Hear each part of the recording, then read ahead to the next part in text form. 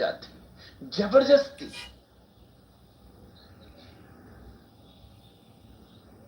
दयानंद ने दुनिया में सबसे बड़े मिथ्या धर्म को जन्म दिया। अगर उसमें से राख हटाओ तो राख ही राख मिलती। मैंने सब राख हटा के देखी, इसलिए कह रहा हूं, यूं ही नहीं कह रहा हूं। क्योंकि अगर कुरान में मुझे खोजने पे महावीर, कृष्ण और बुद्ध जैसी ही वाणी मिल सकी मोहम्मद की, अगर मुझे कुरान में भी सत्य की कहीं ना कहीं कोई झनकार मिल सकी, तो मुझे क्या ऐतराज होता है आर्य समाज में। अगर मुझे गुरु ग्रंथ साहिब में मिल सका धर्म, तो मुझे क्या तकलीफ थी आर्य समाज में।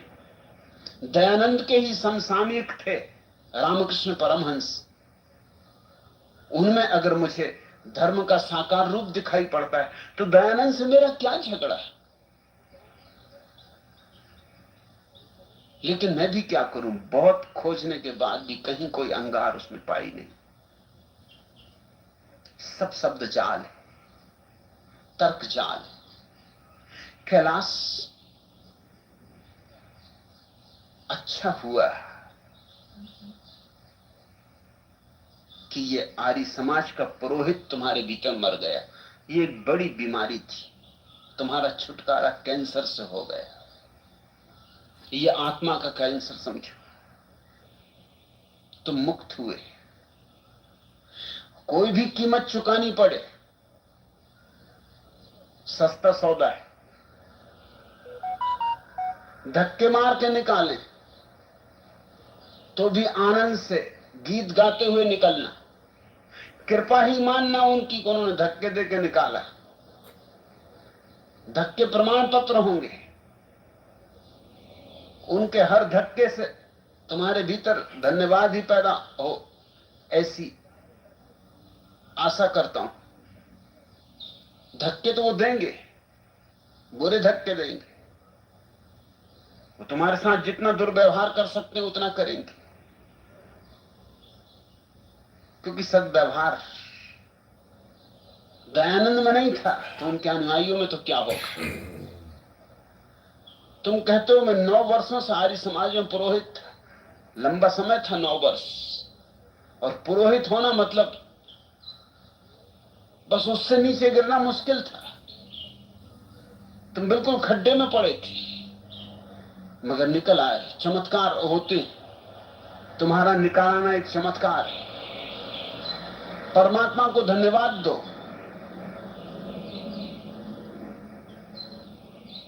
तुम कहते हो कि अब पुरोहित की मौत हो गई, खुशियां मनाओ, जलसे मनाओ, दावतें दो। तुम कहते हो मैं 5 जून को सन्यास लेके जा रहा हूं। मैं आर्य समाज में घूमने के बहाने 25 दिन की छुट्टी लेकर यहां आया था। अब मैं माला लेकर 10 जून को जाऊंगा, वे लोग मेरे गले में माला पड़ी देखेंगे तो मेरे दुश्मन हो जाएंगे। उनकी क्या चिंता लेना। न उनकी मैत्री से कुछ मिलने वाला है, न उनकी दुश्मनी से कुछ खोने वाला है। जिनकी मैत्री से ही कुछ नहीं मिला, 9 वर्ष तो उनके साथ रह के देख लिए,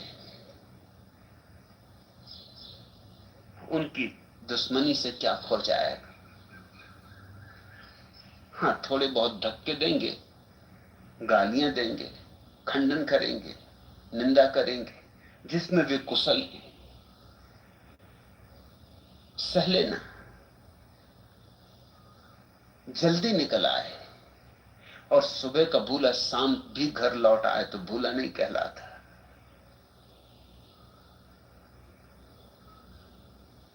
इंश्योरेंस कंपनी के ऑफिस में फोन बजा।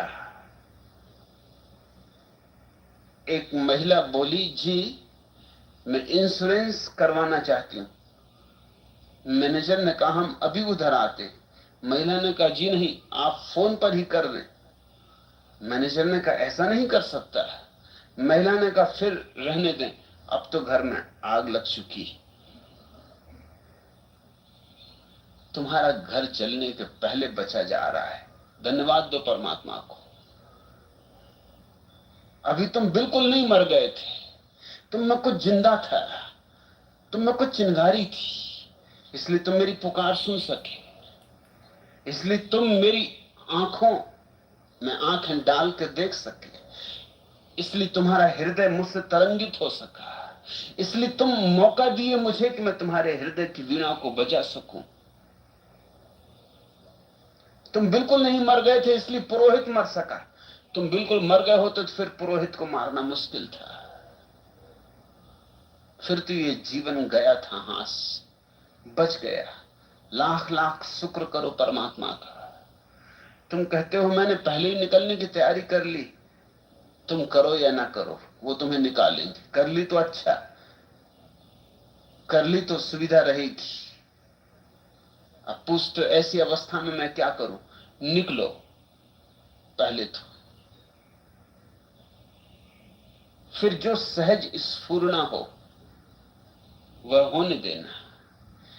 मेरे सन्यासी का जीवन नियोजित जीवन नहीं, पहले से कुछ योजनाबद्ध करके चलने से कुछ सार भी नहीं, क्योंकि इधर आदमी कुछ करता है, कुछ तय करता है, कुछ बनाता है, लेकिन आदमी की विसात कितनी। ये इतना विराट विश्व हमारे अनुकूल नहीं चलता, हमको ही इसके अनुकूल चलना होता है।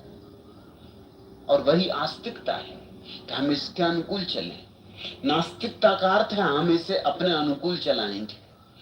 जिसने इसे अपने अनुकूल चलाना चाहा वह दुख भोगेगा, और जो इसके अनुकूल चला उसके जीवन में सुख ही सुख की वर्षा हो जाएगी। पहले निकलो, फिर जो होगा संन्यास से, ध्यान से, प्रेम से, प्रार्थना से जो स्फूर्त होगा वह होगा। छोड़ो परमात्मा पर, जो करवाएगा करवा लेगा। तुम कोई अपेक्षा लेके चलोगे, अगर वह पूरी ना हुई तो दुख होगा। अपेक्षा रखो ही मत। मैं सिखाता ही हूं एक बात, अपेक्षा शून्य जीवन, और तब बहुत घटता है, खूब घटता है। और जिसने अपेक्षा की उसके जीवन में दुख ही दुख है, विषाद ही विषाद है। अपेक्षा से मुक्त हो जाना सन्यास है।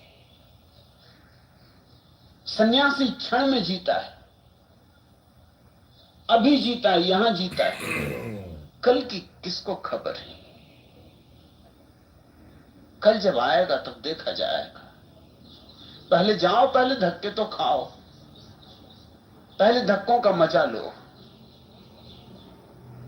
वो सब पागल कहेंगे ये सब सुनो, जिनने तुम्हारे पैर छुए होंगे वही तुम्हें धक्के मारेंगे। ये भी जरा देखो, ये मजा भी देखो, ये तमाशा भी देखो कि जो तुम्हें ज्ञानी मानते थे वही कहेंगे कि तुम पागल हो गए, अज्ञानी हो गए।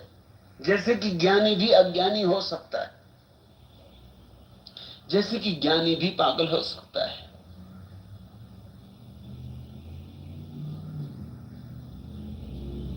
उनकी कड़वी बातें सुनो, तब तुम्हें उनका असली रूप दिखाई पड़ेगा।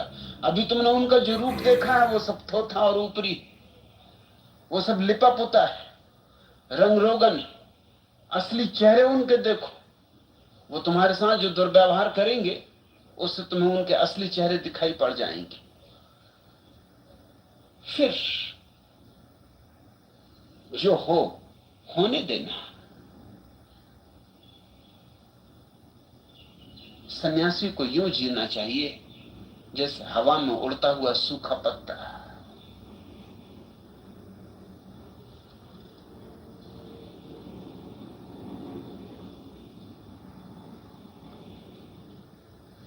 तीसरा प्रश्न,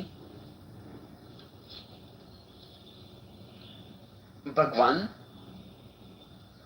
हम आपको पूछना बहुत चाहते हैं मगर प्रश्न बनता नहीं, मिलना भी चाहते हैं मगर मिल भी नहीं सकते, बदलना भी चाहते हैं मगर कुछ बदलाहट होती नहीं। हम कैसे आपसे जुड़ जाएं, कृपया बतलाएं। भरत राजगुरु, मुझसे मिलना तो सरल मामला है, सीधा मामला है। एक छोटा सा शब्द याद रखो, सन्यास। सन्यास सेतु है, और अब उसके अतिरिक्त मुझसे मिलने का कोई उपाय नहीं। अब धीरे धीरे तो मैं सिर्फ सन्यासियों के लिए ही जीऊंगा।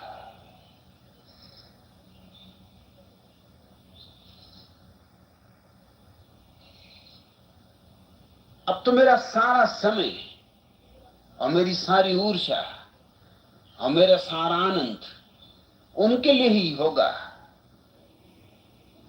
जो परवाना होने की हिम्मत रखते।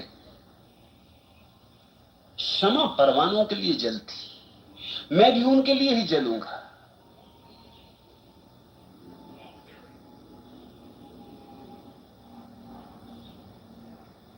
अगर तुम झूठ बोलोगे तो कहां जाओगे?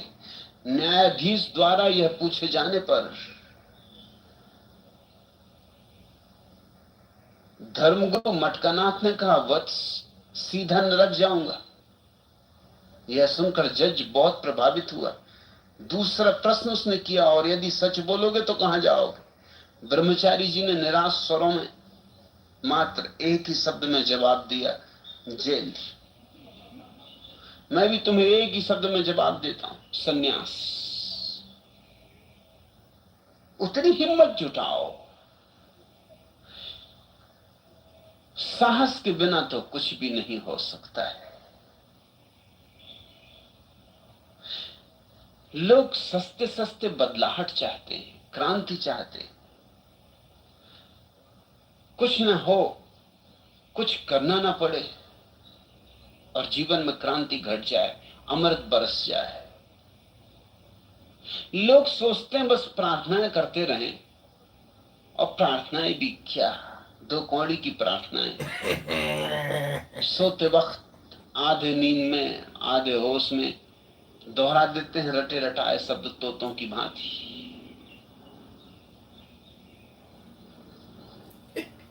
सो जाते, सुबह उठ के फिर तोतों की भांति उन्हीं शब्दों को दोहरा देते।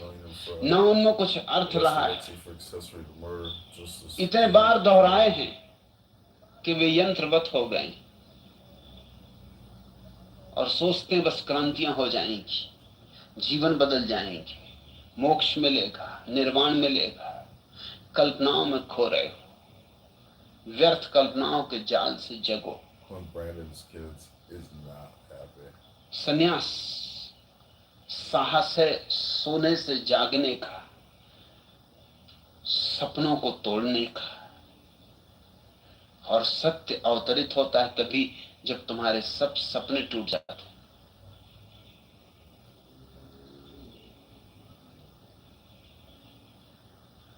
चौथा प्रश्न, भगवान, मैं आपको सालों से सुनती हूं,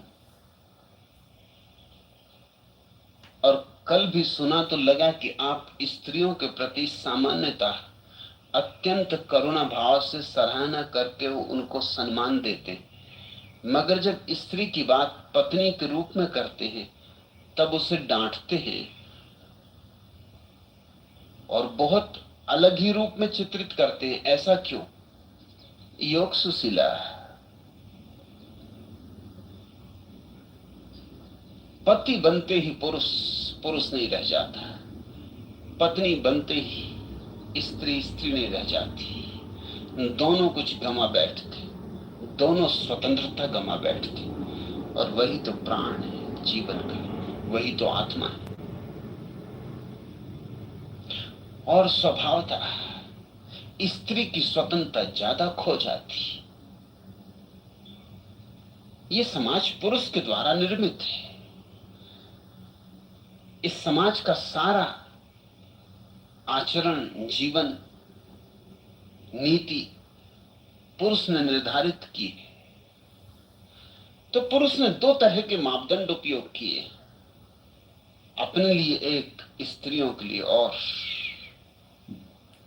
स्वभावतः मालिक जो है ताकत जिसके हाथ में, लाठी जिसके हाथ में है, उसकी भैंस। तो उसने अपने लिए सुविधाएं बना ली, सब तरह की सुविधाएं, तरह तरह की सुविधाएं अपने लिए। स्वतंत्रता के कुछ न कुछ उसने दरवाजे खुले छोड़ रखे, स्त्री के लिए सब दरवाजे बंद कर दिए। इसका परिणाम यह हुआ है कि स्त्री की आत्मा इतनी पद्दलित हो जाती है,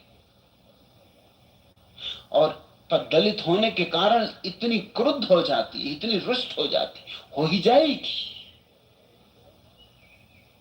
इतनी अपमानित हो जाती है कि उस अपमान का बदला लेने की और प्रतिशोध की अग्नि से जलने लगती है।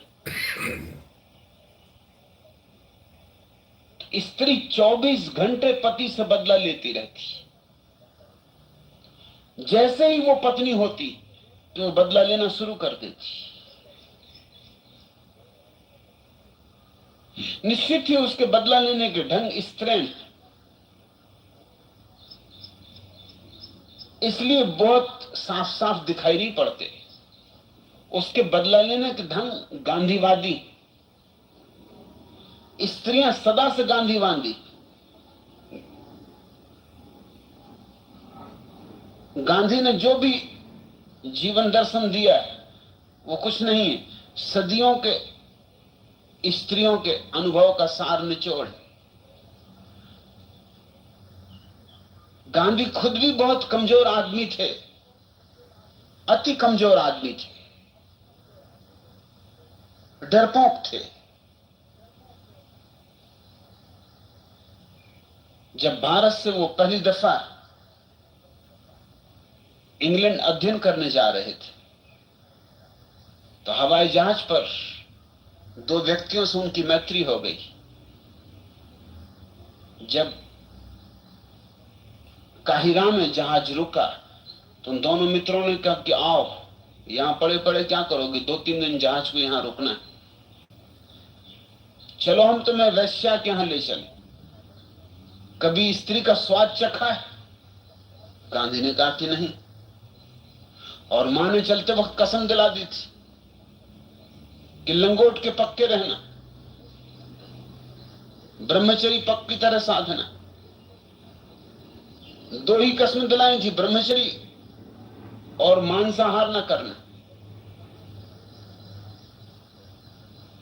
मगर वो इतने कमजोर आदमी थे कि वो ये भी ना कह सके कि मुझे नहीं जाना। इसमें कोई बड़ी भारी बहादुरी की जरूरत नहीं थी। नहीं जाना है वैश्या के यहां तो कह देते कि नहीं जाना है, मगर ये सोच के कि ये लोग क्या सोचेंगे कि ये कैसा नामर्द। सभी जा रहे थे वैश्या के वहां, सारा जहाज खाली हो रहा था। 3 दिन लोग पड़े पड़े करेंगे क्या? जहां जहां जहाज रुकते हैं ज्यादा देर तक वहां वैश्याओं के अड्डे होते, जहां फौजी ठहरते हैं ज्यादा देर तक वहां वैश्याओं के अड्डे होते। अकेला मैं न जाऊंगा तो लोग हंसेंगे, मजाक उड़ाएंगे, खिल्ली करेंगे। जाना तो नहीं था, मां ने मना किया था, मगर कैसे मना करें? मना करने तक की हिम्मत इस आदमी में नहीं थी, तो चले गए साथ। उन्होंने जाके एक वैश्यालय में इनके लिए एक स्त्री भी चुन दी। इनको देखा कि यह आदमी अजीब सही है, इनको धक्का देके उसके कमरे में भी अंदर कर दिया और दरवाजा भी उन लोगों ने बाहर से अटका दिया। भीतर जो गांधी पे गुजरी वो घटना उन्होंने अपनी आत्मकथा में लिखी।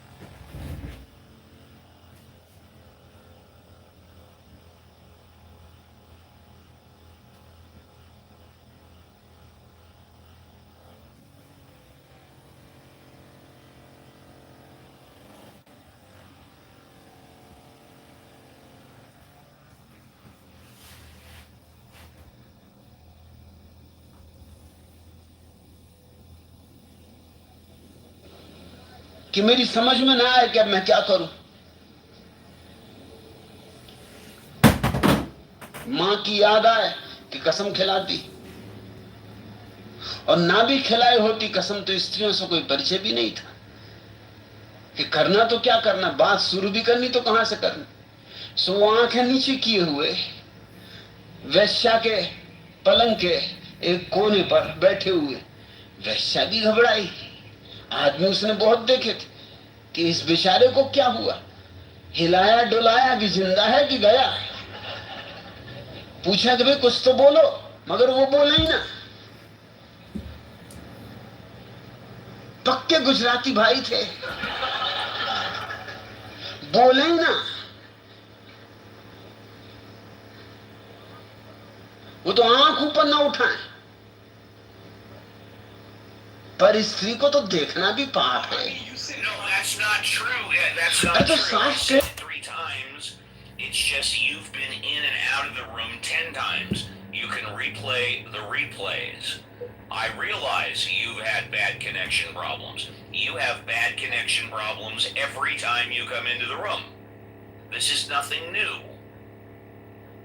Okay, but when I was trying to let you know that I had, you was like, oh, so you don't want to talk, because I was about to tell you about this is why I wasn't able to talk. So, I mean, it's like you going. Okay, well, if you want to spend your time telling us why you had connection problems, go ahead.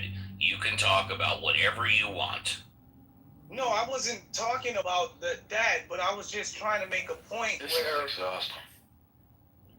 Oh, okay, well, all right. So I just want to talk about what John just said. So this is why, like, it'll make sense for America to just go ahead and, be a communist country, because, being, having democracy, put people like Donald Trump in the White House is, devastating for the country. And, with that being said, I personally acknowledge that we can get the right dictator in the office that would run this country better than Donald Trump. So this really, and who would that be? Yeah, that'll be the person that has. Is he Stalin-esque? What is the name of that person? Give me a first and a last name. I sir. don't know. I could never go into politics. I have way too much baggage and skeletons in my closet. Yeah, for the vote of support. Give me the first and last name of that dictator. I don't know the name of the dictator. I'm just telling you hypothetically. Like, well, not hypothetically. I'm just saying that communism would be better for the country rather than having, democracy. Well, give me one. Fine. Give me one reason. One reason why communism would be better for the country. I'll take one reason. Well, you shouldn't ever worry about putting the wrong person in the office, right? So, like, for an example, you don't have to worry about dealing with people like, making decisions like Donald Trump, or people making decisions like. But I do have to worry about somebody like Stalin or Mao, right? Right. Well, yeah, no, you don't have to worry about that because, like, first of all, if you got a dictator, the dictator knows what's best for the people, right? So the dictator and his friends know what's best for the people. Yeah, actually, the dictator and his friends know what's the dictator and his friends know what's best for the dictator and his friends. Exactly. Well, that's the point. There's a book called The Animal Farm Communist, and in Animal Farm, there's this character called Hannibal. He's one of the pigs, and this is the lesson of communism. Everybody is equal, but some are more equal than others. Why do I want a system like that? And I think, Marshall, isn't there an American Communist Party or the Communist American Party or something like that? There is a party called the American Communist Party. And let me ask Communist, who's on stage, Communist, have you joined that party yet? Well, I heard a lot of people tell me about it. Sounds to me like the answer is no. Since you're so in favor of communism, how come you haven't yet joined the American Communist Party? Oh, I mean, like I told you that I don't know. No, I didn't tell you that I didn't know about it. I heard people tell me about it. Well, when was the last time you spoke to anybody in the American Communist Party? No, I didn't speak to anybody in there. When was the last time you asked for any information from the American Communist Party? You're backing me in a corner. Like, you're damn right I am. And you know why I am? Because every time you come on this show, you bitch and complain about me, which, I can take it. You get a fresh vibe. Anybody can come on and complain about me. But now you're talking about the country on the 4th of July, and you're saying we'd be better running the country like a communist party with a communist dictator. So it seems to me it's a very reasonable question for me to ask, when was the last time, how come you haven't joined the American Communist Party? This is John Kitover, Chicago mayoral candidate for the February 23rd, 2027 election. I'm on a podcast right now. We are debating communists. We are debating democracy and Donald Trump. The Trump derangement syndrome is real. Enjoy this little 3-minute clip and go to chicagomayorvote.com. Thank you for watching. It's just that. Happy 4th of July. Just so you know, sitting in your back channel is the homepage for the American Communist Party, the ACP, or the CPUSA, the Communist Party of the United States.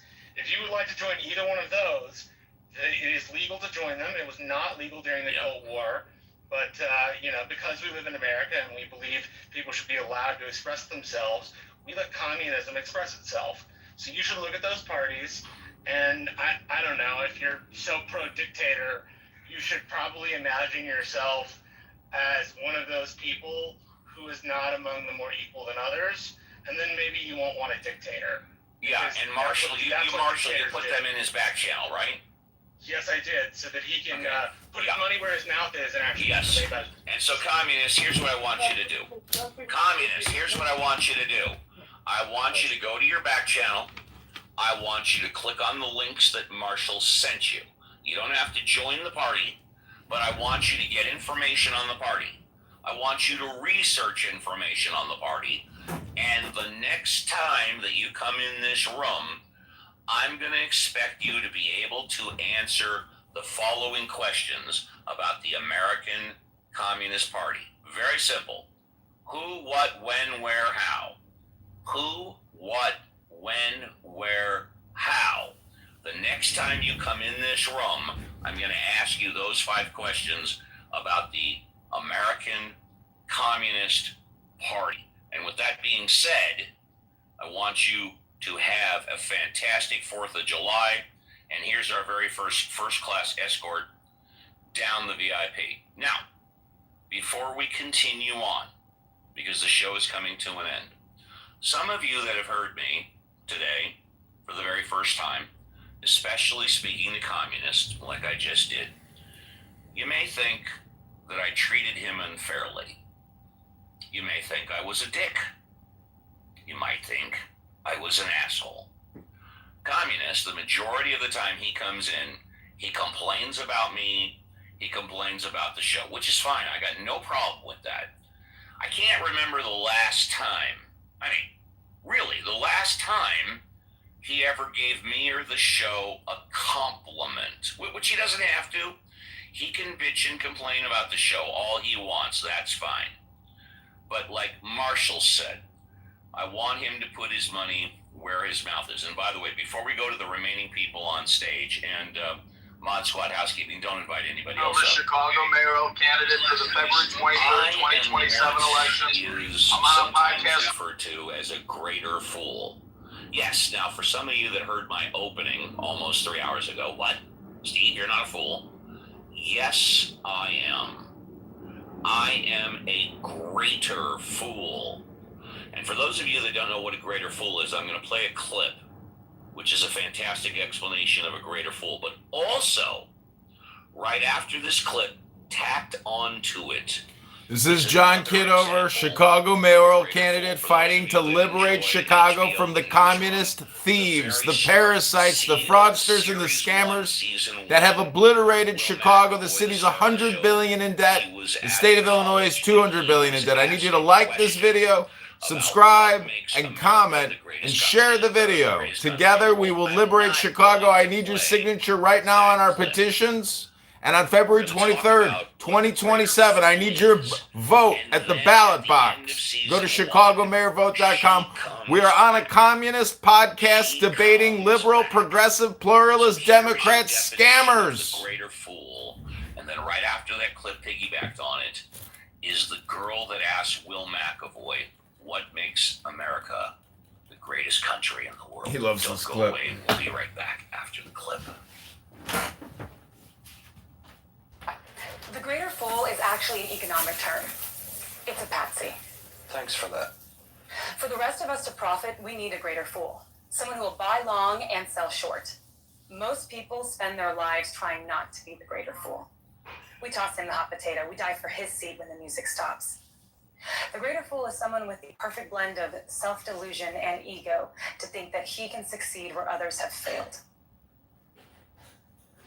This whole country was made by greater fools.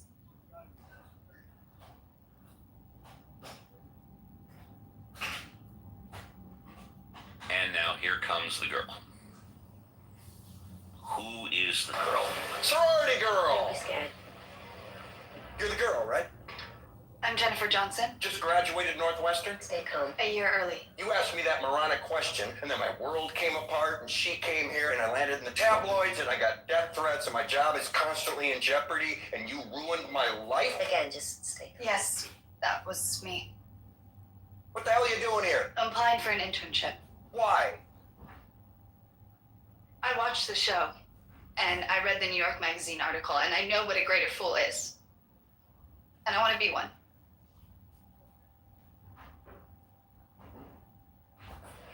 Ask me again. I'm sorry. Ask me your idiot question again.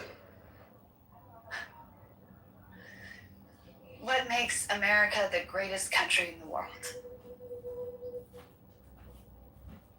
You do. Hire her.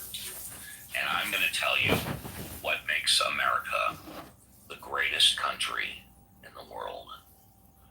JCC, Violet, Reverend Scott, Alfonso, Alan, GA, Meg, and everybody in the This is John Kitover, Chicago mayoral candidate fighting to liberate Chicago from the communist thieves, the parasites, the fraudsters, and the scammers. You know, in the radio, broadcasting, podcasting industry, they say if you can reach one person, you've been a success. Really? We reach hundreds of people every day. And really, my goal is to only reach one. And I'm so proud of what we've been doing here for 5 years, every Saturday and every Sunday for a 3-hour tour from 7 a.m. Pacific Standard Time for 3 hours. This is John Kitover. I'm running for the Chicago mayorship. February 23rd, 2027 is the election. I need your like, your share, your comment, and I need your signature on our petition. I need your vote on February 23rd, 2027. Together we will liberate Chicago. We will restore justice. We will restore law. And we will restore the American way. Go to ChicagoMayorVote.com, and on February 23rd, 2027, vote for this guy, John Kitover. Go to ChicagoMayorVote.com right now. We are on a podcast debating with communists. We are debating with thieves and fraudsters. We're talking economics. We're talking law and order. We're talking America. What is best? And will different people have different opinions about what is best? And perhaps we have achieved best, but there are those who are profiting off the idea that we have not achieved best. So I ask all of those questions today on America's birthday. And Steve, I just want to say, going by your PTR picture, I think you are a snazzy and fashionable dresser, and that is my compliment to you for the day. Thank you. You're very kind, and I'll give this advice to the nieces and nephews. If you're ever stuck for what to wear and you don't know, just wear all black. Easy. Let's say goodbye to GA. GA, would you like to say goodbye? Yes, I would, and I was. You did have a fresh five earlier, is that correct? Or did you have a fresh five? No, I never got it. Oh, then you know what? You don't have to say goodbye. I'm sorry about that, buddy. Welcome to the stage. You get a fresh five. I don't want to rush you. Go ahead. Well, I have two questions, and ironically, I came in just in time for you to answer my second question, so I don't even have to answer. I don't even have to ask it. See, you have ESPN. My first question, though, Uncle Stephen, I just want to give you the compliment that I gave you yesterday, is that I love what you do here. I absolutely love it because it is the epitome of what you just played. Well, I like what you do in your room. I was in your room yesterday. Is there? You're that guy? Am I right or am I mistaken? Yes, sir. You were. I like your room. Yeah, go ahead. I appreciate it because it is a place to let everyone actually get out their version of the issues of being the greater fool and yet encourage them to be that. So I appreciate it. My question to you, though, sir, and this is a technical question. You sound fantastic. You run an incredible room. Is it possible that I could actually send you a back channel in my email and you tell me your technical setup? Not only can you do that, but I can tell it to you right now if you have a scratch piece of paper. Yes, sir. Please, sir, do. I have it. I will give it to you right now, and if you want to send a back channel, you can. I have a Zoom PodTrack P4, ZOOM PodTrack, PODTRAK P4. It's a couple of years old, so as JCC and some of the Mod Squad will tell you, it's having some problems when we play music and then talk over it. But it's a Zoom PodTrack P4. You can pick one up for about $150, $160. I have a condenser microphone, which I picked up for about $120. I have a cheap. This is John Kitover. I'm running for the Chicago mayoralship. The election is February 23rd, 2027, and I need your vote. And I need your signature on our petition. And I need your like, and I need your comment, and I need you to share this video right now. then I need you to go to ChicagoMayorVote.com. And together, we will liberate Chicago from never-ending property taxes, pension payments, and interest expense. We will rip out every concrete bike lane and every concrete bump out that has destroyed driving, parking, and traffic in Chicago, like this video right now. But you can program it, so I mean, right off the bat, I have 4 sounds, which I can play at a second. Like, here's one, here's another, and here's another. But it can hold 48 hours of different sounds. I don't keep any of the sounds recording. And then, of course, I can play anything I want off my laptop, like right here, for example. He never will. He doesn't care about this country. And so that's basically it. But it all starts with the Zoom PodTrack P4. But you can send me a back channel, and I'd be happy to write it out for you if you need. And it's very simple. A lot of people spend $5,000 for a home studio. My whole setup cost under $500, not including the computer. I appreciate that. Let me ask you one quick question. Yes, sir. Question Yes, to sir. that. What, are you using Club Deck? Are you? No. I've never used Club Deck. Now, Reverend Scott uses Club Deck. I think JCC uses Club Deck. No. Oh, okay. Reverend Scott uses Club Deck. So if you want, you can back channel him about Club Deck. I know a lot of people that use it. I never have. So you just plug your phone directly into the PodTrack, into the Zoom? I plug my phone, my microphone, and the laptop into the Zoom PodTrack P4. Yeah, there's quick videos on YouTube that'll show you how to use an external audio interface on these apps, especially Clubhouse using the iPhone or an Android phone. So yeah, you can do exactly what Steve does with either the PodTrack or any other external audio interface. Yes, and in fact, please, thank you, JCC. Go on to YouTube and just type in Zoom PodTrack P4. And you'll see like 50 different videos on how to use it, and then click on one that's 5 to 10 minutes, and it'll show you exactly. But you can also go on to Google. You can go to Amazon. This is John Kitover. I'm running for the Chicago mayoralship. The election is February 23rd, 2027, and I need your vote. And I need your signature on our petition. And I need your like, and I need your comment, and I need you to share this video right now. Then I need you to go to ChicagoMayorVote.com. And together, we will liberate Chicago from never-ending property taxes, pension payments, and interest expense. We will rip out every concrete bike lane and every concrete bump out that has destroyed driving, parking, and traffic in Chicago, like this video right now.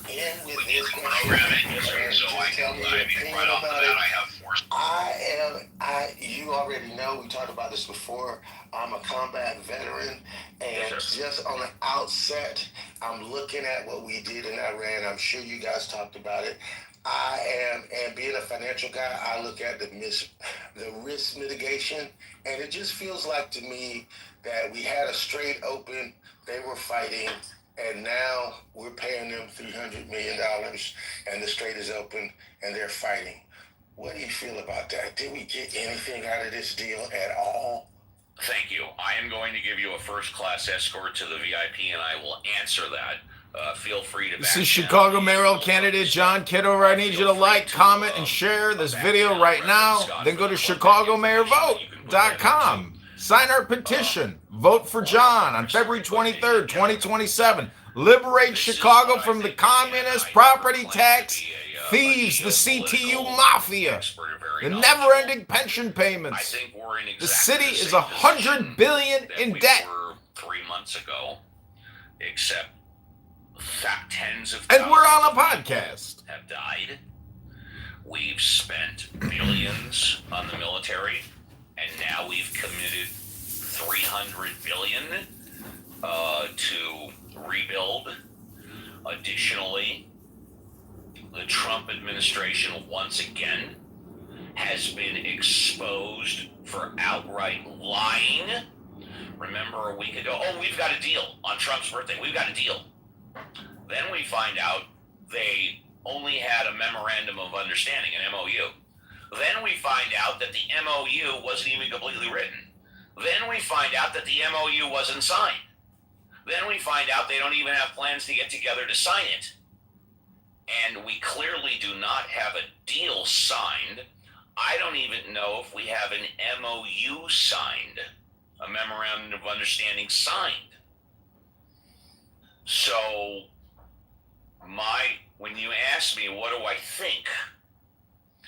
think we are where we were exactly 3 months ago, except we've spent hundreds of billions of dollars. We've committed to rebuilding hundreds of billions of dollars, and tens of thousands of people have died. Whether or not you consider it needlessly or not, I don't know. And of course, more examples of how Donald Trump has lied to us, and how I've said time and time again, I literally cannot trust a single word out of his mouth unless I verify it with 3. So says Steve Appel, a man with so many skeletons in his closet, it would be a graveyard, boneyard. Meg, it was a sincere pleasure speaking to you today for about 15-20 minutes. I know you've stuck around and listened. I'm glad you did that. Would you like to say goodbye, Meg? Meg, oh, there we go. Hi. I completely concur with your analysis. We are same as we are, except the IRGC has managed to play us for fools and get $300 billion, which will go largely into rebuilding their facilities, which is mostly farm, not the civilian infrastructure of their facilities. They've got a lot more to finish their research. We have made them billions richer. That's, yeah. But no, again, yes, wonderful conversation. Thank you. And I know thank you for going over time. Thank you. Meg, it's my pleasure. And, if you or anybody else wants to send me a back channel for any reason, I read them all. I respond to them all. You are more than encouraged to say, hey, Steve, I like the show. Hey, Steve, I think the show sucks. Hey, Steve, you're better than sliced bread. Hey, Steve, take a vacation and never come back. But everybody, please, you are encouraged. And Meg, first class escort down the red carpet to the VIP. I don't want to give Iran nuclear weapons or allow them to have them. But remember, like the last time around, we got them all, and now, just like a month or two later, there's more. I don't want Iran to have nuclear weapons, but I don't like the government lying to me, but that's the price we pay. Alfonso, would you like to say goodbye? Alfonso in South America, our brother from another mother. Yeah, hi. Yeah, goodbye. Have a great day. Thank you. Tomorrow. Thank you very much. Violet, the sexiest voice on the Mod Squad. Would you like to say goodbye, Violet? Yeah, Steve. I really enjoyed being here today. Like being at an awesome 4th of July party with all my friends and having great conversation. The difference is I just wasn't wearing a skimpy swimsuit because we weren't at the pool. Right. Exactly. Not that I do that much anymore, but it's nice to dream. But anyway, really great show. I hope everybody has a safe and happy 4th of July. Be careful with the fireworks. Be safe in the heat if it's in that area. And happy 4th of July to our country. Happy birthday to us. And see you tomorrow, Steve. JCC, the Grill Master, would you like to say goodbye? Yeah, good room, good show, good conversations, and let's keep Trump's face off of Mount Rushmore. I agree with Violet.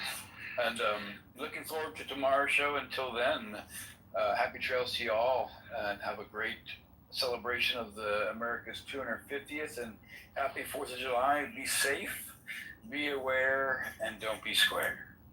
Maybe we should, instead of his face, we should put his butt cheeks on Ron. And last but not least, Reverend Scott. Yeah, hey, I just Thank you all for being here. Have a great Independence Day, and we'll see you tomorrow. And with that, folks, we are done. Great show today. Thank you, everybody. Have a fantastic, fun, and safe. Be safe, okay? And believe me, being involved, I don't talk about this too much on the show, unless, of course, I'm asked, which I never am. Being involved in injuries for 30, 35 years, although it doesn't happen too often, I have seen people, both employees and non-employees, with amputated fingers or fingers that have been separated from the hand for various reasons. Occasionally, it's from too short a fuse. I have seen pictures of a teenager with fingers blown off their hand. So just have a great 4th of July. Have fun, but be safe. We will be back again tomorrow at 7 a.m. for another 3-hour tour for Ask the Atheist. On behalf of the Mod Squad. This is Chicago mayoral candidate John Kitover. I'm on podcast debating liberal, progressive, elite intellectuals, pluralists, and communists, thieves and fraudsters. Go to ChicagoMayorVote.com. Together we will liberate the city. Day number 1, property taxes will be cut 25%. All concrete bike lanes will be ripped out. Parking, traffic flow will be restored. Go to ChicagoMayorVote.com. When I was growing up, and I used to always use them. Go to the park. Okay. Not like the public. Hell no. Yeah, because we would pay for like the partition, and we would use the grills there. Now they would put Reynolds wrap and all that stuff on it, but yeah. And I used to question it as a child. They said, "Oh, the heat burns off the germs. The heat cleans it up." Rub some tussin on We'll just bring like one of them little portable grills to the park with us. And we did a cookout in the park. Yeah, so Brooklyn, we used to do things different in New York, but same. California. You from California, Look, that's how they be in, I was in California one time. I was talking to a girl. Every time she said something, the last word she dragged on, like, "What you doing?"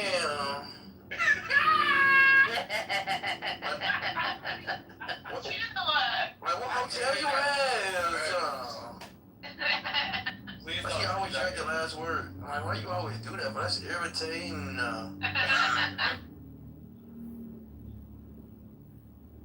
About biodiversity and species richness, we've had a devastating impact. I think it's more than 80% of wildlife that's been wiped from the planet by people, for us, for our consumption, and we have to reverse that. So there's no way. What is it we have to? What are the two things again? So civility. One is the causal ontological. But it's saying causal ontological autonomy and ontological causal reducibility. Yeah, both cannot be. They're almost like opposite, like because of the word ontological, I think. Yes. Yeah. Yeah, I mean, unless one was going to say that the autonomy was just that was not fucking smart. But okay, no, people don't know this.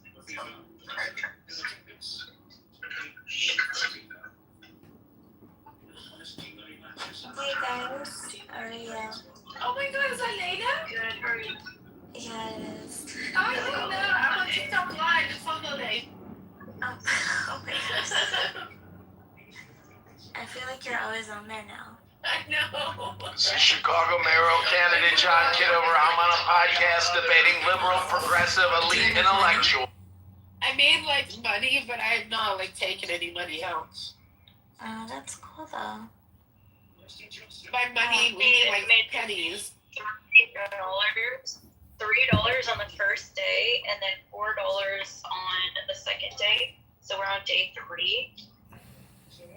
Not bad. It's starting somewhere. Oh, okay.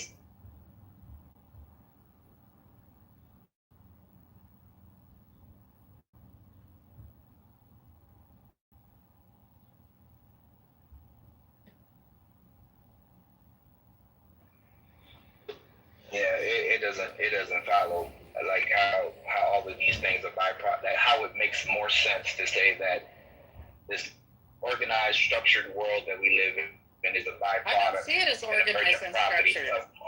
This organization. Like So you see a lot more order than I do, right? It's weird, and it's because we're biased towards that. Because the predictable and the pattern means safety. No, that's what science is. What are you on about? That's literally how we use the tool of science, because of predictable events. Because everything is so ordered, that's how we can predict things in science. That's within certain realms of science. Just give me one example of something random. One example of something random: the symmetry breaker in the plasma at the beginning of the Planck era. We at the beginning, particles annihilating each other. What the fuck is she talking about? There was a symmetry breaker, and that allowed matter to form. This is Chicago mayoral candidate John Kitover. Go to chicagomayorvote.com right now and like this video. Than any kind of scientific. Most physicists think randomness is like the favored view in theoretical physics. That's theory. Like, what does that even mean? Like, are you talking about like quantum physics? Some kind of particle appearing for no reason? That's not the statement they make. There could be a reason, we just don't know what it is. That's what they usually say. Well, you were saying that like one example in science of like randomness and like at the quantum scale, there's a whole lot of like randomness going on. That's their position. No. You name them as random, right? Let's say a particle, even if you believe in what most quantum theorists are talking about, let's just assume for the argument you do. A particle comes into existence and it seems like it comes from nothingness. You can't really make the determination that it's random yet. You don't know all factors considered as to why this particle came into this certain place at a certain time for this reason. All you've observed is that this particle came into existence. You just don't know as to why it did. Yeah, they're not made like, I think you're talking about like virtual particles, right? Yes. So yeah, I mean they're not saying that like there's some like unknown sort of variables or hidden variables. I mean there are people that have that view, but they're minority. Like intuitively I would agree with them that there's probably a hidden variable and that it's all deterministic, but their view is, they've considered that and they still conclude that randomness is like a fundamental feature at the quantum scale. There's no time. There's just randomness. So it's just, and that's the actual. They don't think that there's a hidden variable. Like I don't like it, but that's they're smart. The thing is like people just don't like it. That's not about like. It's like they need that. It's like you said. You said you judge. Cora, you said you judge things on a probabilistic scale.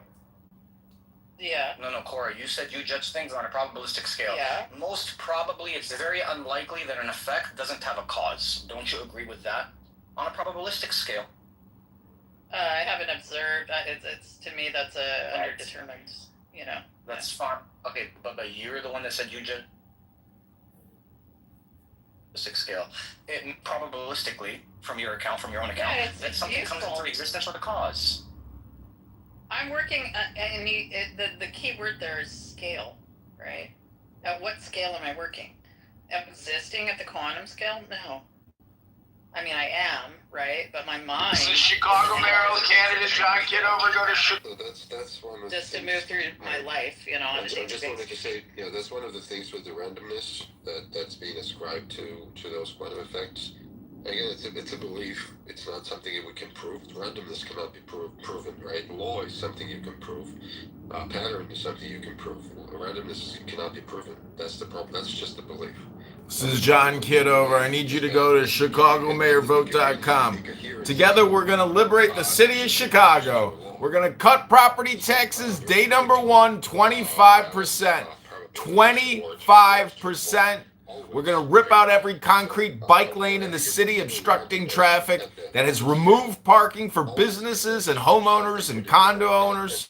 We're going to rip out all the stupid concrete bump out lanes that have taken over the streets for no reason. Like this video and comment right now. And go to ChicagoMayorVote.com. Based on this randomness. At the core. So I mean, it's something that we cannot explain. That's true, but it's something that that can only be taken at the level of I believe that it's randomness, right? I don't know. That's the most honest answer. I don't know what causes it, right? Someone says I believe it's God. Someone says I believe it's randomness, but the most honest answer is I don't know, right? I don't think there's anything to say that the universe is obligated to make sense to you. I think if you're going to appeal to your intuition, then you would come up with the belief that you have. But like I said, they're smarter than I am. The physicists understand this shit. I'm just saying that the only thing you observe... They've considered all the things that you've considered and more, because they're more qualified to analyze the data. So if they come to the conclusion that the universe at the quantum scale, or what sort of underlies physical phenomena at the macroscopic scale, if they think that what underlies that is fundamentally random, then they're more likely to be right than you or I are. Not necessarily. Again, it's a belief. I mean, when a scientist believes something, they're more likely to be right. It's not just a belief, it's based on observations and testing things. Again, the only observation that we can actually present is the law, right? Or a pattern. And that is something that is observable in everywhere in science. Everywhere you look, you will find a law. Right? Okay, but we're looking for, we have decoherence, we have superposition until we have observation, right? But this is what happens. This is where you get anthrocentric, right? Or you get just intelligence-centric. Observation isn't limited what is she talking about? To consciousness. I think people are literally using ChatGPT all the time to do their communication. That's amazing. There is no observation at the end. No, that's not the case at all. It's simply just a relational attribute. That's all it is. Someone has to observe this relationship. No, there's no someone. This is where it comes down to the someone versus just simply the existence of. This is John Kitover. I need you to go to. That's all you need. Well, there is no simply existence. I mean, that's something that we define. Why is there no simply existence? Existence is the base. Existence is the floor of vertical causality. Period. We defined it as such. No, we did not. Who else did? If there is no existence, what is there to have a vertical causation? We define it as such, right? Whatever there is out there, we define it as existence. We define it as no. All there has to be is two things to differentiate from each other for existence. That's it. For observation, that's all there has to be. No, look. It doesn't require a mind. These phenomenological existent interactions exist. We don't disagree with that. Vels is saying, look, but when we bring up the word observation, all me and him mean is that there must be some kind of mind-dependent thing that's observing these phenomenological interactions. That's if we take that word to mean. No, there is no mind dependence on that. No, the interaction itself doesn't depend on a mind. Mind dependence. I agree that you don't have to have a mind for the interaction to occur. We agree there. But when you observe that phenomenon, then you do need a mind. That interaction in and of itself, that phenomenological difference is an observation. That's what I'm saying. It doesn't require mind. So we're just defining the word observation different, right? Let's just come to like a definition, right? All we mean by that is for something to be observed. Okay, I'm saying your understanding of observation is anthropocentric. Anthropocentric? Fine, let's just take it from there. And we don't have to Fucking so stupid. did. That's what we take observation to mean. But Vels brings up a good point, even though I despise his PTR, but that's besides the fact right now. Brings up a good point. When you have all of these occurrences that you can scientifically prove to have laws that justify why those connections between cause and effects are occurring, why would you just assume and have a belief that this one experiment you have, or no, not even an experiment, this observation you have, going by our definition, that this virtual particle comes into existence, you come up with the idea, this belief, that this conclusion that, there's no reason as to why this virtual particle came into existence. That's like taking the minority view when it comes to the totality of science. Because science doesn't even work like that. Science doesn't give things reasons. It describes processes. Yeah, that's a reason. Doesn't give things reason. She is the dumbest, most obnoxious person ever. She's so stupid. By humans, by minds. Just listen to the word usage. And X, what's the purpose of even this conversation? What's her purpose to come in here to talk all the time? It's just that how, my point was that how always comes to some kind of probability. This is John Kitover running for the 2027 Chicago mayoralship. Go to chicagomayorvote.com right now. That's the science. Yeah, but none of that is certain. That's the thing. If you can predict something, that really contradicts the definition of chaos. That's where the chaos comes in, though. We cannot predict anything with 100% certainty. Well, but we can predict the distribution of probability. Yeah, that's fine. It still doesn't eliminate the fact that underneath it all is a chaotic... No, there wouldn't be a prediction of distribution of probabilities if it was chaos. Chaos is not probabilities. Chaos is just chaos. No, there are patterns within chaos based on chaotic attractors, but it's still existing within a chaotic system. Well, again, it's just a contradiction that you are fine to live with, but you have to understand that what you're saying contradicts the definition of chaos. Right, you can't say chaos is a pattern, right? That's already contradictory. I didn't say it was a singular pattern. I said there are patterns within chaos. They're constantly rising and dissipating based on chaotic attractors. If you can predict patterns, it's not chaos anymore. That's it. We're talking about prediction, not just observing them, predicting them.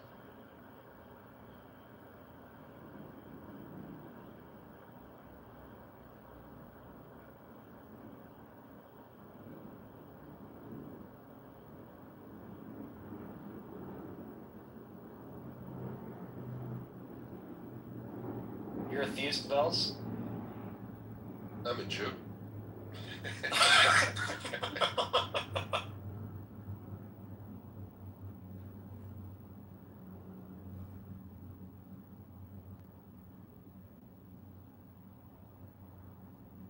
Cora, I wrote you in the chat. I was just wondering, did you read about panpsychism?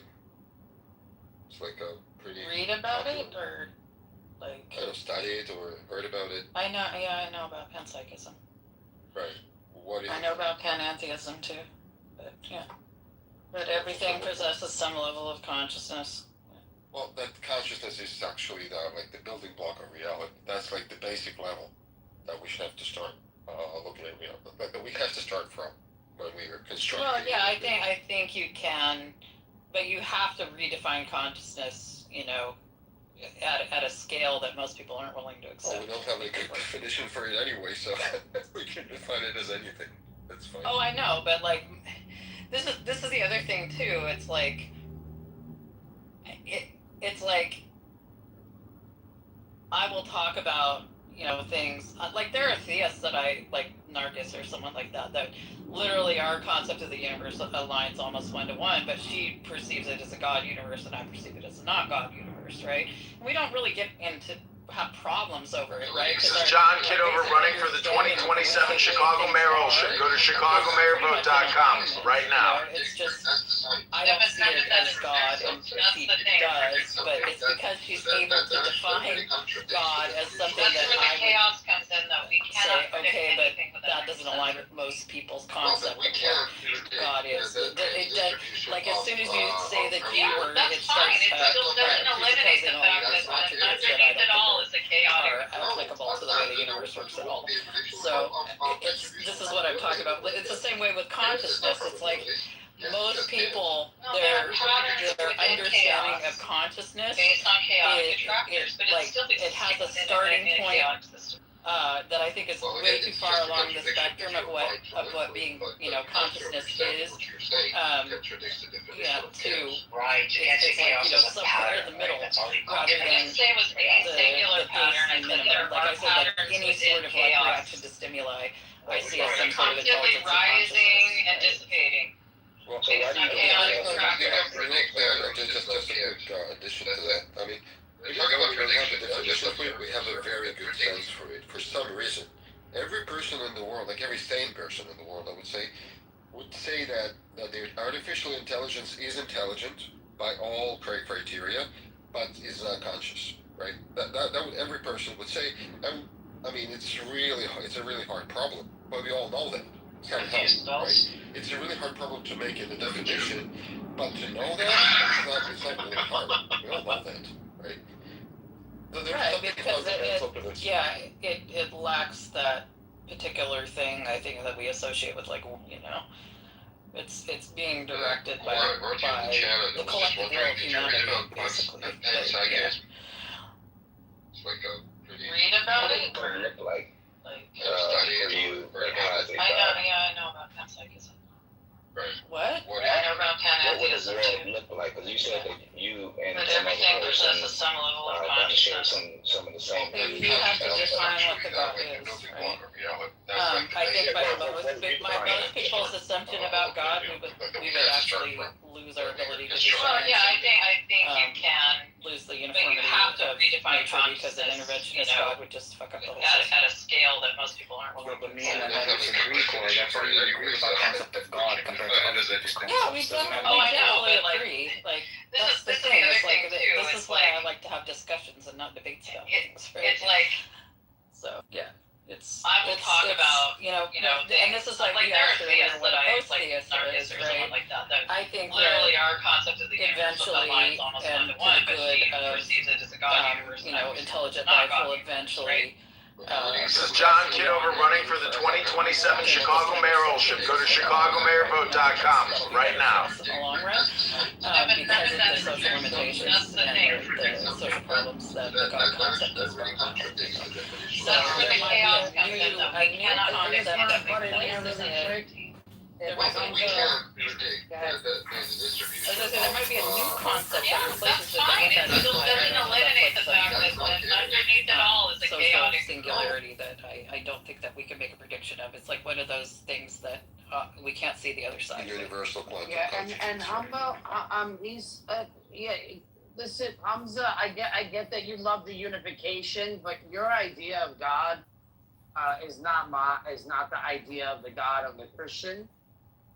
Just traditionally, so I would have to say if you have a new scripture, then you follow the God of Muhammad. We follow the God of the Bible. If you're gonna say you follow the God of the Bible, then there's gonna be some distinction there from what's being presented in your book. So just be easy with the we stuff. I don't know who the we is in there when you made that statement. So It's only because she referred. Thank you for saying it respectfully. It's only because she referred to Nargis. So when I said we, she knew that I meant just me and Nargis and my group. Because even Muslims, their traditional concept of God is not something me and my group share. It's going to be more like you guys share that. Christians and Muslims, you guys have this anthropomorphic idea of God. Only air. I only share the air and the water. I'm down with that's totally, about it. Yeah. That's fine for me. And that's why I'm trying to listen to that too. It's like if you, but it just doesn't work for me, I mean, I'm getting blamed for Islamophobia when I've tried my best to show a unification. So I'm just gonna fall into the hole of Islamophobia. And any chance I get, I'm just going to remind any Muslim that's in the room, I do not believe in the same God as you, because my God is the one of Isaac, Abraham, Isaac, and Jacob that follows the scriptures in the Bible, which is a multi-personal God. If your God is one person, then I don't know who that God is.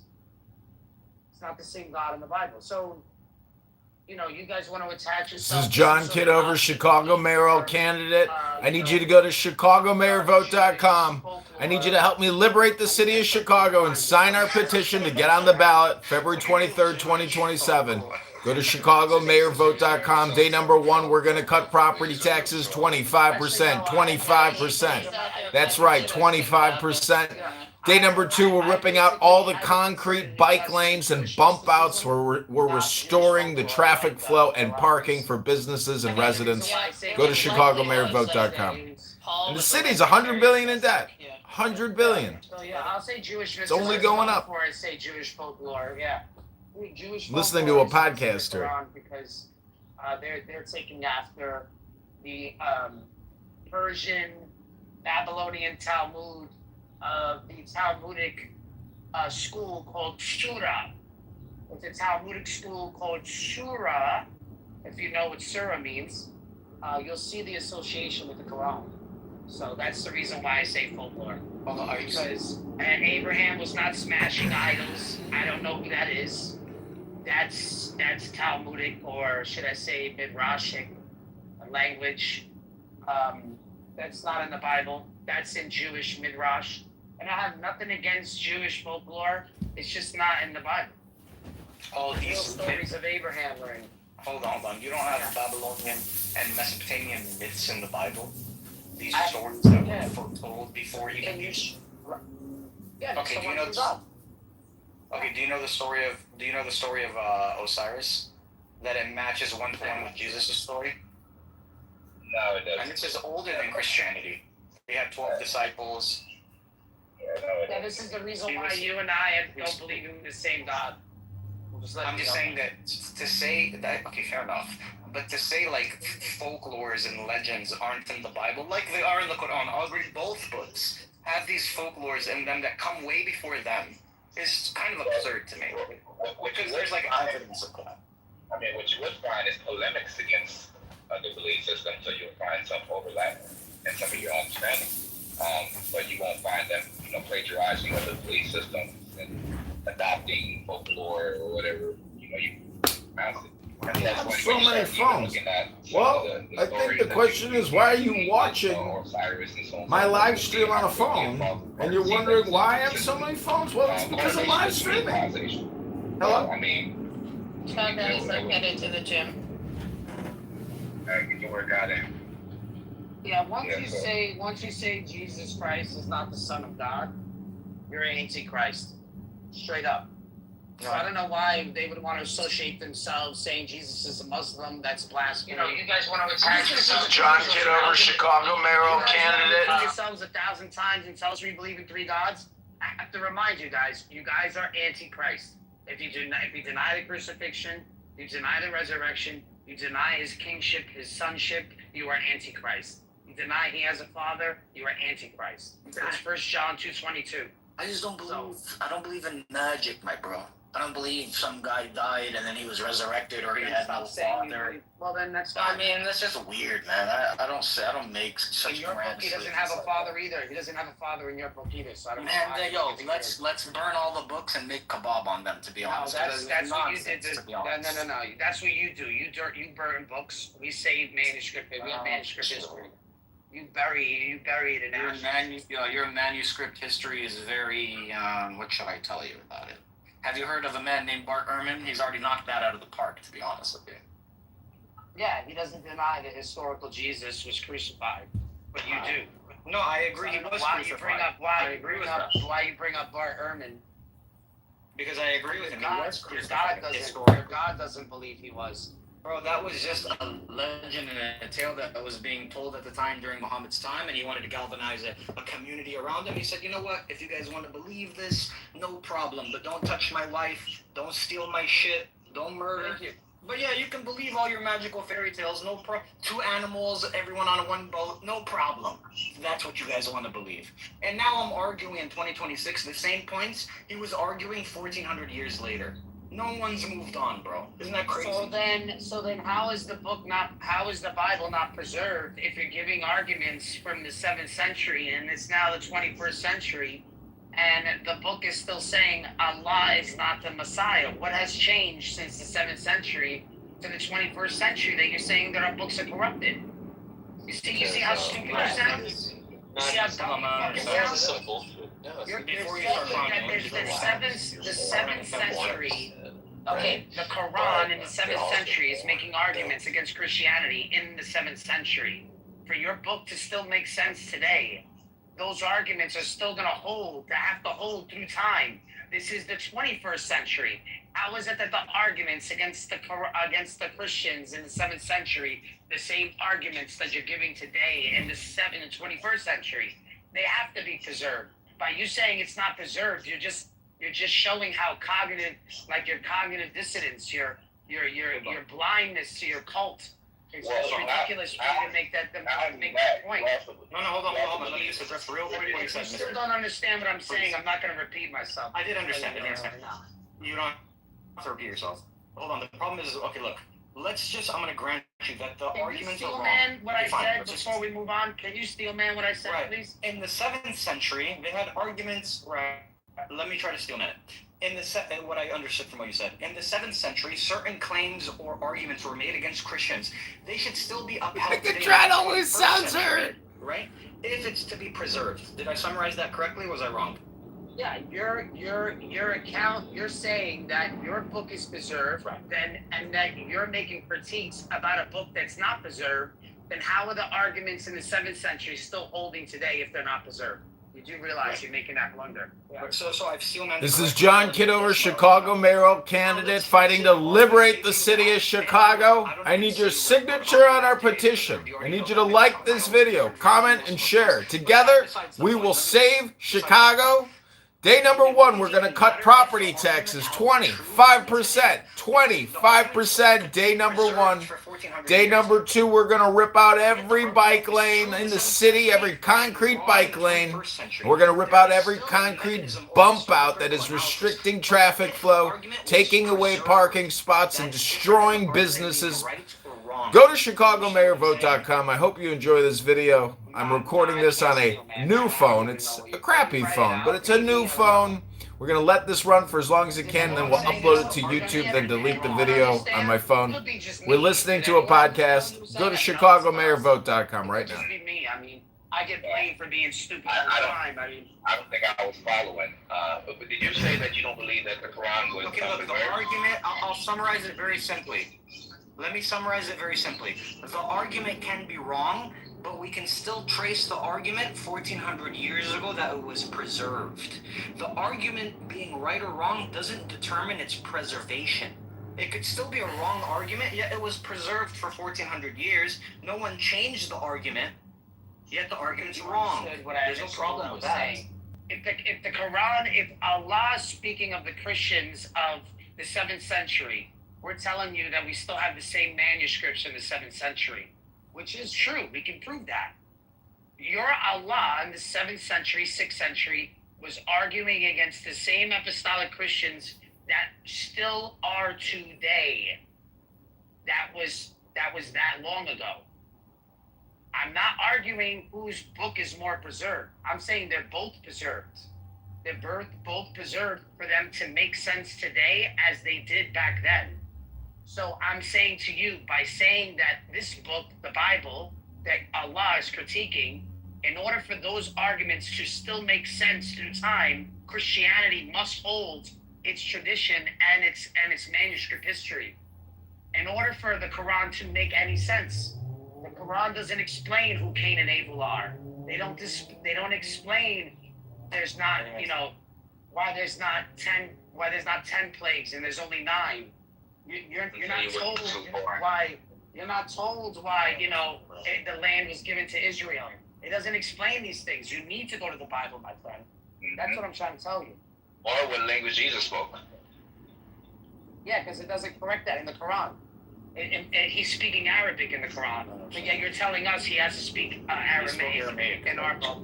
Yeah, so how do you know he's in the Quran? How do you know he's in Arabic? An Arabic telling us. Or like historical evaluation. He spoke Hebrew to what's the source? around it. Maybe he even spoke Greek at this time. What is your primary source for Really that? want me to bring up the sources? Yeah, I want to know the primary source for where he spoke Aramaic. The primary sources, not secondary sources, tertiary sources, fourthary sources. You're gonna fall right on the Bible, by the way. Right, so my primary source is going to be the Bible itself. Do you have a problem with that? There it is. Do you have a problem with that? You need us, man. You need us, man. Hold on, my G. Do you have a problem with that? That's your primary source that you accept, right? For your line of work, you need our for your line of work, kind of, you need our two to some degree. Why don't we just go down the simple route? Not my line of work. It's the book you believe in, bro. Hamza, can you explain atonement? Can you explain what atonement means? Just in the biblical sense, what does atonement mean? Well, there's going to be like different definitions of atonement, right? You might not accept my making amends or something like that. Are you going to disagree with that? Yeah, making repairing a wrong. What was the sacrificial system? Back then, when it was Jews, it used to be animal sacrifice, like flour or like foliage, roses and stuff like that, flowers. But then it changed during Christianity. They said it had to be a human sacrifice, and that's where Jesus comes in. May peace be upon him. Correct. You know why? No, you should just stop saying peace be upon him. You have to say sallallahu alaihi wasallam like you do for Muhammad, bro. That's what peace means. That's what No. You need to say it in that way that you praise Muhammad. You have to say it. No, but you speak. There's no distinction between prophets. I do. So I agree, bro. Sure, I'm just saying in English. The reason I said it in English because I want you to know that I respect this person you love, because I really do respect him. Would have been nice to show us how you respect him in your language, in Arabic. And his family, may blessings be upon them too. All right, good. Yeah. Well, he doesn't have a father, so what family are you talking about? It's just him and his mother. Well, her mother at least. His mother at least. You're saying, are you praising God? Because that sounded really close to what you were saying. You're saying you're praising God, him and his family. That sounded very close. You guys are almost there, man. I'm not like Muslims, bro. I believe he had a father. I'm not inviting you to Christianity. I'm not inviting you to Christianity. I'm trying to make you understand how we believe. I'm not inviting you by any means. I know what you guys believe, but I don't think you know what I believe, man. I love Jesus Christ, man. Not like these other people you speak I don't think you know what you actually believe, because you don't even hold to the position that your Quran is preserved. What's wrong with that? What does that mean? How does that signify that I don't know what I believe? Well, you may believe in. Well, you say it wasn't preserved, so I don't know what part of the book was preserved and not preserved. There's going to be like a historical critical analysis of if things are preserved or not during history. That's how I'm going to study it. So in other words, you base your belief on things that are verifiable in history that are in the Quran. Is that correct? Exactly. Evidence is another way to say that. Right. So in other words, you need the Bible in order. So so would it be fair to say that anything that doesn't align up with the Bible, the Old and New Testament, that you can discard from the Quran, and then would it be fair? Because you can verify that those are primary sources and stuff like that. Hold on, but the Bible I can show. Hold on, but like Bart Ehrman says, I can show like contradiction. I can show a historical evidence that those aren't preserved scriptures, just like Christians can do with the Quran. I put them both in the same category. Oh, so you believe everything about Okay, let me get it. No. I don't throw the baby out with the bathwater. There is some things that can be verified. I think most likely when it comes to the Quran, there's more evidence because it comes later in history. So and they had papyrus and it was written on stones and bones and stuff like that. So I have more of a lot more is preserved in that sense. But I still think there was political, economical, social corruptions in both scriptures. Wait. You see how you guys talk and you talk in circles, man? Papyrus? What is papyrus? Like a type of paper. But what is it made out of? I don't know. I don't remember. All right. So what's parchment? Because in the 6th century, parchment was already something that was like available. It withers through time. Is my point. No. That's papyrus. We're talking about parchment. Parchment is made from animal skin. which was listen, Muhammad had a kingdom according to you guys, and that he owned so much land. He had all the opportunities to have it in parchment. That's what they were doing that's what they were doing. Guess what? That's what they were slaughtering sheep for at the temple, because they were making what? Parchment paper. Makes sense? Exam question. So it makes sense because it's expensive. Yeah, it's expensive. And guess what? They have to. You know the difference between in the parchment from a young lamb to an older lamb? They still have to harbor this lamb and feed it and wait till it gets older and then sacrifice it and then take its skin and then stretch it out and then do it again and do it again and do it again. What, are you telling me Muhammad didn't know these practices? So this is what I mean about you guys. You guys know nothing about the history or even how things are preserved, and yet you want to point the finger at somebody else. This is why you are Antichrist. Your religion hates me and my existence. Okay? This is what I'm trying to tell you. I'm a Trinitarian. I cannot, and I will not let up on those. It's not about. No, look, your most ancient surviving scripture or manuscript is Papyrus P52, and that's dated to 125, 150 AD. It's papyri, because it's papyri. It disintegrates. 125 years later is your first document, my bro. Oh, what about yours? When was yours? 250 years later. That's not true. See what I mean? That's not true. Yo, you guys, bro. That's not true what you just said. I'm done. You know that's not true what you just said. But I'm not even saying never survived from Uthman. I'm not saying that's not even corrupt. It could still survive 1,400 years, but still be corrupt. I take that position. It's most likely been corrupted by the Khalifa of the time, Uthman. Yeah, he did. They picked and choose what they wanted and they burned it. I'm an original Quranist. Oh, really? What? I believe the original Quran said that Jesus Christ was the Son of God. Also, what was that? Jesus Christ was the Son of God. There was, the Trinity and all that type of stuff. But during Uthman's reign, he removed all these things when he burned all the manuscripts. I've never heard this position in my life. What evidence do you have for that? I'm original, and also Muhammad was a full-blown Christian too. But then Uthman came, and took all those preserved scriptures that was supposed to be right and took them all out, and then now you have the Quran. I've never heard this view in my life. If you have any evidence, you can send it to me. I've never heard this. You don't see the line of reasoning. No, I'm not gonna critique it until I read the evidence. Maybe you're right. I just need evidence, right? I've never heard this before in my life. So Muhammad was originally a real Christian, believed that Jesus Christ was the Son of God, the whole 9 yards, the Trinitarian, all of that. But then, Uthman, edited the Bible, edited, the text, and then, now we have what we have in Islam today. Yeah, bro, if you want to send me evidence of that, I'm down to read it. And I love reading, so I will read whatever you send. It's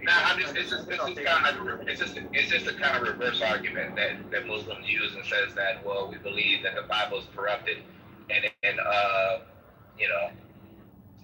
we believe that the Bible is corrupted, and then Muhammad came to correct it. Carlos, have you ever heard this theory? Because maybe I'm ignorant about it. It could be the case that this is a popular theory that's held by people. Carlos, have you ever heard this theory? Which theory? What, Quranism or something specific? That Muhammad, may peace be upon him and his family, that he was actually a Christian, and in the Quran there was the Trinity, and there was the idea that Jesus was the Son of God, but it was removed by the third Khalifa Uthman. Was it third or the second Khalifa? I do actually think Quran is probably the most rational position Islamically to hold, but this view that you're saying about Muhammad being a Christian, and Islam was founded upon rejection of the Trinity, so I don't know why that would be why you would have this view.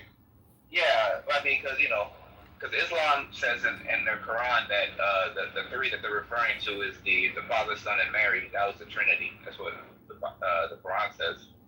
But before it was the Father, Son, and the Holy Spirit. No, rejecting the Trinity is like foundational to Islam, so I don't know. No, now it is. But the original Quran didn't say that. So Chicago mayoral candidate John Kitover, go to chicagomayorvote.com. Day number 1, we're going to cut property taxes 25%. Day number 1, 25% property tax cut. We're going to rip out all the concrete bike lanes, destroying traffic, destroyed parking. Go to chicagomayorvote.com right now. That's the reason why they say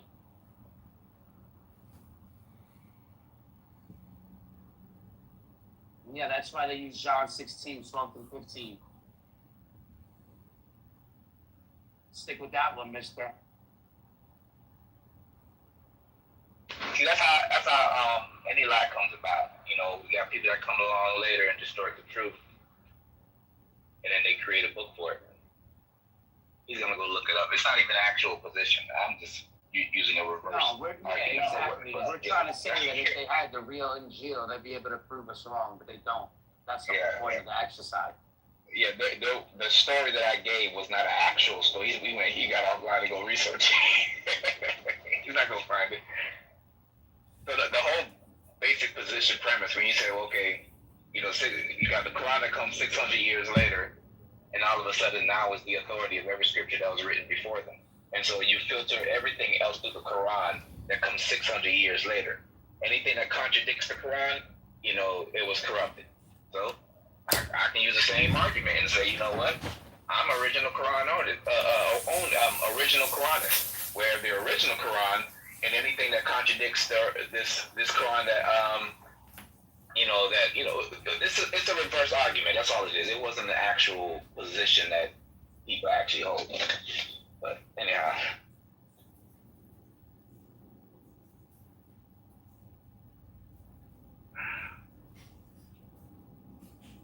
So why do you reject hadith, mister? For reasons. I don't hold to any hadith, any Quranic, any of that. I hold to the Old and New Testament. Well, you're a Christian. Full blown. So what's the Quranist stuff? It was a joke. Okay. I was being, what's the word I'm looking for? Is it facetious? Or now, I don't know the word I'm trying to use for it. But it was a joke. You know, it makes sense, you know, saying when you're dealing with people that say that the Bible is corrupted and the scriptures or the text that they have is the actual corrector of them and so on and so forth. And anything that contradicts the Quran would be against the truth or whatever. So in other words, I'm just playing around with the word and say that, well, I can use the same line of reasoning and say, well, I'm an original Quranist. I believe that, you know what I'm saying, it was corrupted by Usman. He removed all the real text and then created fabrication.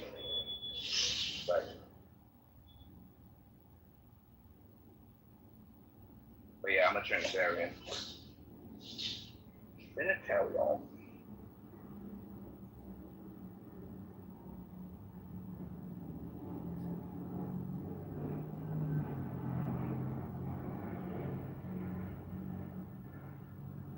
I don't know. I mean, if he was mentioned in it, we'd be believers. The fact that it's not brought up makes me think it's fake.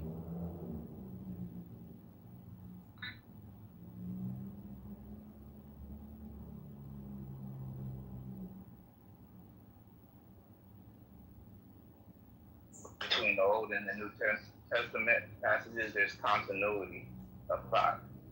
You know, it's coherent. It fits well together. Then you get 600 years, the Quran saying that, well, you know, there are the prophets that, you know, Moses spoke about. Muhammad is a prophet that Moses spoke about, saying, so on and so forth, who will be coming. Or when it talks about, I shall send you another comforter. And they said that's Muhammad. I said, okay, if that's the case, why is it inconsistent with every text that came before the Quran? That doesn't make any sense.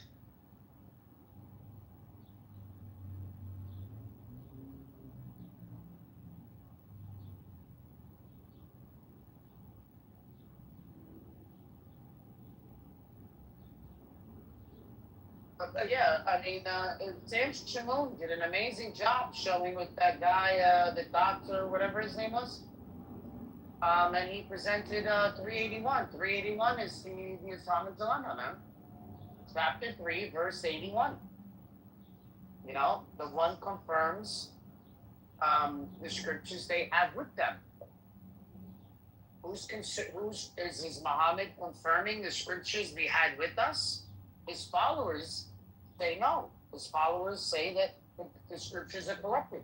So then, under his own verification with his book, and how you know, because this works in the Old Testament. You even have, I'll give you an example, John the Baptist with Jesus. They're confirming one another, right?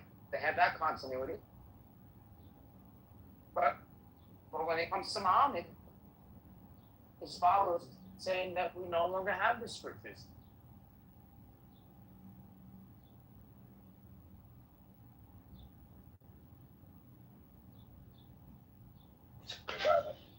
Over their text.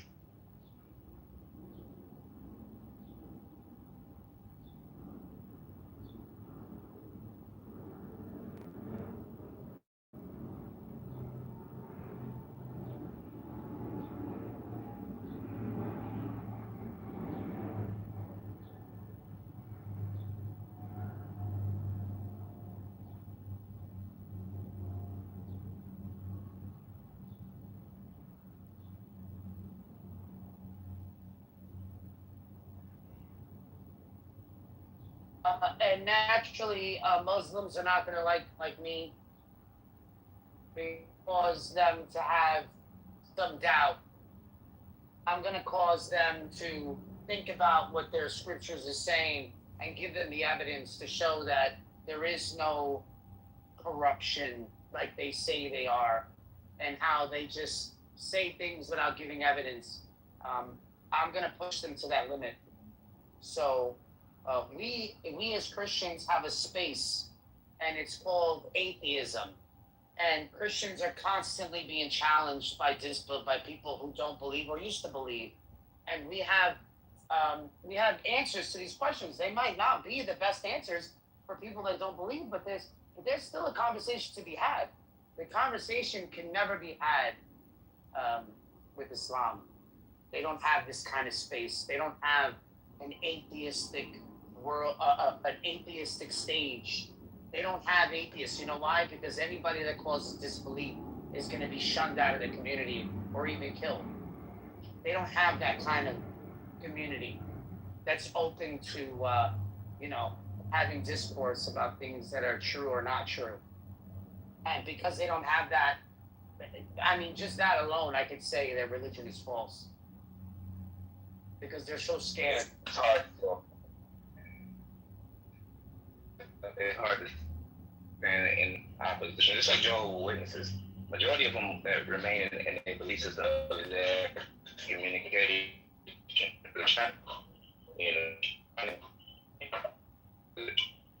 They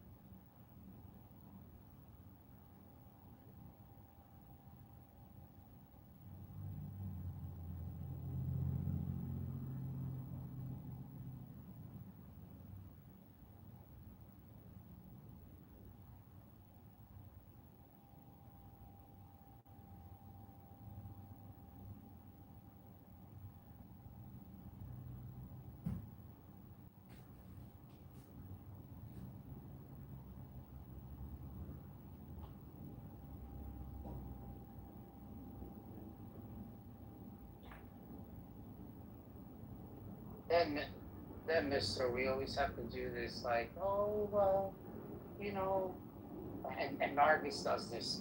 Well, they just don't know any better, and let's, since they're not educated, let's be a little, let's give them the benefit of the doubt. But here they are wishing my death upon their upon their insecurity, and basically their naiveness, their ignorance on what they're discussing. But I have to be nice to these people and just treat. She's basically telling me, oh well, they're stupid, so let's just be nice to them for the sake of the conversation. What? No.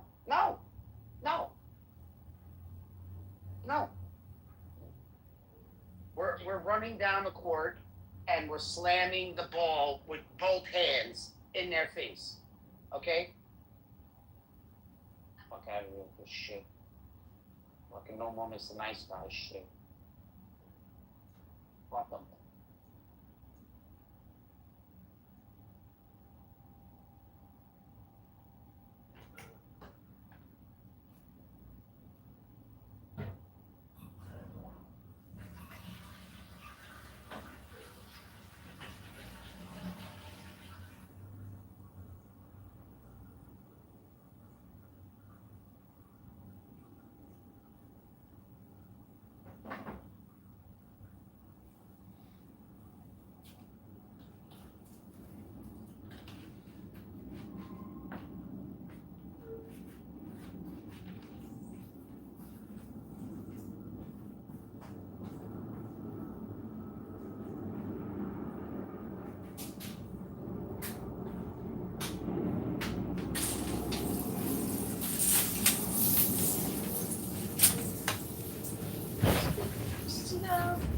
I mean, they don't know any better.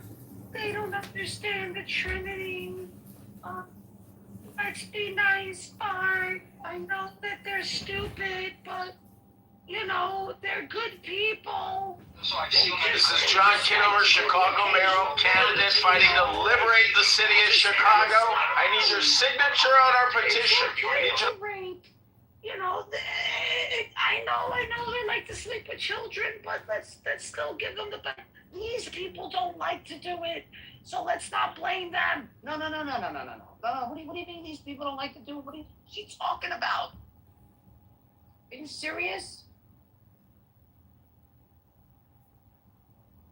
If my brother, listen to me, if my brother, my own blood brother, my father, abused a child, I would put him in jail. Okay? Do you think that's the same for them? So you're trying to tell me I should hold them to the same standard?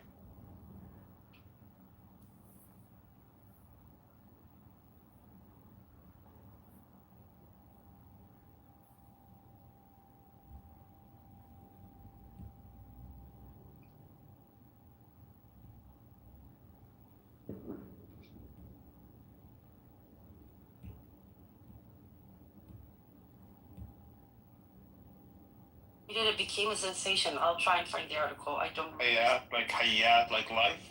Yeah. Yeah. Wow. That would actually spread. That could work in other Yeah, third they're world expanding. countries. They're expanding now exactly because of that. There's a lot of places on the planet where Exactly. So there was an article about him getting a lot of investments in. I'll check. Hold on.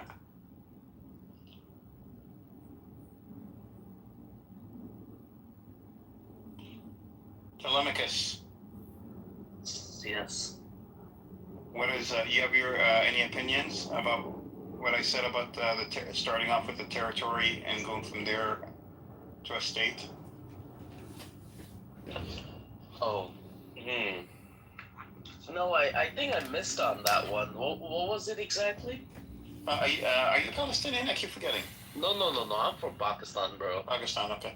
No, I was saying for Palestinians, instead of demanding a state, which is the end game, It's a Maximus position, even though it shouldn't be a Maximus position to lift an occupation off of a people. But Did you see? I put the link to the website so you guys can check it out. Yeah, thank you. I was thinking more lines of starting, asking for territory, meaning, the territory we're on. The settlers don't have to leave. We just need more governance, more power. Need to build up our security forces. Need to protect ourselves against the settlers. As a first step. You do know you're asking for the one thing that they will never give you, right? What? The whole liberal Zionist narrative is give back 99% of the occupied territories, maintain 99% of security control, hence demilitarize Palestinian territory always. But security forces it's still demilitarized. Israel would still consider that demilitarized because they have trained security. Yes, but those security forces cannot operate against settlers. That's where the upgrade comes in, the territory. And that is what they will never give you. Well, it's not.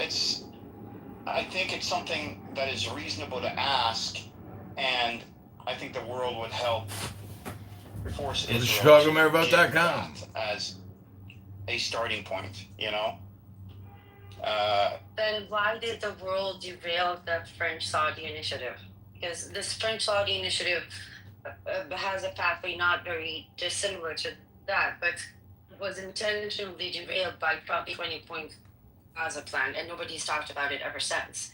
And That's true. I forgot about that. But the French-Saudi initiative did bring on multiple Western countries, G7 countries, to recognition of it was supposed to pass, 149 countries recognized Palestine, and the next step was supposed to be recognition of the French-Saudi initiative, which is exactly when Bibi and Trump derailed it. Yeah, like I said, I think asking for everything when you first start it's just not reasonable. Or I shouldn't say it that way. It is reasonable. It's not feasible. Like you said, Israel won't allow it, and it would be derailed. Whatever could potentially happen will only happen if international community will force Israel to comply. No matter how small or big, it won't happen. You have to have a narrative. Naturally. Yeah, but you have to have a narrative that they would hook onto. I think allowing Palestinians to have a territory that is overseen by Israel, where Palestinians are guaranteed that the settlers will not enter or harm them, and settlement expansion will stop. But that's Oslo, Edward. No, but we're not. But Oslo is done. The only thing we got out of Oslo is the But PLO you're asking for another Oslo. No, I'm asking for the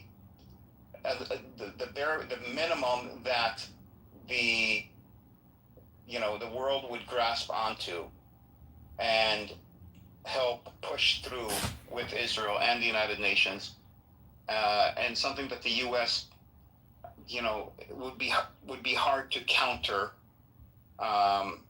which is territory, safety and security for Palestinians, without asking for an outright state, but a way of Palestinians proving themselves, and with a time frame, with a timeline. So my only I get where issue you're with coming that from, but what you're describing is exactly also, the time frame, the 5 years, Palestinians will show that they're being de-radicalized and all that bullshit. But I think you're reaching. Look, if we're going to go for something that the world is going to impose, I actually did a space about this a week ago, which was very interesting because it created a lot of support and a lot of objection at the same time. But I'll send you the recording to listen to. If the initiative of a two-state, one homeland that calls for a demilitarized binational Confederacy. So there's a whole bunch of details, but the good thing about that specific initiative that the main attention that it's being given is actually international. And I think that if the international community is ever going to impose anything on Israel, we might as well go far more. You need to ask for a lot more than just that, because that's also again. And I think that the world is prepared in this day and age to impose a demilitarized confederacy on Israel, because it won't happen. Demilitarizing Israel is not going to be possible. We just talked about how it's becoming a highly focused military They focused can have economy. their military industrial, but the idea is that there's no separate military. Border control, intelligence, security between the river and the sea is a joint institution between the two sovereign nations within the Confederacy. So Israel in no point gets to the place where it has bombs, tanks, and airplanes to attack Palestinians. What do you mean? I mean that's Israel. The U.S. would never go for that. That's what I'm saying. So this is what I disagree. I actually think that if there's any chance that the world is going to impose a solution, then I think that we might as well go for something far, because again, Edward, if something like this, and I understand where you're coming from, but it's just an Oslo 2.0. And I understand the survival mode, and I'm never going to tell you how to resist or how to liberate Palestine. I just think that it's too little. It's just going to be the same cycle all over again. Before I say anything, Telemachus wanted to say something. Oh, sorry, Telemachus. No, you're good. My only issue with this is like, once let's say the territory is given, the world will forget about giving the Palestinian people a state. That is also an issue, I think. But I think it has to be a whole package. Like, here's the pathway to a Palestinian state. We start with a territory for a certain amount of time. Palestinians will do A, B, and C, right. And then the settlers will be, probably half the settlements will be gone, will be removed, and then land swaps, and then we get into maybe even a pre-state scenario. And all this has to be laid out, mandated by the UN, everything signed off on by the US, by all 5 veto nations, by Israel, by everybody. But I think, asking Palestinians to prove themselves, even though morally we shouldn't have to, but we should always remember, if you want to get your ideas across, you should always know your audience and play to your audience. And our audience is the international stage. And it's mostly the Western countries. And the citizens of these countries. If Palestinians come out looking super reasonable, let us prove ourselves. Let us, have a territory. Let us ensure that settlers do not attack us. And go from there. But it should all be a on the path to statehood. I love you guys. I'm going to drop down and give the stage to other people. But Edward, I think you're aiming too low. Too low. Care, bros. Too low.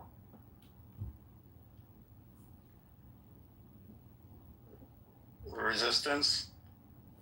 You wanted to come up? I'm still resisting, so I thought somebody else wanted to come up. El Call? Yeah. Yeah. Oh, okay, up already. How are you, Edward? Good, how are you? I'm doing fine, thank you. So it's my turn now? I think Sam and John and Telemachus were way before me. No, I think we're not really speaking, so you can go ahead, lay down. All right, yeah. Yeah. You're fine. Okay. So, to be honest with you, like, I believe that we don't need to prove ourselves to anyone. Like, it's my home, my house. Yeah. I don't need the permission of somebody else to live in my own home. So we solved the thing from the very base, from the very root, you know? Like. Are you Palestinian? Yeah. I'm a Palestinian. Edward, we've talked way too many times. Okay. Yeah. Okay. I remember. I'm the Palestinian in Italy. Yeah, I remember you. When you used that tone with me just now, I remember who you are. Yeah. I agree with you. Yeah. I agree we shouldn't have to prove ourselves. No, and for me, like, we should solve the problem from the very root. Like, these colonizers came onto our land because our ancestors were dumb enough and silly enough and nice enough to accept them because they were under oppression. Now Europe is not under oppression. Yeah. So Europe has to prove to themselves that they are not anti-Semitic anymore, and they should take them back, and we will see. If they can live with them without doing any oppression for them, then good job, Europe. You've worked on yourself. You changed. You're not anti-Semitic anymore. But otherwise, this is my fucking land. I don't need to prove to anyone that, oh, you shouldn't steal my house because it's mine. I'm a good person. I'm a good person. I'm a bad person. I'm an animal. I'm a devil. Whatever you want. You can call me whatever you want. It's my own fucking house, my own fucking land. Go back to where you came from. Yeah, I know what you're saying. There's a difference between when I'm proposing being morally the right thing, you know. The moral thing for them right now, since they are not under oppression, since America and Europe loves them so much, if they have any morals, they would go back to Europe and Russia and. That's true, but you know that that's not going to happen. We will see. They call us terrorists because we defend our land. We want. True, but Palestinians. What was took by fire, it would be returned by fire. Yeah, but Palestinians may not survive the fire. Don't worry. If it keeps going like this. We are way too many. Yeah, but we don't. You know, why should we all die when there's another path where? Because I will not compromise with someone who stole my home after I took him in, and then he killed my kids, burned my graves, and did all the atrocities that anybody can think of. So you want to be right? Is what the objective for you? It's. You want to look at this from a moral perspective, which I mean, it's not wrong. I'm not saying it's wrong. I'm saying, why not look at it from a position of what gets us what we want? Let me put it in this example. Okay, so you have $1 million. Okay, $1 million. I took from you as a debit. I asked you to borrow some money. I took from you, let's say, 200,000. Okay. After that, I took another 200,000. Then I stole your bank information and stole all the rest and left you 100. Would you fight me to get your own money that you worked so hard for? Or would you tell me, you know what? Take 800 and just give me 200.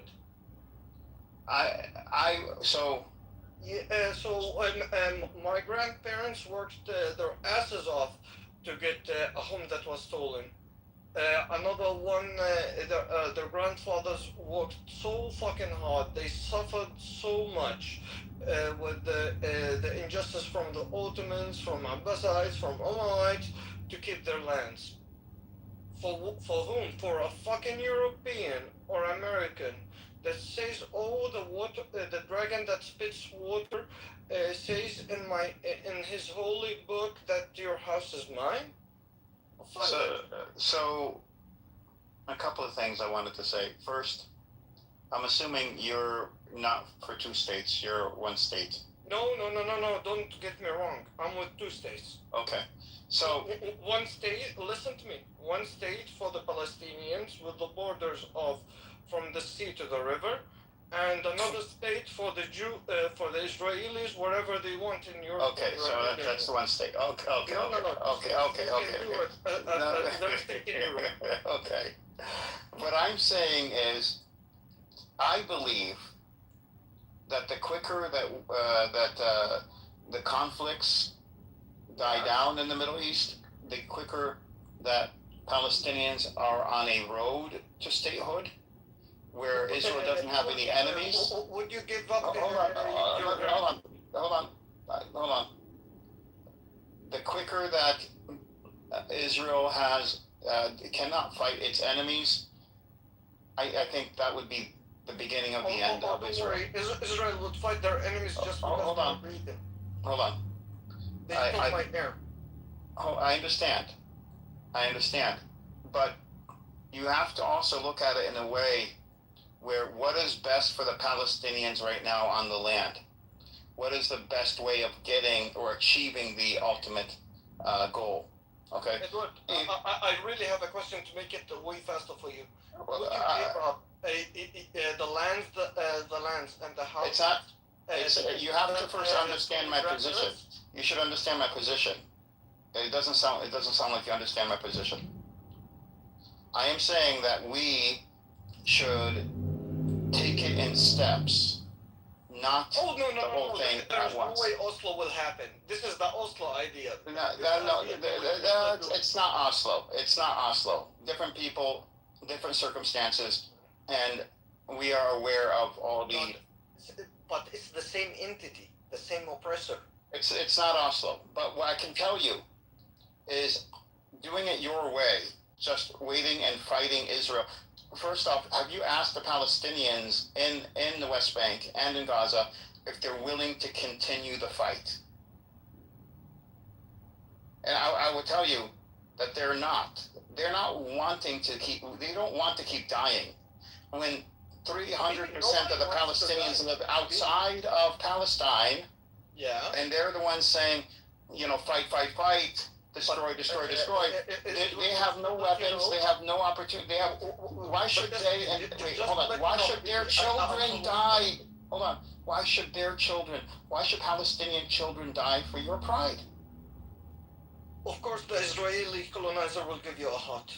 Of course, that's. Why should they die for your pride? Give me a reason why they should. If there's another way to accomplish the same goals. Habibi, my cousins are there. My family are there. Okay. From West Bank. So why do you want them to die for your pride? I don't have absolutely any citizenship or anything outside from my Palestinian. Okay, what I'm saying to you is, why have them die? When I'm talking to you, I'm not talking from a point of privilege. I'm not privileged. I'm saying pride. You want to be right, but if we can accomplish the same thing by accomplish what, Habibi? They will keep on colonizing you. They will keep on killing you. Have they stopped expanding since 1885, since they first came to colonize? Okay, so your answer is, Palestinians should fight until Israel is destroyed. Not wanting to die doesn't mean that you surrender. If you want to talk about the people on the ground, then. Exactly. No, they don't want to die. Edward, they don't want to fight. They know what happens. They have no weapons. They have no training, Everything has been taken from them. They are not going to destroy Israel. That is not going to happen. Edward, I have an easier thing, an easier way. You know what? Let's bag our things and go out to lift it for them because they are so evil they will kill us. You could do that, but Palestinians that can... and then, leave us alone. That's fine. You could take both positions. My position is that we Palestinians should first have the world behind us and ask for a pathway to statehood. That pathway would include steps, territory. Did the world abide to the rules that they have put in the UN? What I'm proposing is the only path forward. Let me finish, please. Well, you've been talking for a while. You haven't let me complete barely 2 sentences. Just this point. It's less than 2 sentences, brother. So, did the world abide to the law that they put there for themselves? And did something when they saw that Israel is violating literally every single rule in human rights, and they are bombing kids and civilians and doing a live genocide and bombing No, but the people have woken up and know what Israel is now. And now is the best opportunity we have. We finally are recognized as human beings by the world, the global population, and we are recognized to be under occupation, and Israel is now recognized as a barbaric nation, barbaric people that have committed a genocide. So now is the time to ask for, and not ask, demand for a pathway to statehood, which would... It's the time to get your whole land back. You can't, how? You don't have a plan. Your plan is what? What's your plan? My plan? You want to destroy Israel. What's your plan? We are terrorists. We are whatever you say. These people are in danger. Since you are not anti-Semitic anymore, take them back. What's your plan? What's your plan? No one's taking anybody back. Nobody's taking anybody out of Israel. When somebody is pointing a gun on your head, you either fight or get killed. You don't get on your knees and start licking their asses and balls. Okay, but who says anything about licking their asses and balls? This is called planning and being strategic. This is called... But you don't... Okay, what is your plan? What is your plan? Give us your plan. Lay out your plan for us. Go ahead. Habibi, you let the resistance keep on doing what they are doing. No, the resistance can't take down Israel. It's impossible. Israel will fall.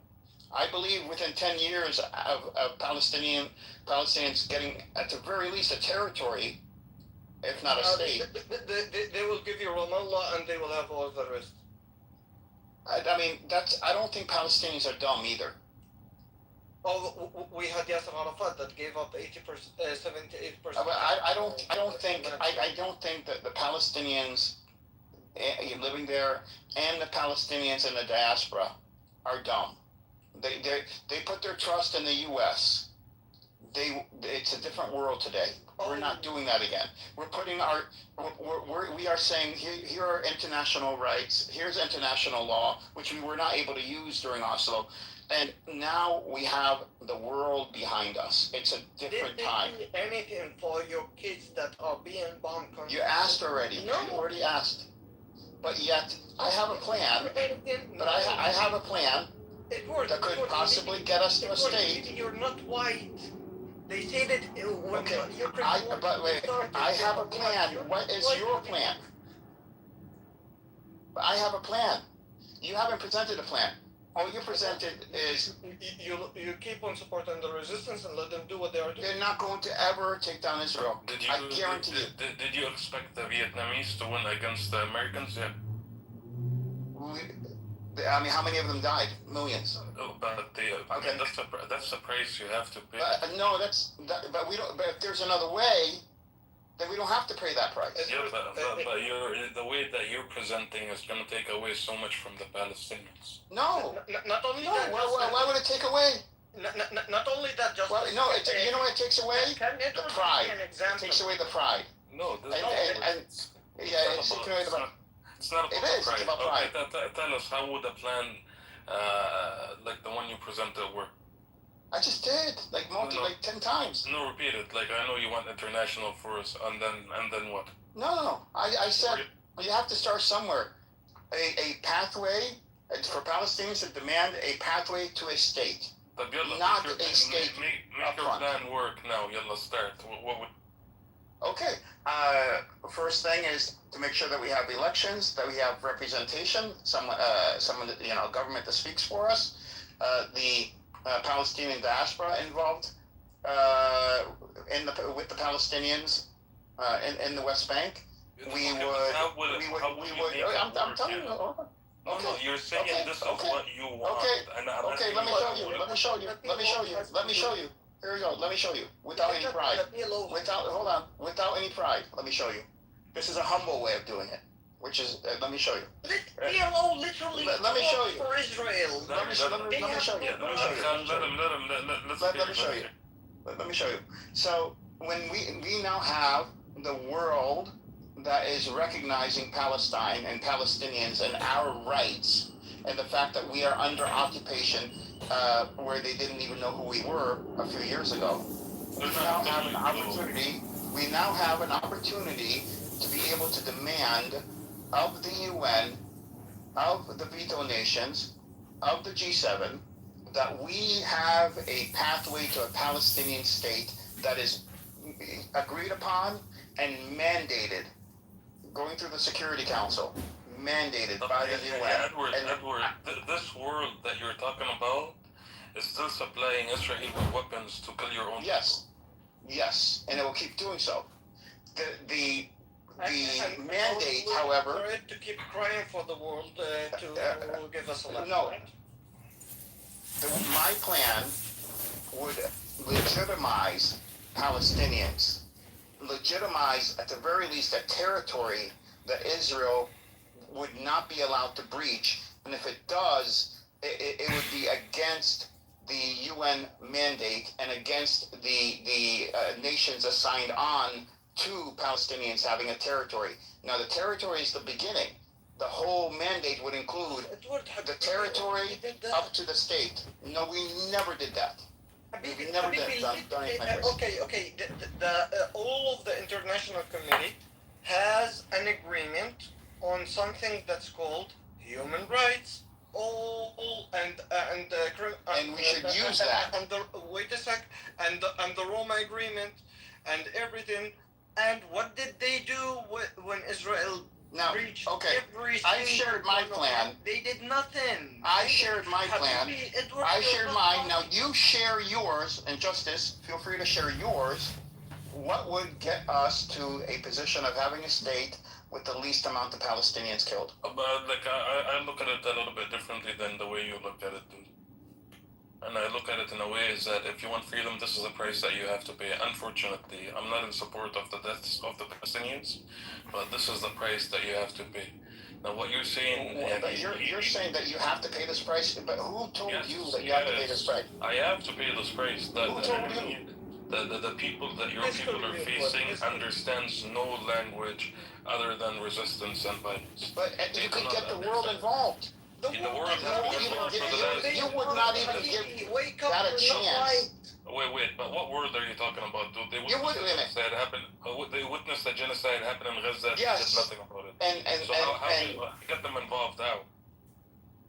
You're saying the only pathway is for Palestinians to be, and not just killed, to be erased. That's your plan. I'm going with your plan. There will be no Palestinians left. I'm going with your plan. You're saying the word witness.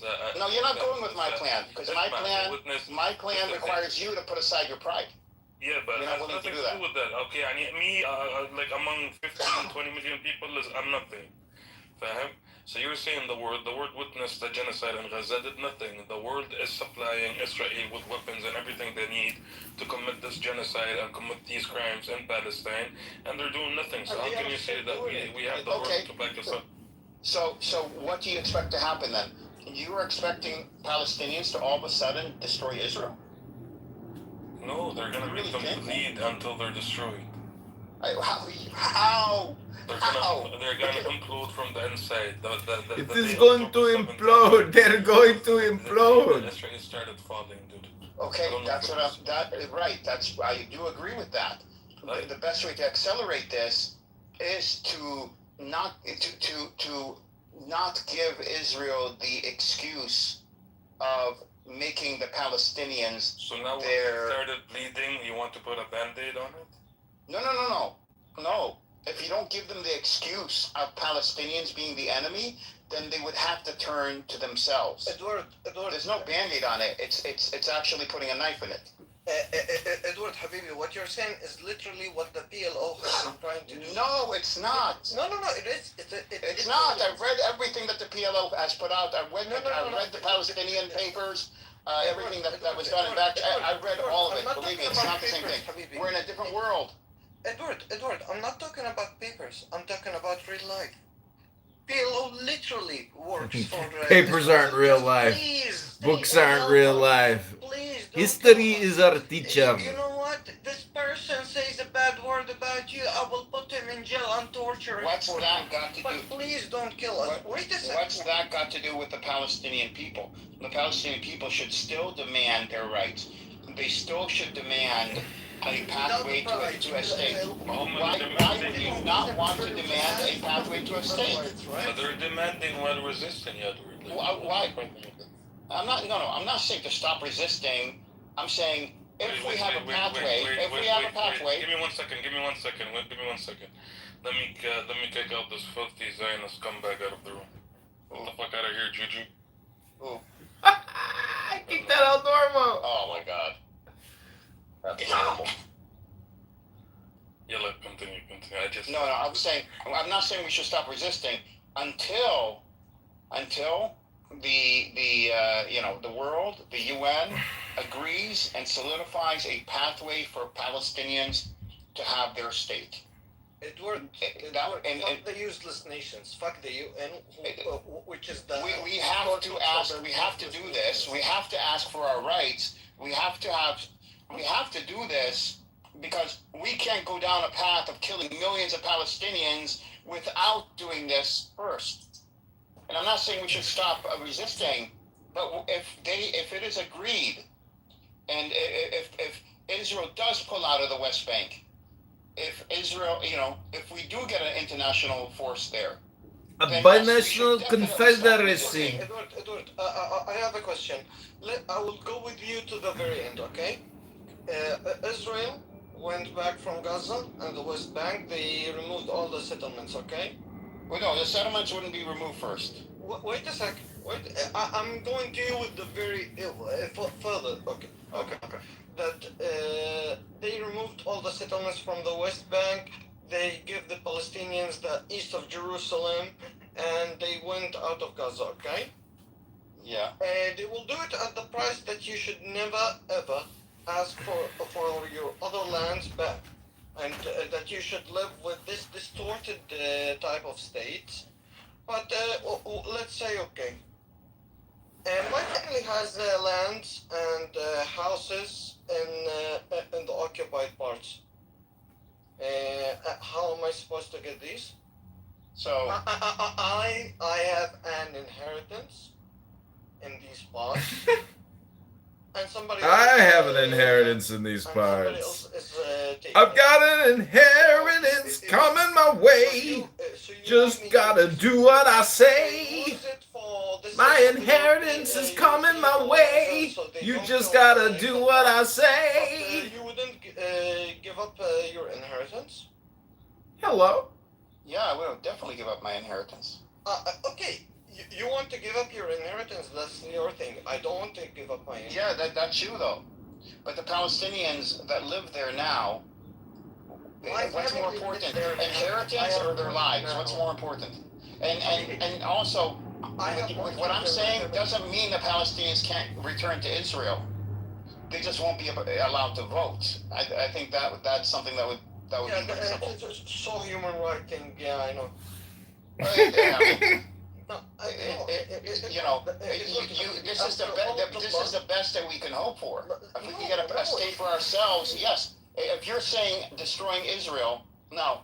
Under my plan, I truly believe that within 10 years, Israel would be destroyed, and we would have. It's just going to be destroyed. It's going to implode and destroy itself. Yeah. Palestinians getting a state and having these people are delusional, and they're no longer killed. We fought the Crusaders for more than 200. That was a Crusaders. He fought the Crusaders. Oh yeah, this guy did. The Inheritor.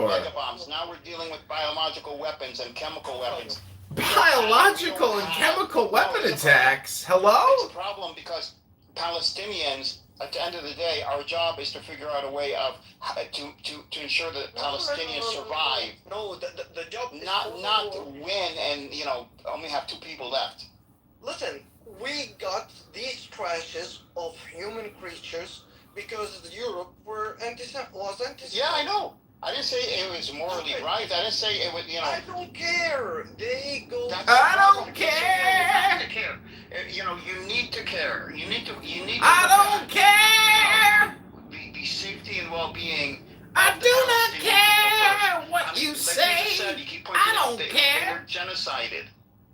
That was only a tiny thing. Genocided or no anymore, to be honest. Yeah, then you shouldn't talk about Palestinians. I don't care about any Israeli, to be honest with you. I don't care if they have to start from their graves, from their zero. I see. You keep talking about Israelis. I'm talking about Palestinians. You're fixated on Israelis. You want revenge. And that's fine, understandable. But you can't take all the Palestinians that live there with you for your revenge. No problem, Edward. Collect all the Palestinians that thinks like you. Write down a piece of paper. Most Palestinians think like me. Most Palestinians, you ask them now, they say they don't care if it's a 1 state or 2 states, as long as it's over. That's what they say. Perfect. Give up your inheritances and go to live whatever you want in the world. No, they stay right there. No. They could stay right there. No, it's not up to you. They could stay right there. It's not for you to take away anything from them. Expect other people to give up everything, give up their blood that has been spilled. You can go fight Israel.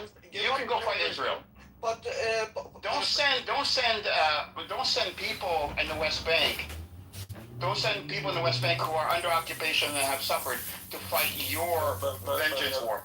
But no. Edward, the same way you're speaking and sharing your opinion on what would you like to see, him as a Palestinian, he's also sharing his own opinion and what maybe the people he knows do or want to do. You know what I mean? So both of you can't be just sending each other to, like that.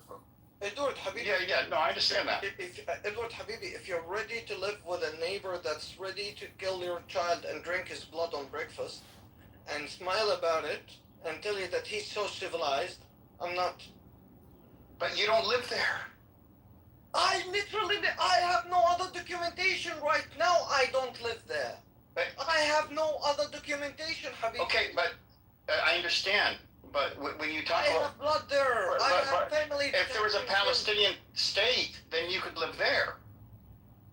I'm not saying you don't deserve to get what is yours, and you don't deserve, or Palestinians don't deserve to have the foreigners removed from Palestine. I'm not saying that we don't deserve that, and I'm not saying it's that position is a morally correct position. Okay, what I'm saying though, we can start with a pathway to a Palestinian state and work on that. Yeah, and if we do this, what the Arabs and the PLO wanted before, and did that accomplish anything? No. Yeah, that's the thing. All the blood that has been spilled right now in Gaza, it's on the hands of the people who thought from the very beginning that you can compromise or talk with these creatures. Right. Now it's time to involve it's time to fight more than... No! You were showing a genocide already. You're already showing a genocide. Okay, so every time the white creature do a genocide, we should just kneel to them and kiss their asses taxes so they don't kill us. If you want, but I have a different path. You're a path where kissing his ass. No, it's not. Please, It's Palestinians. It's Palestinians using. Human rights. It's Palestinians using the world opinion, which is on their side, against Israel by leveraging it and getting more than what they have now. Has been bombed. Your hospitals have been bombed. What did the world do to you? Nothing. They gave them weapons to kill you. Yeah, but if what I'm saying doesn't work. They literally are still giving them weapons, Habibi. Yes. The world doesn't give a Yes. about you. You're not white. You're not blonde. You're not with blue eyes. I know. I'm older. I'm sure I'm older than you. I know all this, but I also know that our job as human beings, and I don't know if you're Muslim or not. I'm Muslim. Is to minimize casualties, minimize deaths, to take the path that would get you to meet your objectives with the least amount of people killed. Yeah. That is your responsibility. That is my responsibility. But Edward, can you give me one time for the last 500 years, okay?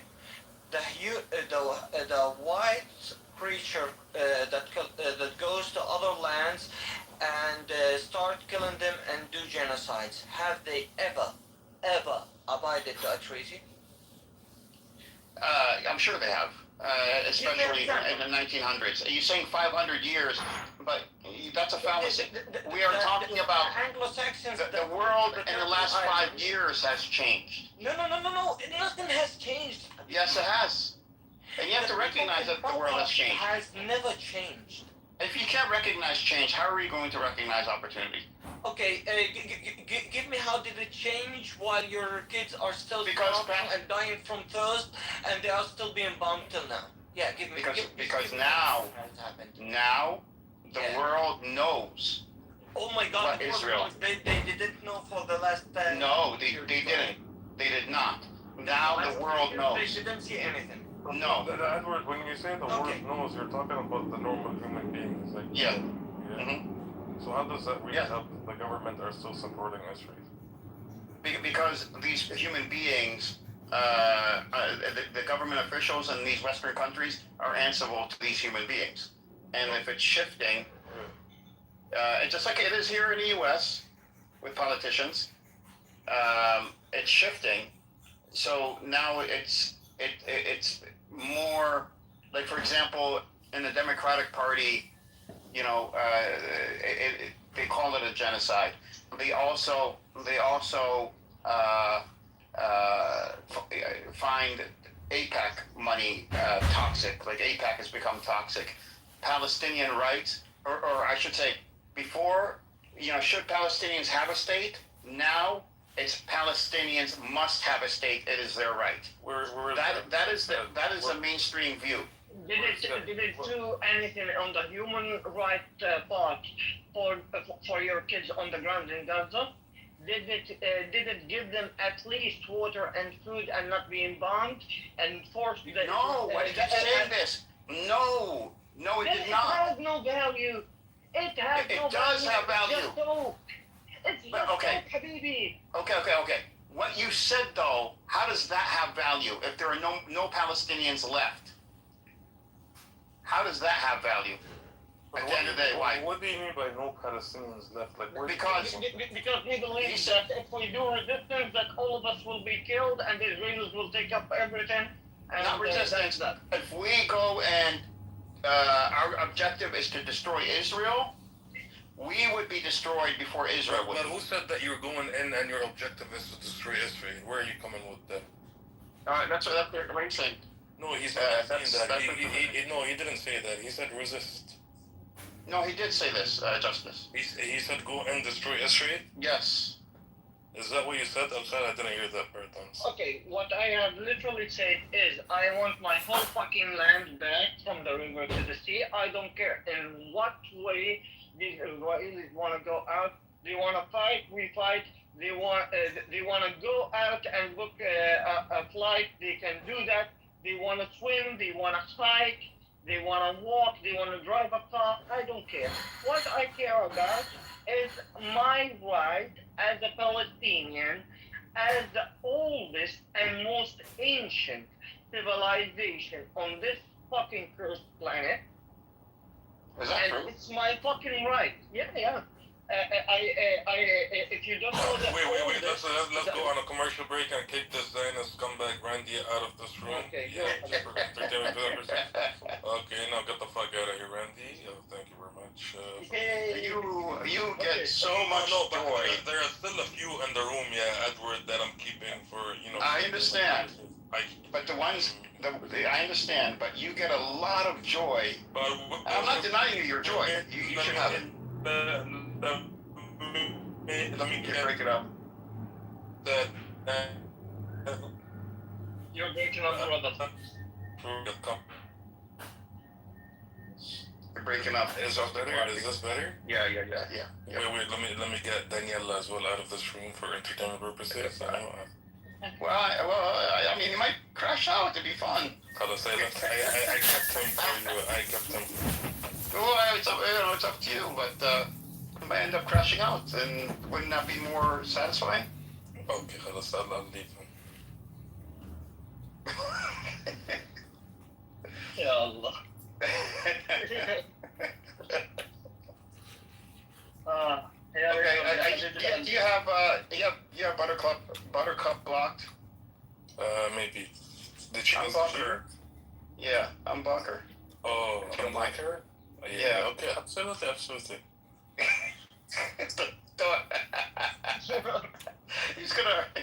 He has plan. Yes. Just Yeah, we should block her, to be honest. It's the first time I see you, but I I love you. unblocked her.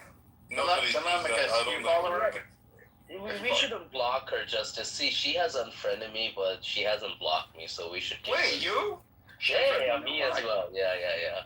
Why? I snitched on her, Basically, I said that she was calling Ace bad names. Oh, And Ludwig was there. Oh my God, Ludwig was there. Ludwig actually called her the same thing that she called Ace, basically, in the chats.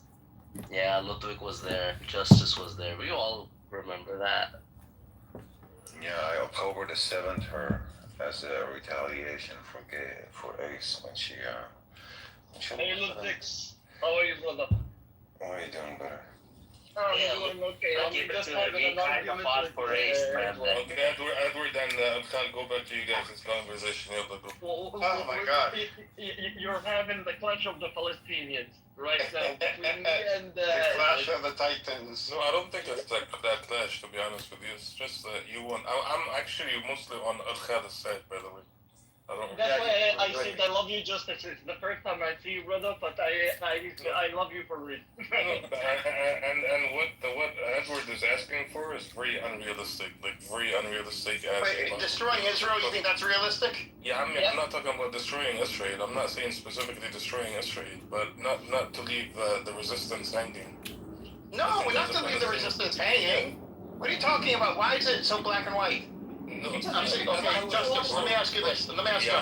Justice, if we had, from the UN, the Security Council, a complete pathway that Palestinians, Israelis, the UN, which means the US and all these countries agreed upon, a guaranteed pathway to a state. And we have to do certain things in order to get the state, right? But it's a guaranteed pathway. We know exactly what we have to do. It's guaranteed. Guaranteed. Should we then still resist, or should we start doing what the UN? Yo, stop committing terrorism. That'd be a good place to start. If we don't get our state. What did the UN help you with? I'm not saying. Theoretically, I'm saying if we demand a Palestinian state, shouldn't we demand a Palestinian state? Yes, you should demand the Palestinian state. Okay, so we should have a pathway to get to a Palestinian state. Yes. This is reasonable. Yes. Okay, yes. If they agree, yes, we agree on it. Hamas agrees on it, right? Would agree on it. Okay. I don't know. I have to make a phone call for that one. No. I'm saying if Hamas agrees on it, because they're saying this too, a pathway to a Palestinian state. Now, we can suspend resistance and build towards that Palestinian state until Israel decides, to sabotage it. That way we still have the world on our side, and we still have resistance. I'm not saying we should give up resistance. What? It did happen. The problem is it did already happen, but Israel doesn't want to believe it. Now you're breaking up. Say it again.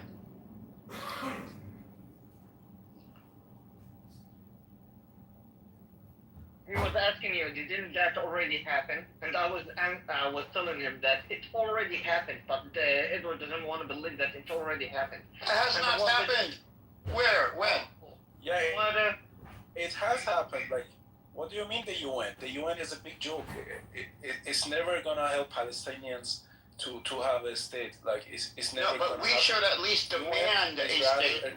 We need to demand a state. That's what I'm saying. United Nations is a tool of the great powers to suppress, weaker nations. Listen, I don't believe in the UN either, but we should still demand a Palestinian state and a pathway to getting a Palestinian state. For the last 60 years, by the way, maybe. Huh? You have been demanding. No, we haven't. We really haven't, honestly. Okay. I'll be honest, we haven't. Can you tell me, please, what did the Oslo Agreement was talking about? It was talking about a pathway to a Palestinian I'm complicit! Oh no! Am I complicit in the 3,000 abortions every day in America? Hello? The difference between the Oslo and today is during Oslo, everything was kept secret, number one. Oslo was kept secret. And Arafat, the Palestinians, were not able to exercise their international rights. Bill Clinton said everything needs to be decided with Israel directly and no outside parties. So we did not have international law working for us. Today it's different. Today, most people around the world didn't know much about Palestinians and didn't care. Okay, today it's different. Okay, I will go with you. On this, even though it's not 100% correct, but I will agree on it. I'm not saying it will work. I'm saying it's worth a shot. Wait a second.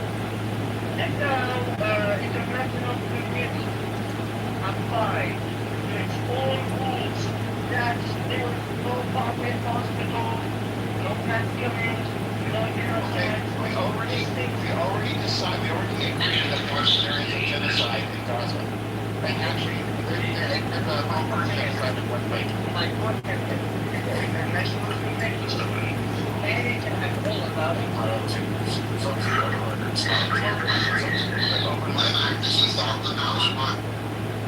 Just Sam. Are you talking or do you have a comment? I am so sorry. I think this is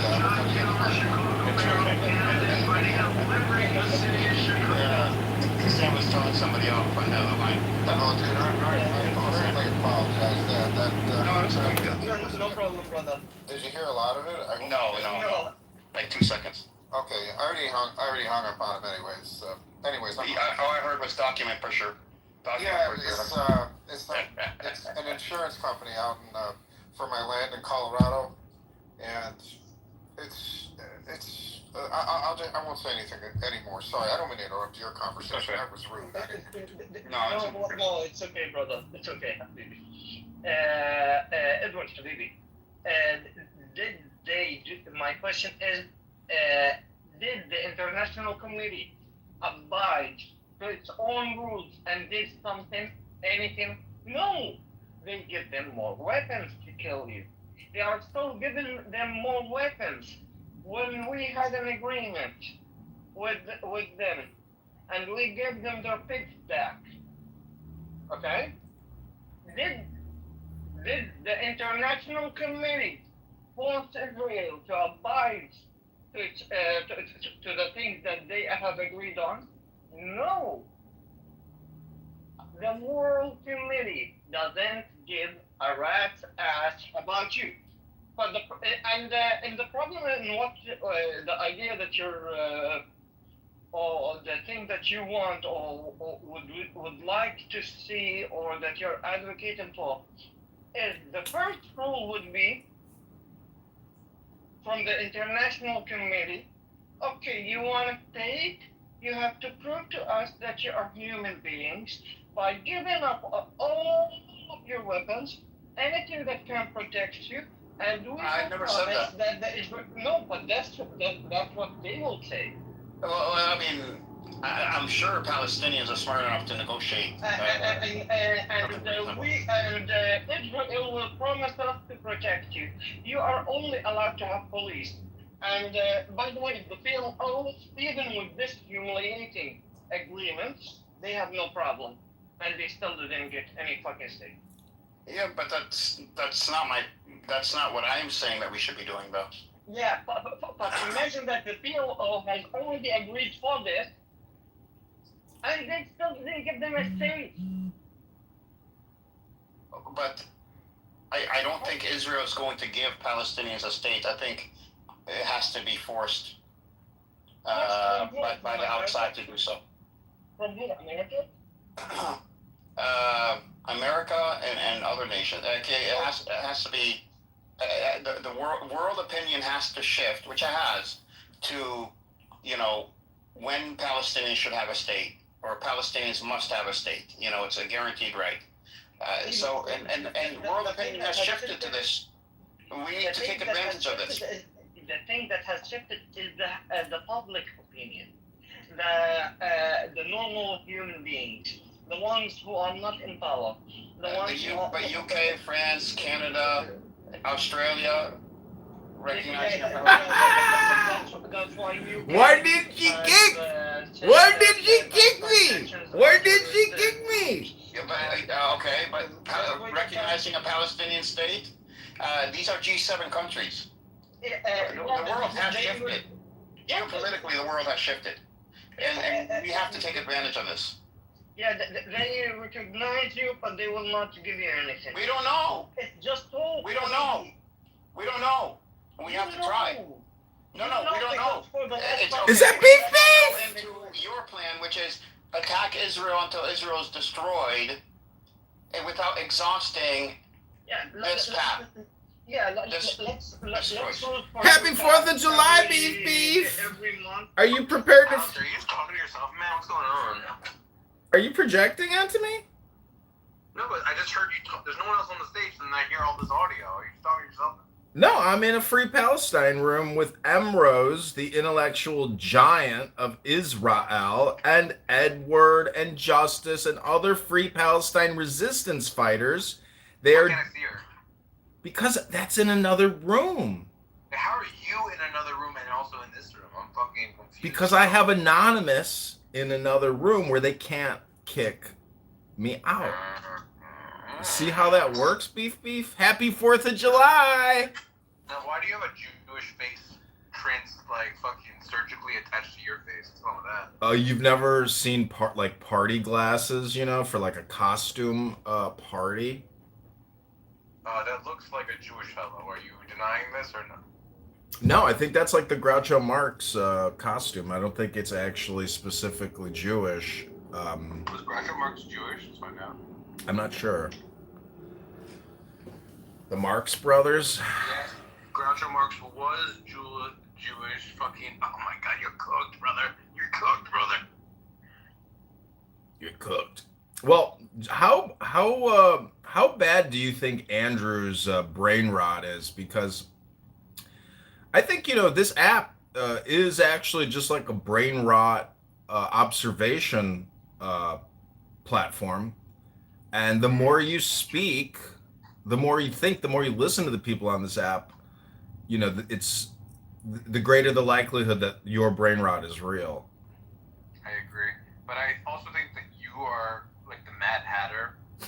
Most people's mental illnesses don't manifest as like archetypical characters from classic children's literature. Mm-hmm. But you're very lucky that your particular brand of mental illness has turned you into this like archetypical like icon, So I agree. I think my mental illness, I got lucky with my mental illness. Like I got all the good aspects of it, and not so much, very few bad aspects of my special mental illness. Yeah, because like right now you are the Mad Hatter. You know, you do all the Mad Hatter stuff. Like you laugh too loud, and you're like you always control it. Now, do you yourself work with Mercury in your creation of hats? I almost spit out my beer orange juice when you brought up Mercury, because it's interesting that you bring up Mercury, or in the flat earth community, they like to call it Mercury. All I'm trying to say is, if you think that a binational confederacy is going to take over Israel and Israel is going to collapse, you are 100% retarded. Let me take you back to the Free Palestine Resistance Movement. The Security Council, everybody agrees on it. We have to, that's what we have to demand first. Now, I'm not saying that we shouldn't resist, but if we do get a plan, we do have a pathway, then we should follow that path to a Palestinian state all the way up until and if the Israelis stop us, and then resist again. But at least we would be ahead, because now we have a pathway, we have guarantees, legal guarantees, and now we're able to resist legally, or I guess that doesn't really matter. But to the world, you know, our resistance is resisting what was already agreed on, and we would not be the ones breaking our word. It would be Israel, and Israel again would be weakened. Before the alternative, which is to resist until Israel falls, which may or may not happen. In my opinion, I don't think will happen, but it would, at the very least, that path would ensure millions of Palestinians will be killed. And there's about 5.5 millions. How many millions are there in the territories? You know, how many? You know, and is it fair to send to not even give them the option of option A and go straight to option B, and they're the ones putting their lives in danger? I don't think that's fair. I don't think that's not. I wouldn't be able to live with myself. You know, if I did something like this. Edward Habibi, but remember that the people that will abide to the agreement are the same people that are still financing Israel with weapons to kill you. Yeah, I know. No, I know. So they are so trustworthy from our side. Yeah, I know. No, you're right. And this is why we have to be smart about this. I'm not saying my path will work.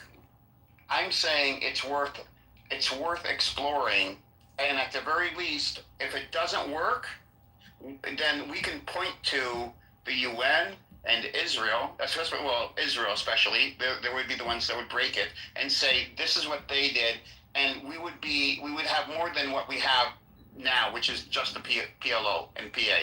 We would have a mandate for a Palestinian state, which is more than what we have now. And then if we need to resist, then we can resist. Yeah.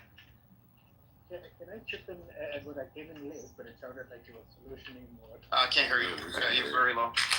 You're very tall, brother. Maybe now? No, it's worse now. Is it worse? It's better now. Okay, good. Yeah. So I just walked in when you guys were discussing solutioning. How do you actually get a state and do scoping it to territory versus entire state, etc. And then I heard you say, Edward, political pathways and the United Nations and demanding a pathway to a state. Right. I'm wondering if the United Nations and all the structures and legal entities that we see worldwide, they either I'm not going to say they are performative, but they don't have any real power other than either narratives or showing what the global community wants, etc. Either via vetoes or by other subliminal methods. It's the incumbent powers like the West that continue to get what they want.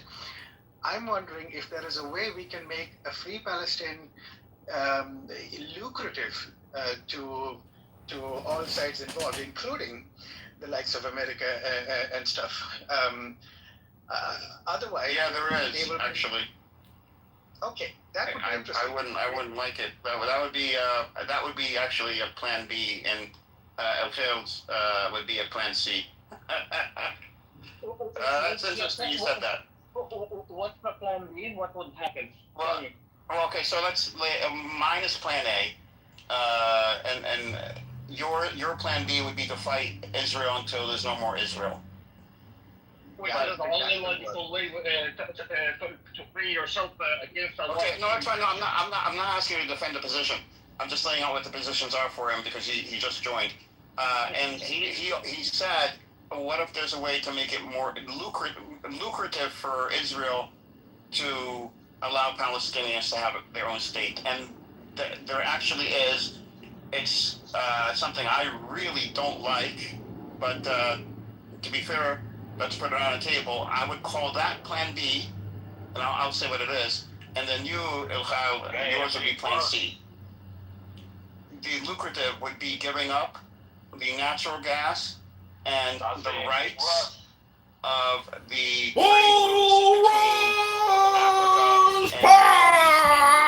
and giving that all to Israel. That would make them tens to hundreds of billions of dollars a year right there, and that would be giving up, Yeah. But the thing is, don't worry, that's included in your plan A. That is not. It is? No, it's not. I told you what was included in my plan. Habibi, the world and Israel will not give you your plan unless you do a plan B. No, we can't say that, but you can't say it's included when I did not include it. You have to be fair to what I'm saying. Like, I've been very fair to your position. I've been very fair. I have not misrepresented it at all. Okay, I've been very fair. But we have to keep our positions very clear so that everyone knows what our positions are. Edward Habibi, I'm sorry if you understood that I say that you have stated, but what I said is to get to your plan, the world will make you do also plan B. I didn't say that you have stated, and if you look at our conversation, what did I tell you? The first rule would be from the world is give up your guns, give up your arms. We will make Israel promises that they will protect you and they will not touch you.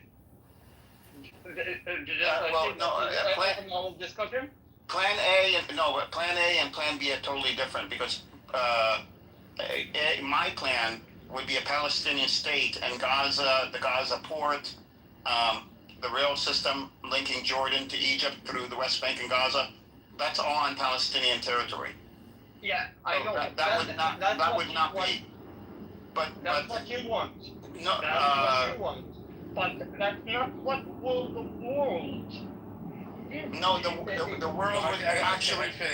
Edward, like, what? Now, when you say this, like, what do you think the Palestinians on the ground should do from there? From their end? Yes. They have to.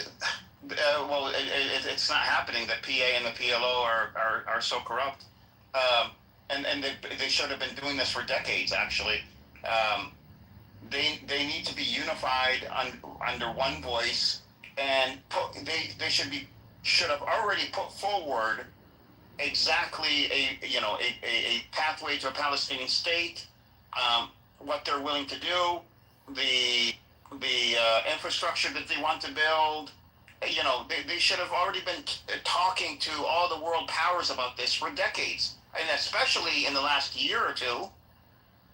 But that's the first step. Do you agree that they can't make a move without Israel's permission? Can we agree on? I would say permission is too strong. I would say cannot make a move without Israel's resistance. So you think that Israel's permission is too strong to use against? Yeah, because if you lay out a reasonable plan and you articulate it well to a Western audience, and multiple nations. I'm talking about multiple nations, not just the U.S. I have a question on this. Let me just answer this one real quick. Okay. Very quickly. Yeah, very quickly. If you lay out a plan and it's reasonable justice, then at least people would pay attention and see Palestinians as reasonable actors. Now we're just victims. Why haven't we transitioned from victimhood to reasonable actors yet? It's not Israel's fault. Let's be honest. It's not Israel's fault? No, it's not. We can. I found out a few weeks ago that the PLO. If it's not Israel's fault, whose fault is it? Palestinians. So here's what I found out a few weeks ago. So the PLO. Palestinians? Let him finish. No, we're not talking about starving. We're talking about political. Telling our story. What I found out a few weeks ago is that the PLO has consulates in most Western countries, if not all. So diplomatic relations. And they have not reached out or sought the resources of any Palestinians in the diaspora and organized them in order to speak to the respective parliaments, to speak out politically, to have one sound, one voice, one organized movement. Nothing. And we had these consulates or consulate, whatever they're called, in all these countries. What were they there for? Absolutely nothing. And why do you think that is? Why didn't they reach out and voice what we want? Well, I didn't even know they existed. Honestly, I didn't even know. I don't know. Why didn't? Because of corruption and laziness. Why should they have to do any work? The consulates here in the U.S. Why should they have to do anything? Not only that, Edward. To be honest, first thing you need to look at when Fatah returned after the Oslo Agreement. What were the conditions that they signed on? What the actions that this quote unquote government is allowed to do? No. And what they are not allowed to do. For example, Israel has the permission to go inside of the Palestinian lands, shoot, kill anyone whenever they want, but the Palestinian government can't defend themselves. They should help and aid Israelis. The Palestinian consulate can't even renew your passport, your Palestinian passport. You can't get your birth certificate. You can't do literally anything. Why? Because to do that, you have to go to Palestine and ask the permission of the Israelis. They are literally useless, and the PLO right now, Habibi, literally for the last 20 years has been working for the sake of Israel. Instead of them sending Israelis to die, they would send the PLO pigs to die. Just like what happened in Jenin. But in Italy, do you have a consulate or embassy? Yeah. No. Okay. And shouldn't this embassy or consulate have been figuring out, okay, who are the Palestinians in Italy? I will tell you. I will answer you on Italy specifically. Okay. So the consulate in Italy, they do events, to be honest, but it's event without without any cultural thing, real cultural thing, without asking any for real anything. story, or any real story. Because if they do that, they would be going against Israel, Habibi. That's their problem. They can't do anything. Why? Because they have abided themselves. They have signed agreements they can't get out of. I don't know if they signed agreements in terms of they're not allowed to, interact with their own Palestinian communities, organize them. They interact. They do some duck care, some hummus and falafel type of things. Yeah, the cultural things. Yeah, and I'm talking about going, like here in America, going to Washington D.C., talking to congressmen. They are not allowed to do that. No, there's nothing that I have read that said they are not allowed to do this. Not everything is on paper, baby.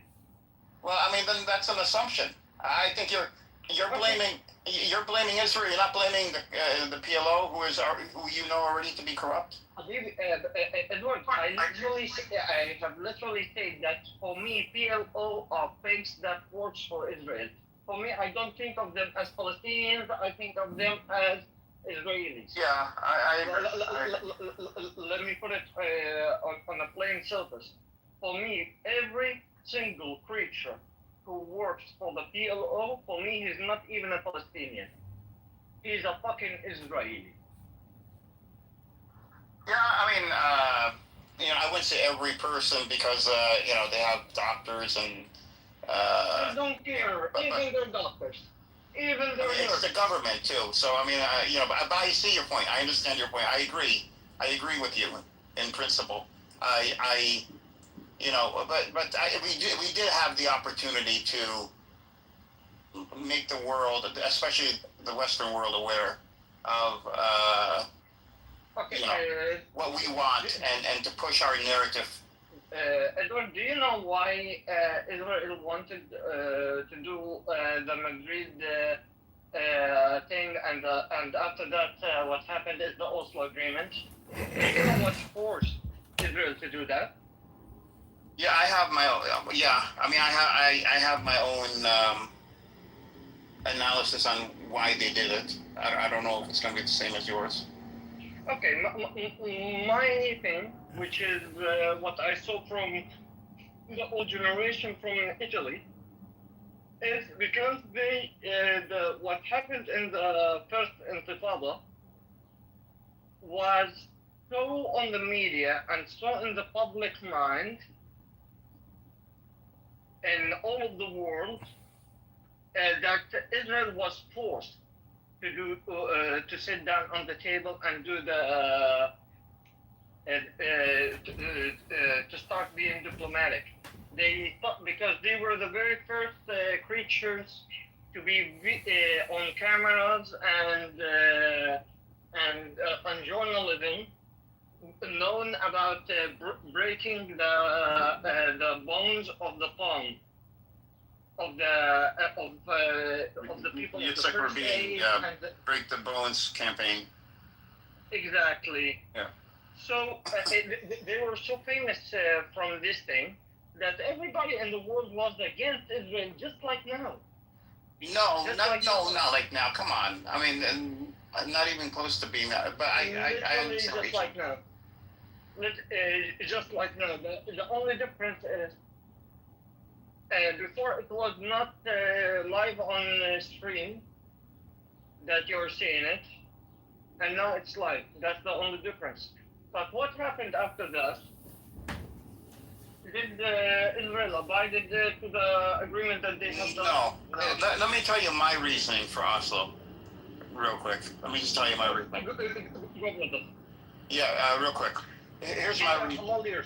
Yeah, so my reasoning is that Israel at the time, and this is and conventional connection between the ancient Israelite and the territory. And I'm asking you again, Is Bani Israel the name of the land? Is it a land or is it the people? The land is called the land of Israel, and the people are called the children We're of talking Israel. about the land. We're talking about the land. Where Yes, does it the say land- in my book where it's the land of Israel? Where does it say that? It's called the Holy Land.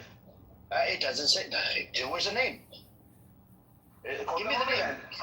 No, the Holy Land. according to my hold on. The Holy Land is Jerusalem, right? That Holy Land, yes, it's a Holy Land for the Muslims. My question is very simple. According to my Masjid scripture, al-Aqsa, is it Jew? It doesn't belong to the Bnei Israel or to the Muslims? oh my God, again. My question is very simple to you, Daniel. Don't be a conqueror. It's not Daniel, it doesn't speak you to don't even Yeah. believe in God, and you're using scripture now. See, this is where But you you get do. But you Oh my do. God. You do. I don't believe in God. You do. I'm part of the tribe. You're not part of the tribe if you don't believe in God. Why not? This is why. Who This says is so? why God. This is why you broke the covenant with God multiple times. You disrespected God. No, we did not. You did blasphemy. No, listen. You killed multiple You are prophets. Muslim. Listen, you're Muslim. You go according to Muslim belief. I'm Jewish. I go according to our rituals and ceremonies and whatever. Our religion is different than yours, okay? It's not really a religion for us. For us, it's more like a guide, okay? Torah means guide. It doesn't mean religion. It means a guide, okay? It means instructions, okay? It's instructions for life. And part of the instructions you basically kind of stole from us. You know, we are the basic of all religions that were created after us, including Jesus, including Prophet Muhammad.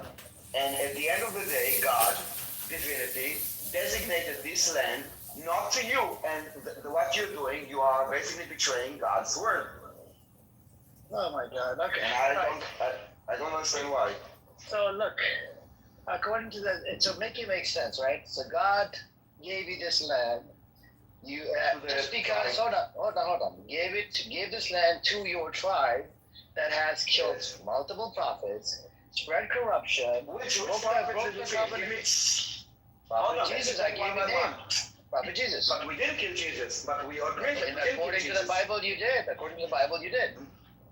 But we don't have it. Well, listen, not only the Bible doesn't say so, the Bible says it. Our Bible? No, the Our Bible of doesn't the even Christians. mention The it. Christians. I don't know. Listen, this is their story. Your Our story. hold on. You disrespect Virgin Mary as well in Talmud. I don't know who she is. She's And not you disrespect. she's not There you go. solid. Yeah, But she's not. Mother Mary. Listen, but sweetie, even Muhammad is. We don't acknowledge Muhammad. I You know. understand? I know. And you know that the Christians don't also acknowledge Muhammad because Islam came third. I know. So for But you're us, not getting the Jesus is point. not a prophet. All false prophets for us. So There you go. our False prophet, and you killed God him. we didn't kill him. Who killed him? Yeah, you did. It's in the mention in the Who Bible. killed him? You want to bet that we didn't kill him? Oh my God! Your people killed Prophet Jesus, peace and blessing upon him, according to the Bible. But we didn't. It's the Romans who did it, and you know it. And Who brought Jesus to the Romans? Listen, I don't know the Bible because I'm not Christian. I know the Torah. Can you tell me where in the Bible it says that we killed him? You brought Jesus to the Romans, and then you were being asked, should we kill him? And your people said yes. Can you show me? Listen, it's not part of my story. I want you to Google it about the Christian Bible and the ruling from the church fathers. Okay, I want you to Google according to the Quran, who does this land belong to? According to the Quran, it doesn't belong to you because let's go with your narrative. Let's go with your narrative. Let's go. I'll grant you that according to my book, it belongs to you. But can you please make it make sense to me? How would God, give you a piece of land after breaking the covenant with God multiple times, killing multiple prophets, and spreading corruption? So God will all of a sudden will bless you with a piece of land.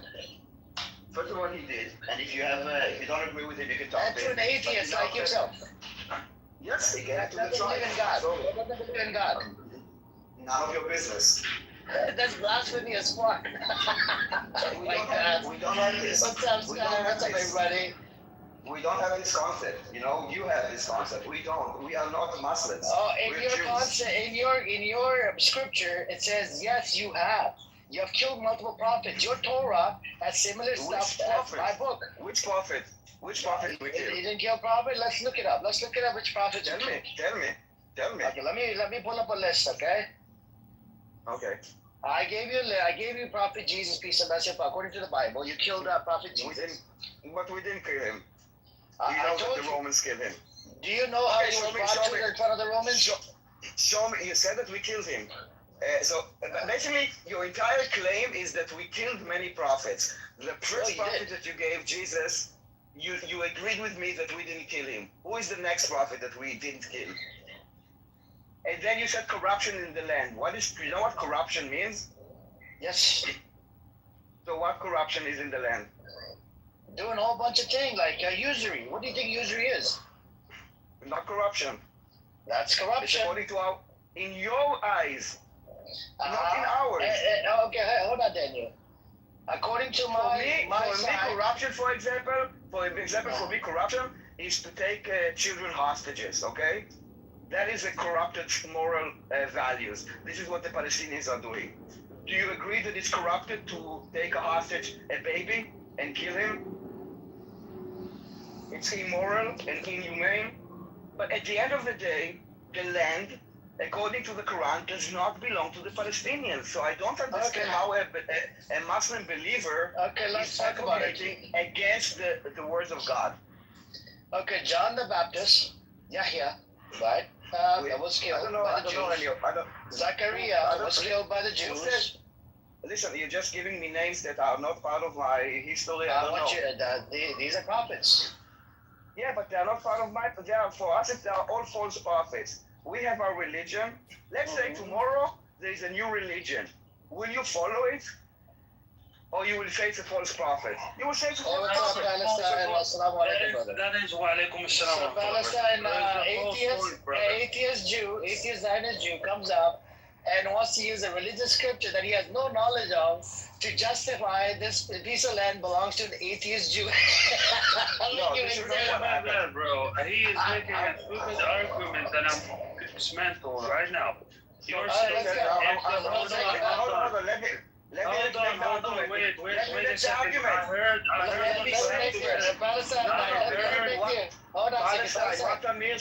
what Amir said is not my point of view, okay? He's I heard what you said right just now. Let me repeat for the room, right? Because we have new people. Hey, what's up, Cindy? We have new people in the room. You're repeating my words incorrectly. No, you go repeat. Okay, go repeat, Daniel, and then Palestine's going to respond.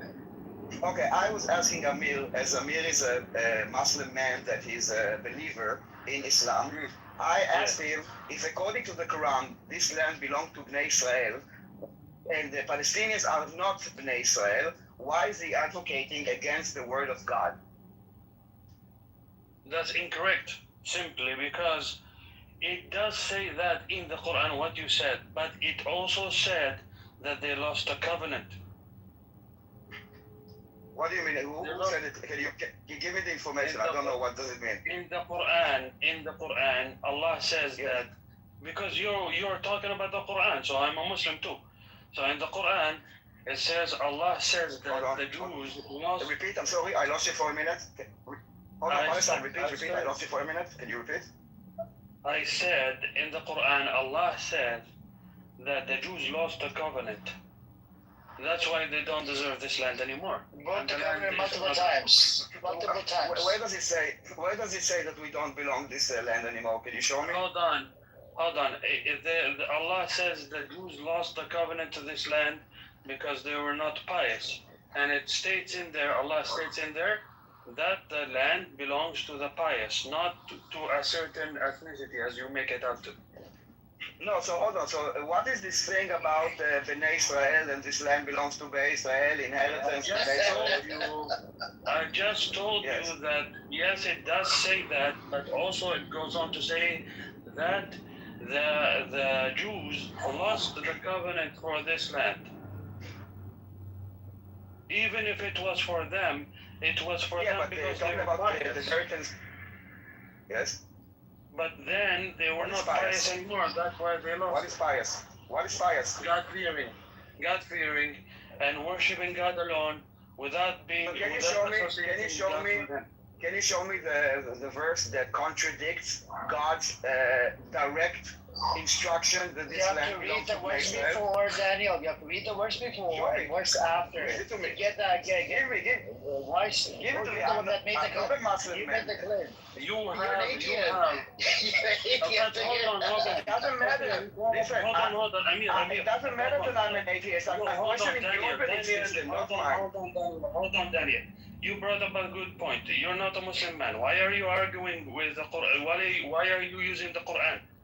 Did you listen to this is what I said at the beginning. Yeah, listen to me. I said so listen to me again. Listen. I heard what you said. I heard what why you said. Amir, which is a Muslim man, which believes in the words of Allah and the Quran, why is he defying God's specific words? But you don't believe in that God that we believe in, so what's the use? You can do, I am free to literally enter. Hold on. I'm free to use my religious scripture. You used yours. Why can't I use mine? I'm very confused. I want you to use yours, and I'm trying to understand if you are kafirs or if you are believers. And if you're a believer, do not use my own words against me. That is not it's not your own words. With all due respect, kafir is also in Hebrew. Okay. Don't think that your language came before mine, okay? Kind of settle down.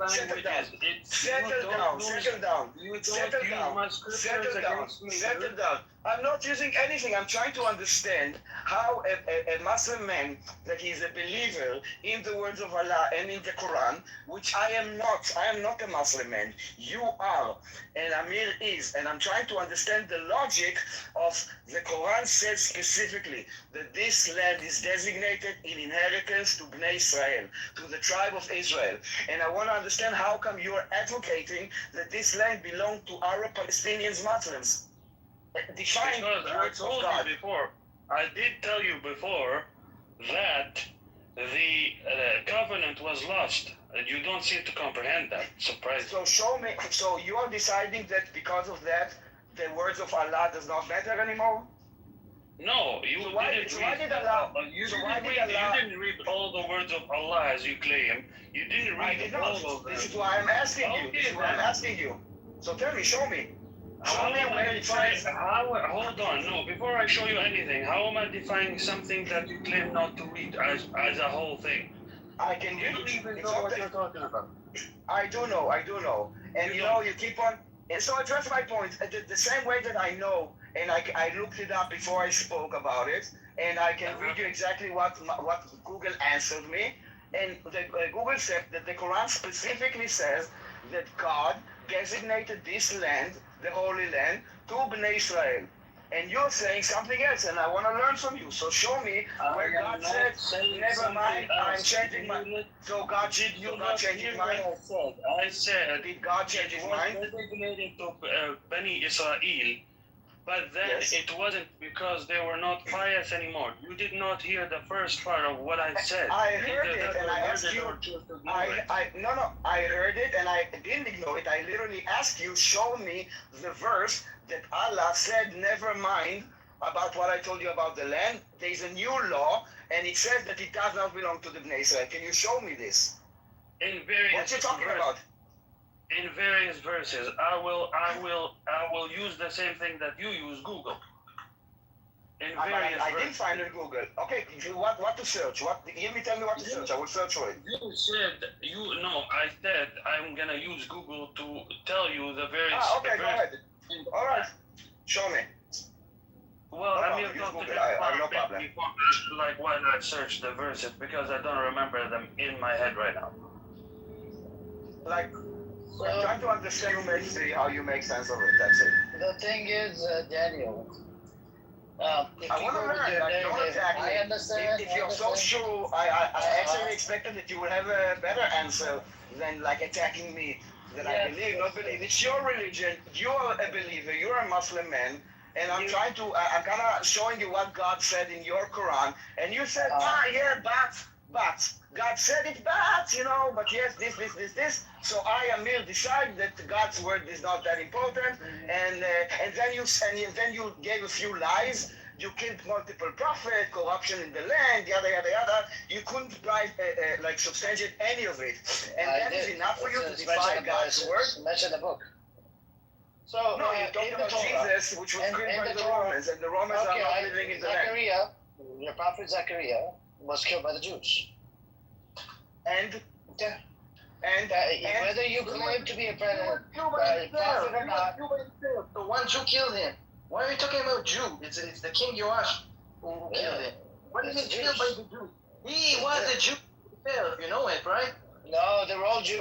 Some other people. They were not Muslims, they were all Jews. I'm trying to understand from them how they are, as Muslim believers, explain that they defy the words of God that is in the Quran, saying that the land of Israel is designated to the inheritance to the tribe of Israel. And they are kind of attacking me personally, but they are not giving me anything. Nobody's attacking you personally. I said you're an atheist. You don't believe in God. Again, it doesn't matter. Talking about godly scriptures. It doesn't matter. I'm not the topic. You consider that as an attack. If you are an atheist, you should. Daniel, can you just not? I'm a Jew. I'm not a Muslim. Even if I was the most You're an atheist Jew. Atheist. Even if you go to a Haredi Jew, which is the most believer in Jews, he does not recognize Jesus. He does not recognize They're anti-Zionists. They're anti-Zionists. No, they're not. You're talking about. Don't laugh because you're stupid. Okay, you're talking about Amir. I don't want to humiliate you. Okay, so don't humiliate yourself. You are talking about the Turei Karta, which are about 400 families out of 16 million people. A lot of Haredim are not anti-Zionists. They don't serve an idea. They do not recognize Muhammad. They do not recognize Muhammad, and they don't recognize the Quran, and they don't recognize the Christian Bible. Daniel, can you please, can you switch the topic? No, I'm not switching the topic. I'm not moving the topic. I'm asking you. Quran and Islam. I'm asking you. Quran and Islam. Hold on, No problem, but Daniel, I'm still on the topic. Hold on a second, Daniel. Stay on Islam, on Islam and Quran. Islam and Quran. So according to the Haredim, they don't want to serve an idea because they don't want to protect. They don't want to protect the nation, the fake nation. It doesn't align with the scripture. You see what I'm saying? We are talking about Daniel. You just lied to me. Ladies and gentlemen, this is what you promised. No, I'm sorry. Listen, why don't they serve an idea? Why don't they serve an idea? If I'm humiliating you, tell me and I will stop. And if you don't have an answer, I will also stop. Why don't they serve an idea? Go on, tell me. Write it down. We are talking about Islam and Quran. I know, but I need to know. Why don't they serve an idea? The Haredim. We'll talk about. Why don't they serve an idea? The Haredim. It doesn't matter. Can you please answer the question? No, we are talking about Islam and Quran. Don't change the topic because you don't have an answer. I'm not changing the topic. You don't have an answer. Palestine is looking for a source. If you don't have an answer, so mute up and let others answer. You don't know. Don't humiliate yourself. It's embarrassing. Palestine is looking. I'm asking you. Why don't the Haredim serve an idea? I'm waiting for a Muslim man to respond to me about Islam. I found you the verse. This guy. Go on. The land will be inherited by the believers. Are you a believer of the book? Hold on. Before you ask anything, are you a believer? Hold on. Are you a believer in the book that you are using as an argument or not? Palestine. Listen to my question again. Are you a believer of the Quran? You are not a believer of the Quran, so that doesn't apply to you. What, the Quran? The fucking Quran? With all due respect, we are Jews. Stop saying the F word with the Quran. Don't do that, okay? I don't disrespect your scripture. Get it through your small little heads. Oh my God, can you guys shut up for a second? Listen, guys. Because that's bullshit. I said the Quran, you don't believe in it. You don't believe in the Quran, why are you using it? Daniel, can you stop yelling? Oh my God. Why are you using a book that you're not believing of? So you don't have an answer. Is there any Muslim? Is there any Muslim? Is there any Muslim believer here that is a true believer? Not like the conference that we have on stage right now. I'm looking for something. Let me. Stop talking for a second. Stop talking for a second. The chapter is 24, the verse is 54. Go check it out. It's like a zoo. It's like a zoo. It's like a zoo. Okay, let me repeat my question again. I'm looking for a Muslim. The chapter is 24, the verse is 54. Go read it. Read it. Put it in the chat. Chapter is 24 and verse is 54. Go read it. I don't want that to hear any words until you read it. Chapter 54? No, chapter 24, verse 54. Go read it. Why is disgusting faggot in the Quran? That's disgusting.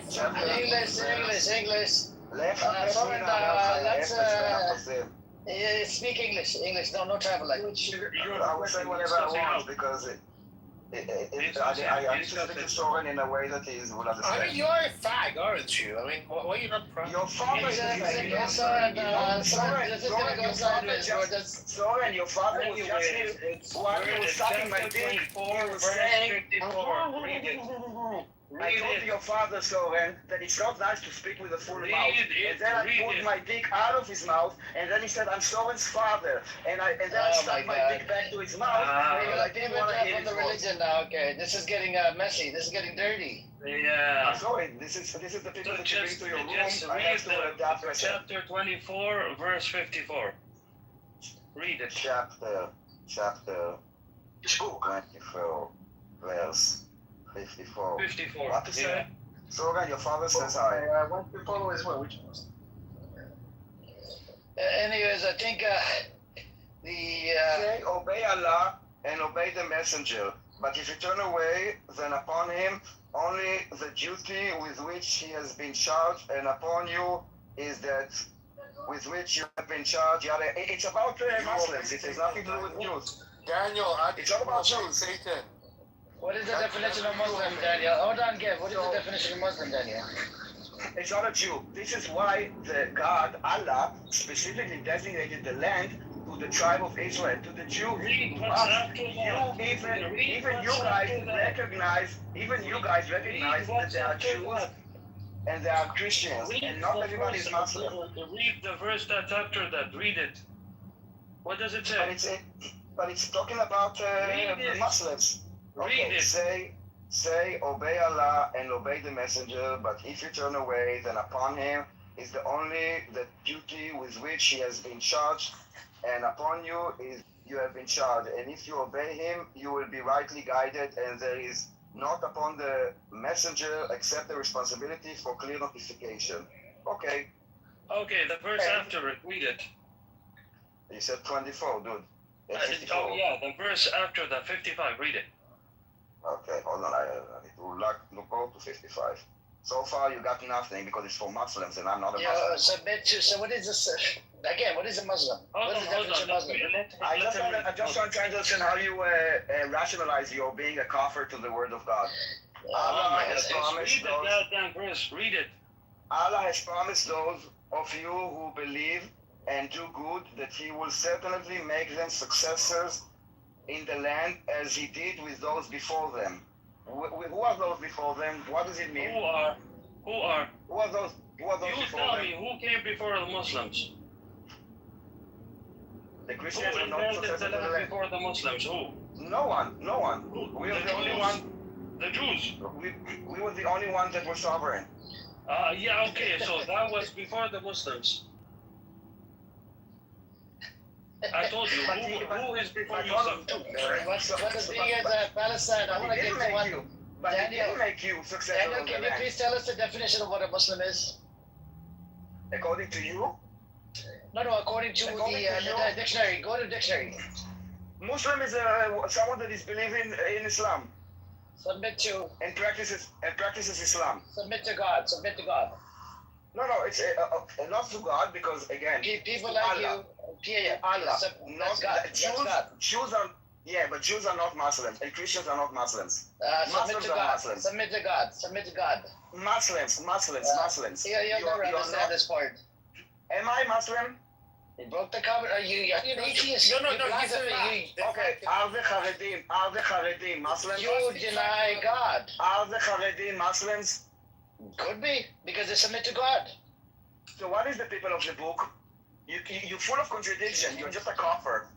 And I don't understand how a Muslim believer can be a kafir every day, define the word of God, actively, you are actively defying the word of God in public, and I think it's a shame. You're an atheist. You don't even believe in scripture, and you're coming up here using the scripture to justify the piece of land. I'm an atheist, but you are even worse. You are a kafir. You are presenting yourself as a Muslim man, and people see you as a Muslim man and hear what you say, and you are doing blasphemy. You're doing blasphemy. This believer is telling me this. Oh my God! And you're doing the other. That is crazy in my eyes. You're disgusting, man. Zionist This believer is telling me this.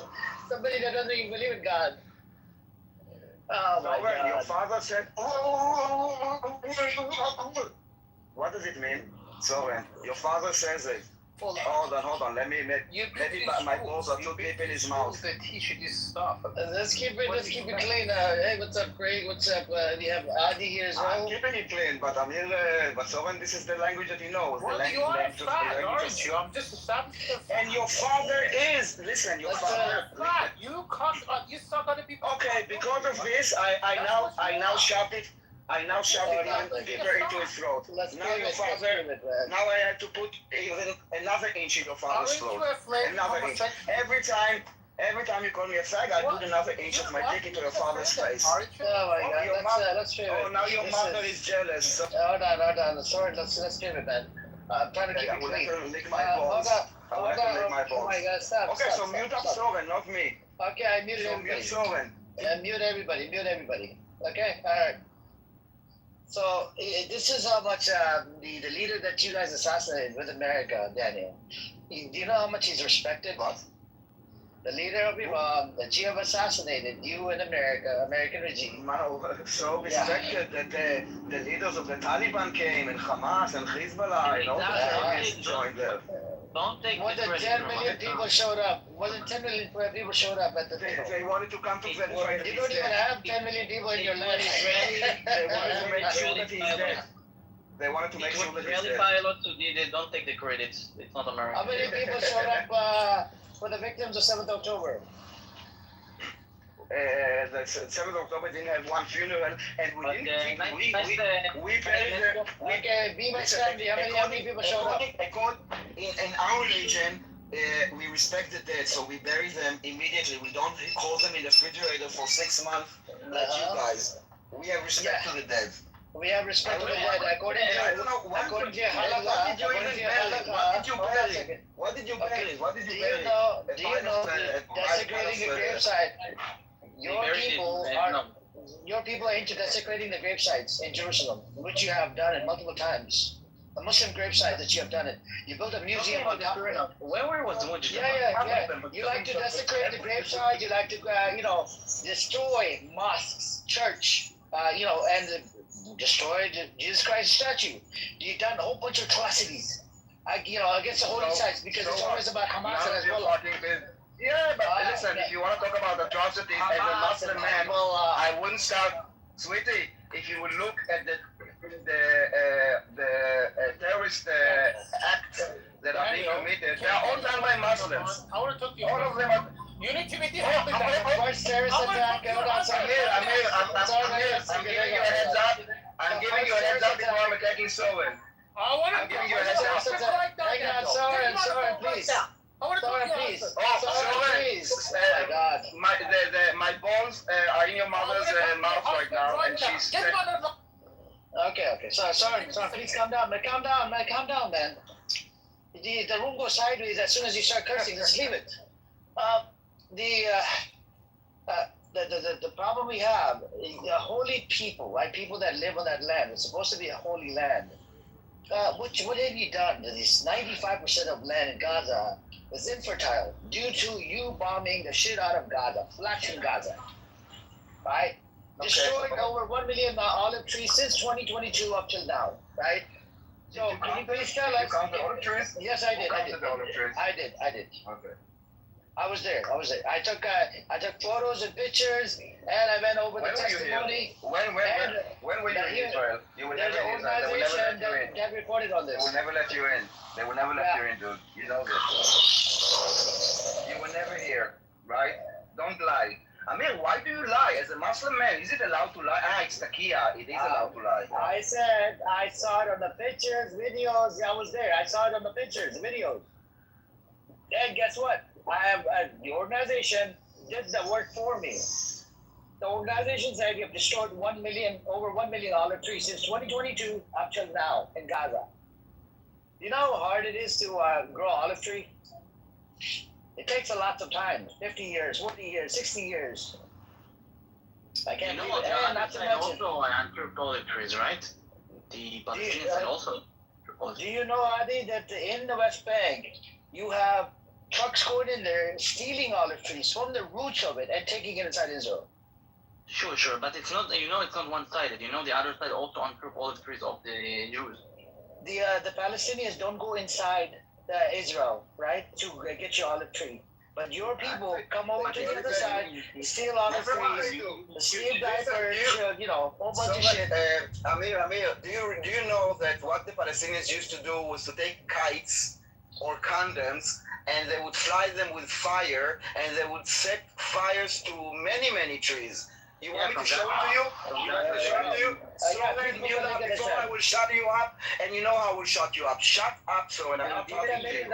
Put the link in the chat. I will not put a link. I will show you a photo. I was there in the March of Return in 2018. I was there as a put the link in the chat. I was there as a reserve. Put the link in the chat. And can you please tell us why were you putting bombs in can of food? They burned so much they burned. This all you do is destruction. Why did you put the bomb in can of food and toys? Did you know that the IDF did this? The first terrorist attack in the Middle East that was done by the Zionist Jewish militia in Palestine. The first terrorist attack. That's the crazy part.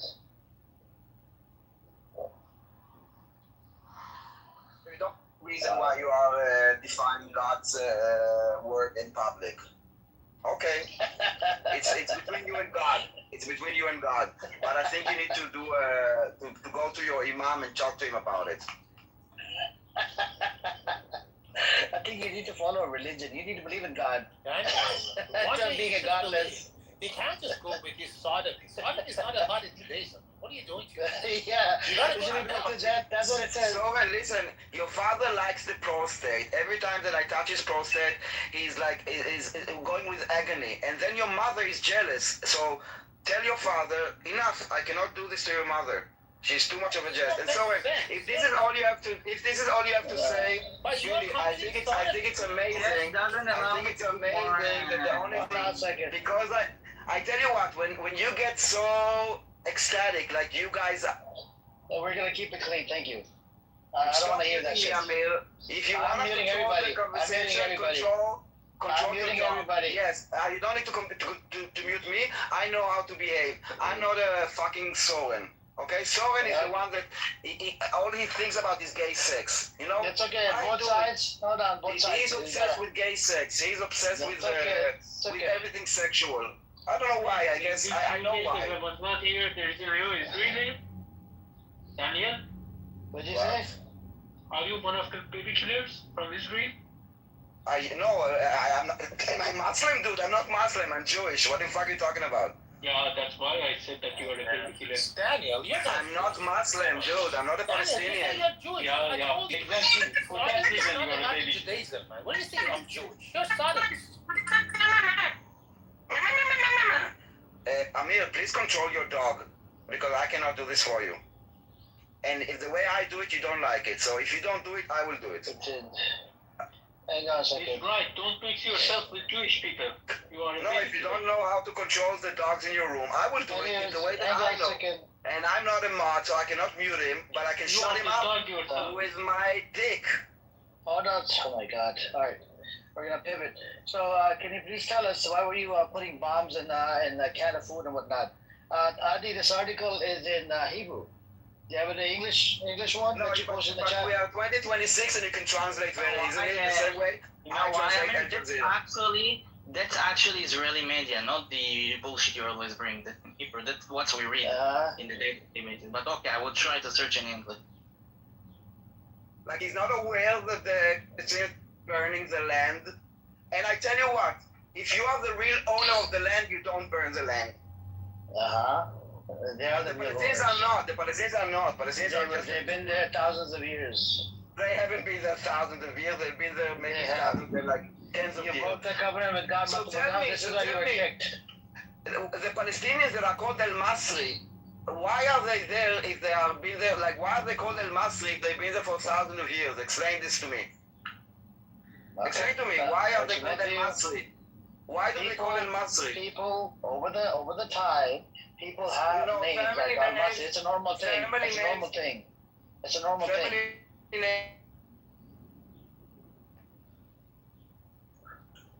People can name their child after whoever. It doesn't matter.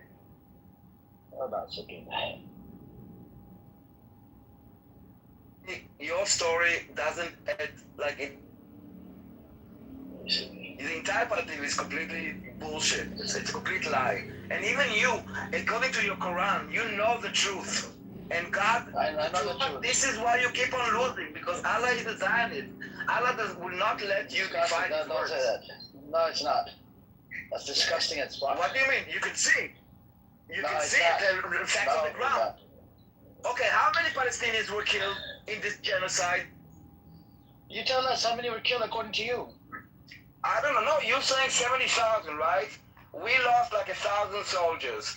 It seems that Allah is not on your side, dude. You only lost 1,000 soldiers? Do you think the Israeli government actually lies or tells the truth?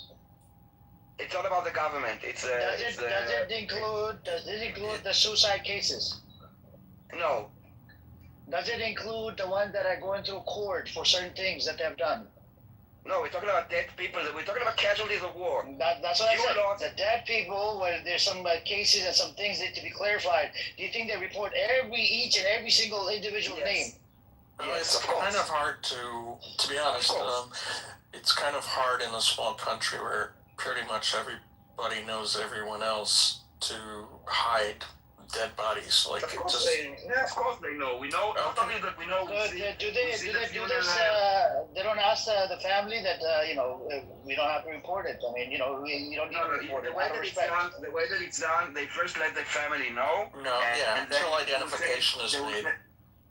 They will tell us like a soldier died, but they will not say the name until the family knows. Once the family knows, they will tell us the name, and the next day we will see a broadcast from the funeral.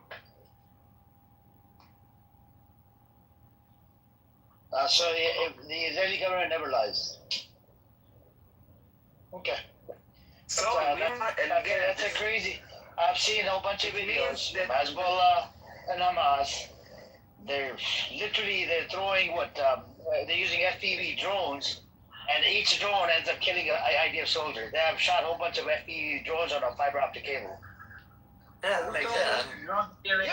7,000 people.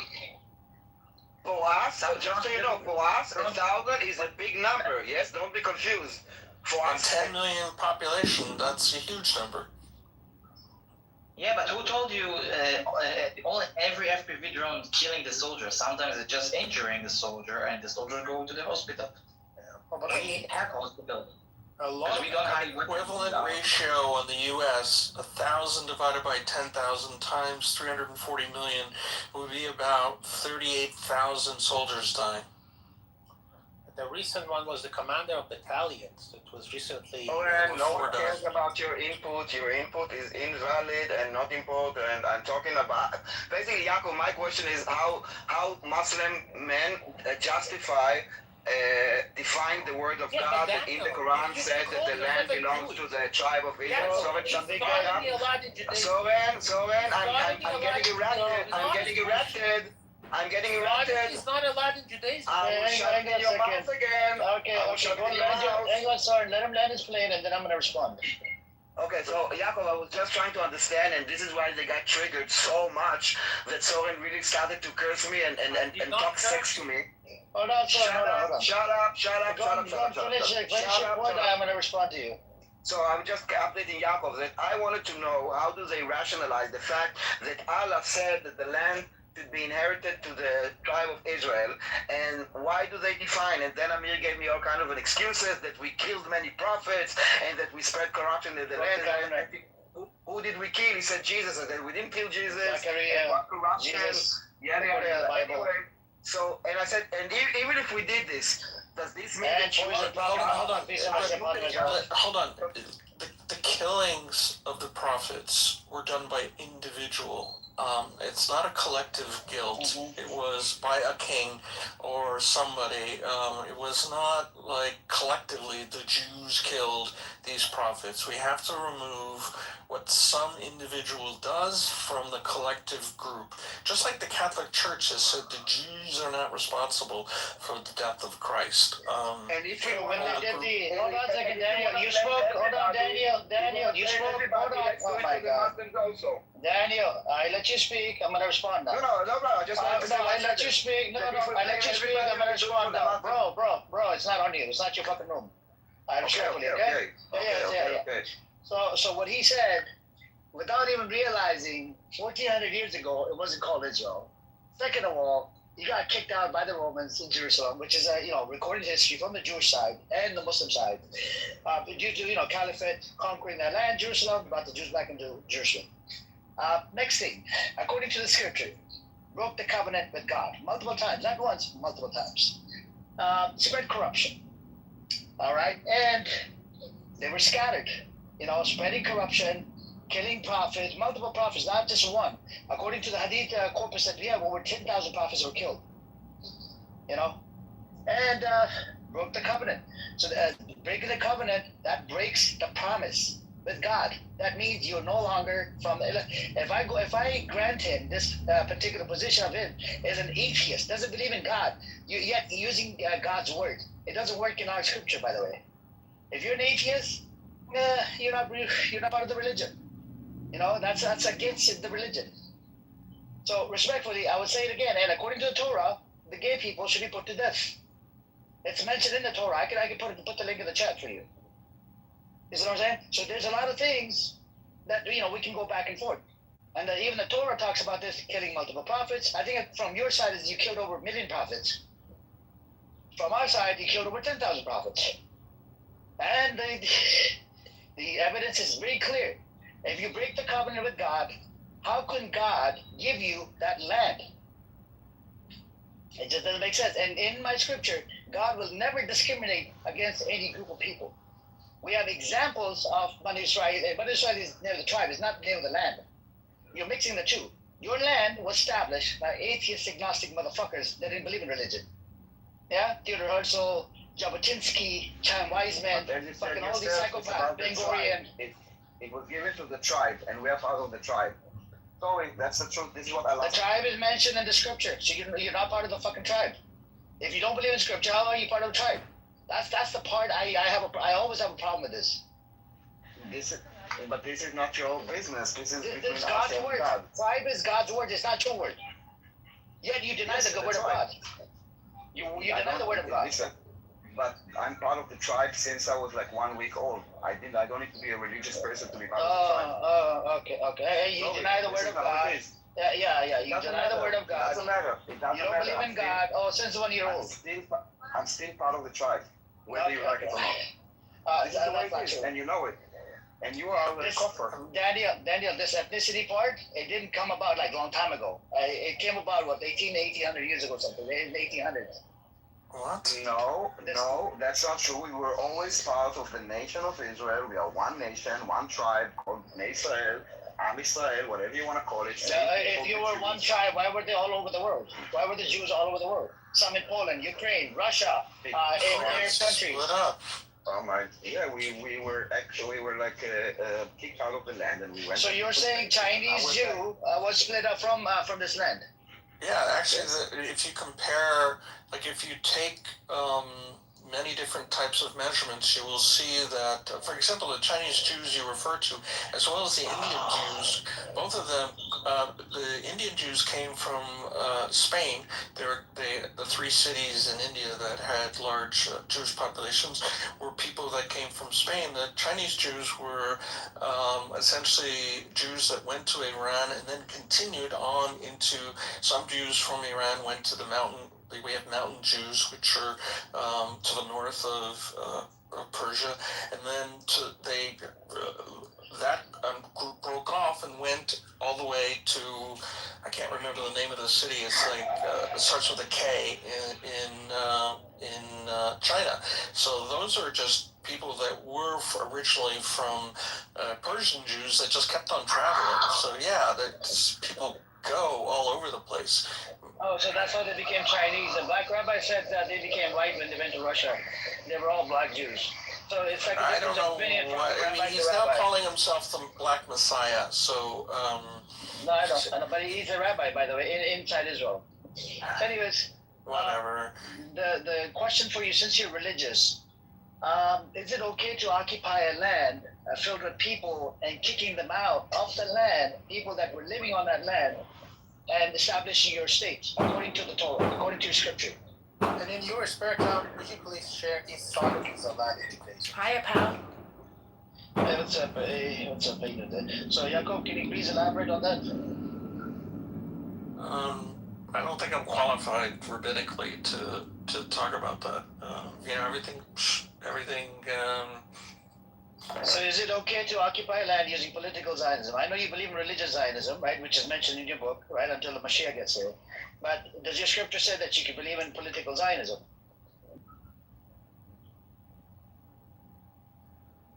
I have to think about that, to be honest. I have to think about that, but I don't know where you came up with 1,000. Did you say you killed 1,000 prophets? From our side, over 10,000.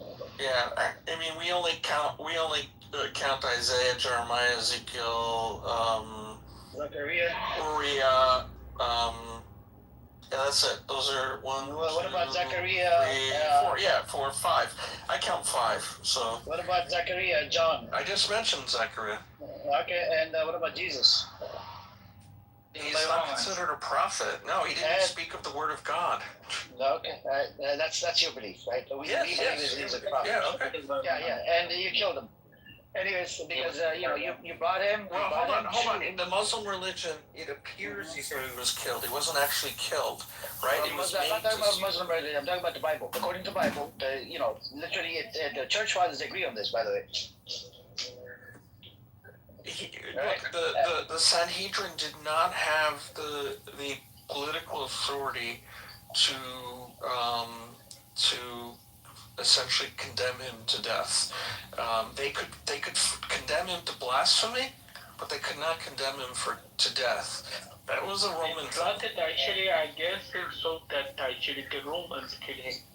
Yeah. Hold on, Muhammad. Romans, they brought Jesus. Muhammad, hold on. They brought Jesus Christ to the Romans, and Romans asked them, "What should we do with it?" And you had some people from the Jewish side. They decided to take the, say this. Yeah, we should kill him. So that's what ended up happening. That's why there's a lot of Christians they still blame Jews for killing Jesus Christ. And there was even a survey on this, by the way, in America. I think it's 30% or 40% of Christians, they actually believe that the Jews have killed Jesus.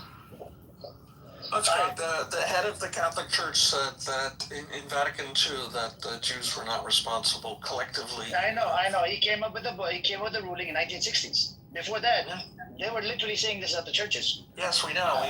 Historically, that's been one of the main drivers of anti-Semitism. Yeah. And this is why Crusade and Roman, and it's just there's an animosity between the Jews and they were protected under the Muslim Ottoman Empire and Muslim Caliphate. the other question for you. So you don't know anything about political. Let's see if Adi knows. Adi, do you know that you're supposed to come in and occupy that land using political Zionism? I know you believe in religious Zionism. Do you understand the difference between a religious and political Zionism? Does the Quran say you can use Clubhouse? I mean, does the Quran say you can use Clubhouse? Yes, I can spread awareness. About we don't need the Bible to say everything that's happening. It's allowed. Don't put him off. Daniel. For you, Daniel. Yes. Be quiet. Hey, So anyways, Adi, can you stop attacking her? Go suck your mom. Go lick her dog clit. Hold on.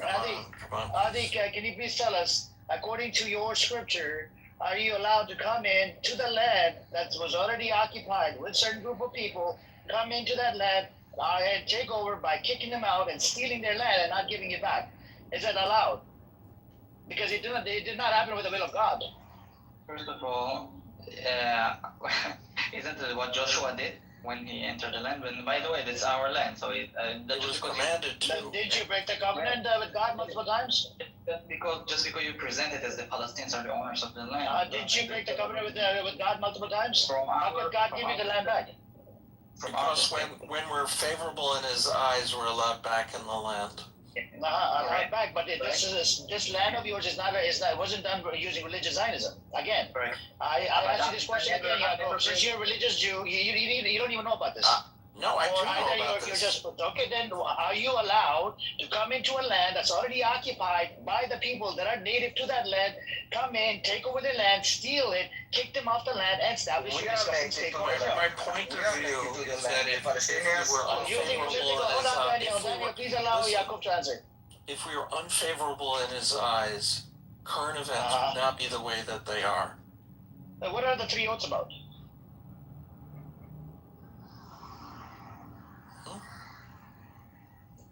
I mean, you read into 3 oaths. What are the 3 oaths about?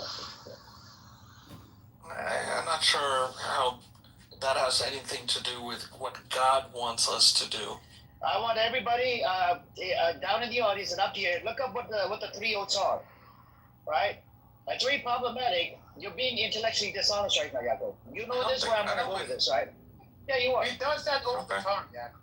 Oh, yeah, I mean, it's a normal thing. It's a normal Zionism. That's what it is about. It's all, deceptive. Guys, whenever you cannot answer a question, you attack people personally. No, I'm not attacking personally. That's being deceptive. And having a normal intellectual conversation we just seen and control your dogs, Amir. Every time I open my mouth, your dog starts barking. Why the entire dogs are barking? This is for you. Why do you come off the mic? It's not between you. It's me and Yaakov. We just seen, Yaakov told me about 5 minutes ago, he's not aware, he's not well versed to, come in, occupy the land, to, kick the people out of the land that lived on that land, that are native to that land, and by establishing your state. Is it using political Zionism? That's what happened. Hold on, Adi, I'm talking to Yaakov. So we all seen Yaakov then turned around. He said, "No, we were allowed back because God favored us. This and that. That's not true. It doesn't work like that. The state of Israel was literally established using political Zionism. It did not happen with the will of God, because if the people were atheist agnostic that established your state. The will of God. What do you think the God will take up? Your state. Hold on, Daniel, God will never tell you to kill people, do massacres, 1947-48, Jerry Yassin massacre, a whole bunch of other massacres, ethnically cleanse people. God will never tell you this. God gives you limited free will to do what the fuck you did. Hold on. The land was not ethnically cleansed. We have 2 million Arab Muslims living with us. Okay, can you please tell us how were they treated from 1948 to 1966?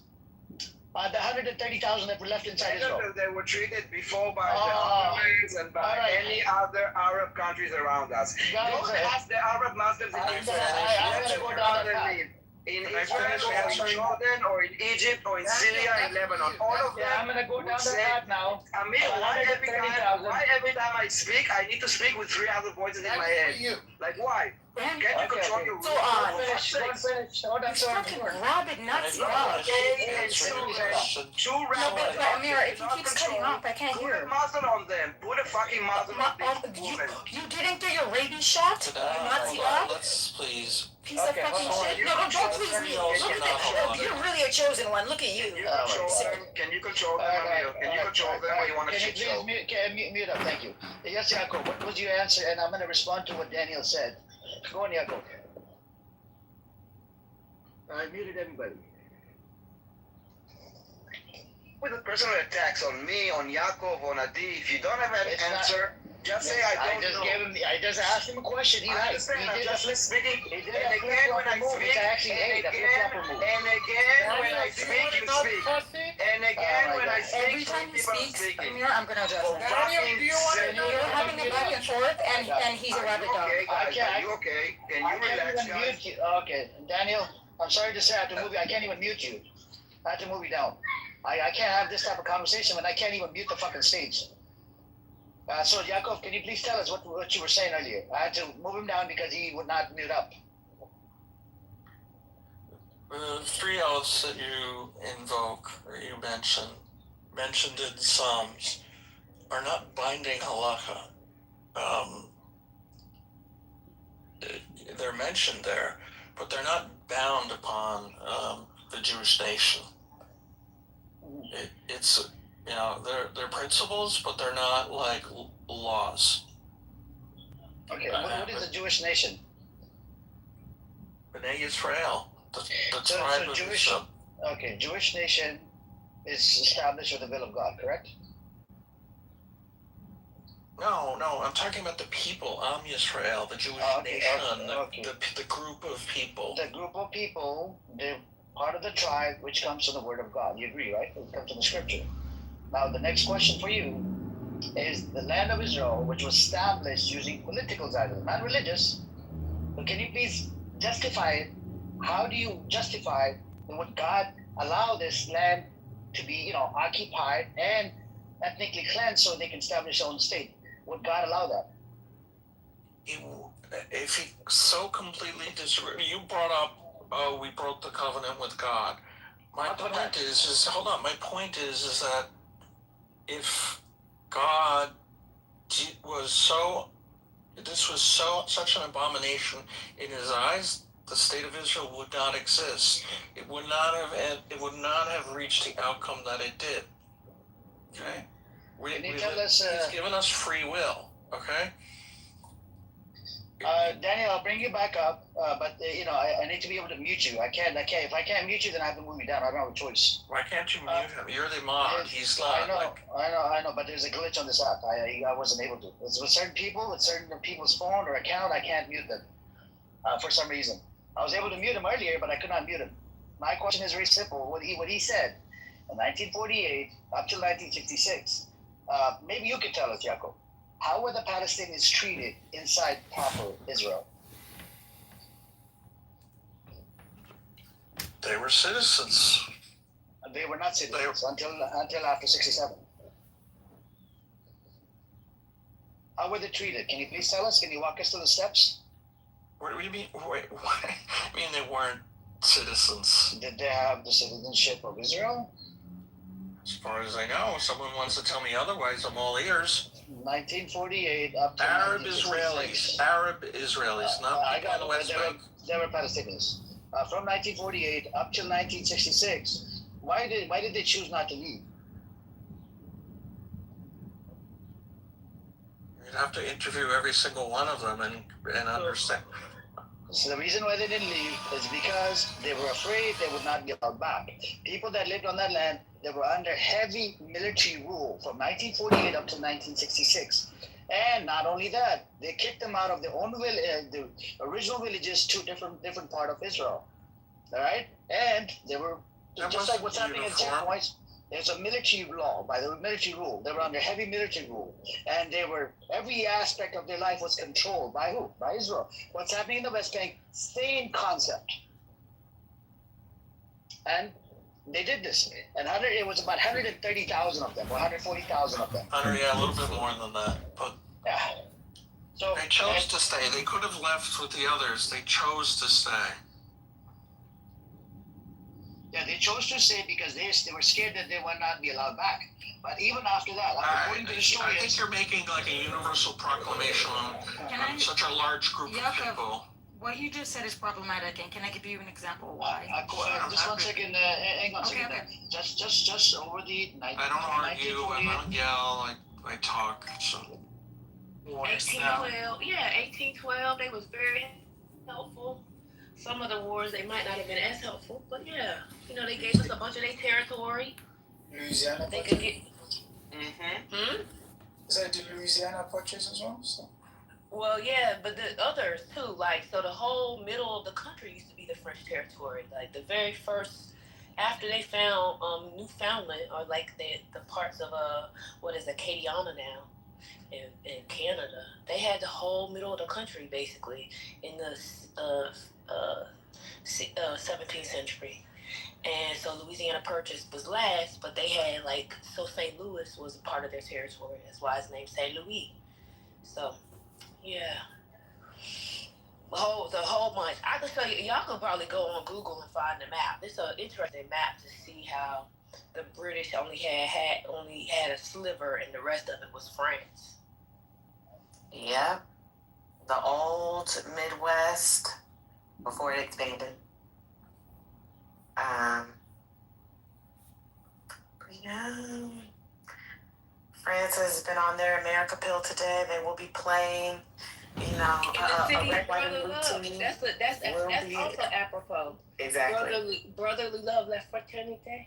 Red, white, and blue will be represented today. I will be rooting for them today. It is my patriotic duty as an American, I guess, you know. And as someone who stands against les racistes, okay? Period.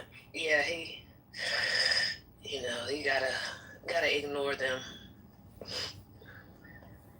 I only came in here because I knew y'all was in here talking, or at some point I got a message from Lord because he knew I was happy about the game. Yeah.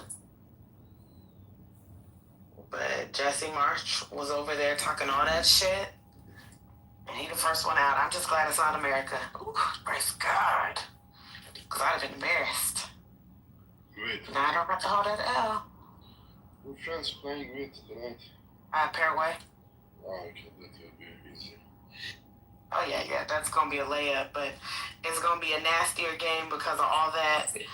Population, they were not 20% of the population. Okay, you know what? So the reason I don't think you should ever make that argument, okay? From one human to another. If people can turn around and say, hey, look, guys, you were in Europe forever. You're Europeans, let's be honest. No, let's not be honest. We temporarily... It's not plural, it'll be singular. I'll be honest. I'm Ashkenazi Jew, and my DNA says Levant. Says Levant. Levant. I understand. I'm just gonna finish. You were being persecuted in Europe for so long. Like, those Christians, they did not want them there. And it wasn't, it wasn't polite bigotry and racism and anti-Semitism. Like, it was abject, in your face. And if not for making yourselves economically and sort of politically necessary, I think that they would have done it earlier anyway, but just don't make the argument that if someone stays, it's on them, because you should have left Europe when they threatened to do what they, Hitler, I'm just saying, maybe the genocide wouldn't have taken place if you guys, paid attention to the anti-Semitism, to the threats. There was no place to go. No, there was... No, Palestine, for 1,400 years, the doors were open. The doors were open. What do you mean? You got anti-Semitism didn't start in the Middle East. Let's be clear, okay? So it's not like you were going to go from Europe to the Middle East and you were going to encounter. No. You guys were cool there. Tribal. And we were cool in the Polish Empire for the longest of time. You were. I'm not going to say that word. They didn't want you there. They did not. They invited us there. In Europe? Are you familiar with? No, in the Polish Empire. Are you familiar with? Europe. I'm sorry. Did they only die in Poland? Did you know the Polish Empire? We have. Okay, you know what? The Jews, those Jews, they should have. They stayed. They chose to stay, right? They chose to stay. I don't know where They chose to stay under belligerent anti-Semitism, threats against them, because they wanted to stay, right? They did. They listen. That's where the money was. They had assimilated to European culture. They are willing to disavow Judaism, but unfortunately, the Europeans said They if were not you willing to. yes, they changed their names and everything. Cut the shit. Listen. No. You know why they changed their No, names? no. Hold on. No. Let me give you the historical. No, I don't want you. No, that's your They record. changed their name. No. This is the kings of Eastern Europe because they needed to tax the people and they needed to create conscription, so they needed last Okay, that's names. fine. You know what? You didn't Because change. our- You didn't our change your last name. That's fine. You names didn't were change it. patrilineal. Yeah. Our last names were patrilineal. We Yeah, did that's the Moshe reason, the I know. son of Jacob, but I know. they need So you can't they tax weren't. that. You So can't they were not count changing that. You their can't Jewish follow names. that. So you're saying that they didn't change their Jewish names to European names? They were Is that required to by the king, so you can find the decrees. I'm happy to show them to you. Okay, I think the first one was Austro-Hungarian king. Oh my and then gosh. Okay, that's Napoleon fine. did the So you are same willing thing to do when he whatever the massacred Europeans the tell you Jews. to do so you can stay under their belligerent No, it's- anti-Semitism. Why when did they you're leave? You could have left. You should have left. So don't make the argument that people who are in their land and who want to stay in their land, don't make the argument that they could have left. Okay? Because then people are going to say, hey, the Jews could have left too. And let's be honest, they didn't want you there. You should have left. The Christians didn't want anybody there. All I said, he said that they all left. What happened? I just said those people that stayed just decided to stay, just like some Jews decided to stay in Europe. That's it. A lot of them decided to stay. And what do you know? Genocide. Genocide. So you're basically saying that you Surprise! guys just took the page out of the nonsense. Genocide. You're saying that. Don't put Yeah, words no. in my mouth. Your actions are saying that because the ones that did stay experienced genocide and ethnic cleansing, dummy. So you guys didn't say Dummy. right? So congrats. Projection says what? It's a war, so they have to kill children. They have to kill elders. Gotta abort the children. These were just late-term abortions. On that note, Yaakov, did you know that in the 40s we have actually a Jewish Polish cemetery in Iran, believe it or not, and that happened during the 40s. Yeah, we talked about that yesterday. I'm well aware of that. Yeah. So some of them left. I mean, a couple thousand. We welcome them. You know why? Because we don't have anti-Semitism in Persia at that time. There was, even today, we always welcome Jews. Even the Ashkenazi Jew during the. I'm well aware of it. I know the history. They wanted to stay, Soren. Yeah. So I mean, the argument that you understand it, they can throw back the same argument to you, and so. No, I'm just saying all I was disagreeing with was the statement. Nothing more. Right, and I'm just telling you, right? Like the logical conclusion. I'm telling you where someone can take it legitimately. That's all I'm saying. And they wouldn't be wrong either. Okay, so we can go genocide for genocide because you guys justify your terrorist nation. So we'll go genocide for genocide. How about that? Hello? That will get anyone, anywhere. Yaakov, I'm Armenian. And the way that Turks deny a genocide, they say that it was a war. That's what was happening. That's why they massacred 70% of the Armenian population. That's why over a million and a half Armenians were slaughtered, massacred, burnt in barns. I'm aware of the Armenian genocide. And I love the Armenians today because they actually said we don't need the Israeli regime. We don't need it. Yeah, exactly. I love that. I mean, they said, it's your politics. We don't care whether you accept. You could have accepted it a long time ago. I know you want to do it because you want to, be in a rivalry with Turkey. Love the Armenians. Good on. It's pretty diabolical to use our cause as like a chipping, a bargain, like a bargain chip. I agree with you. I agree with you. I was surprised when that was announced.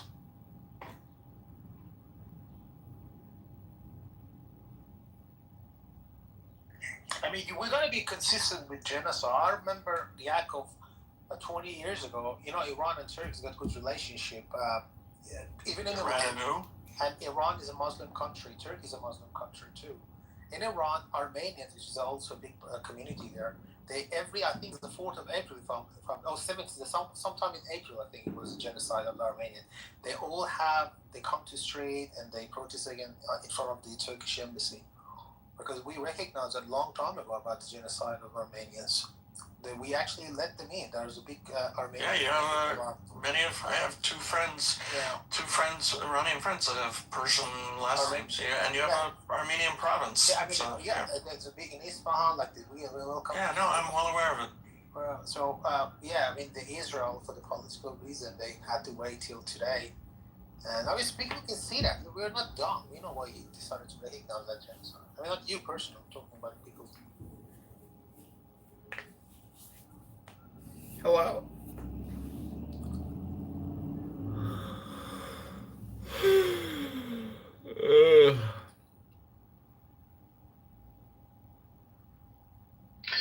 Anyways.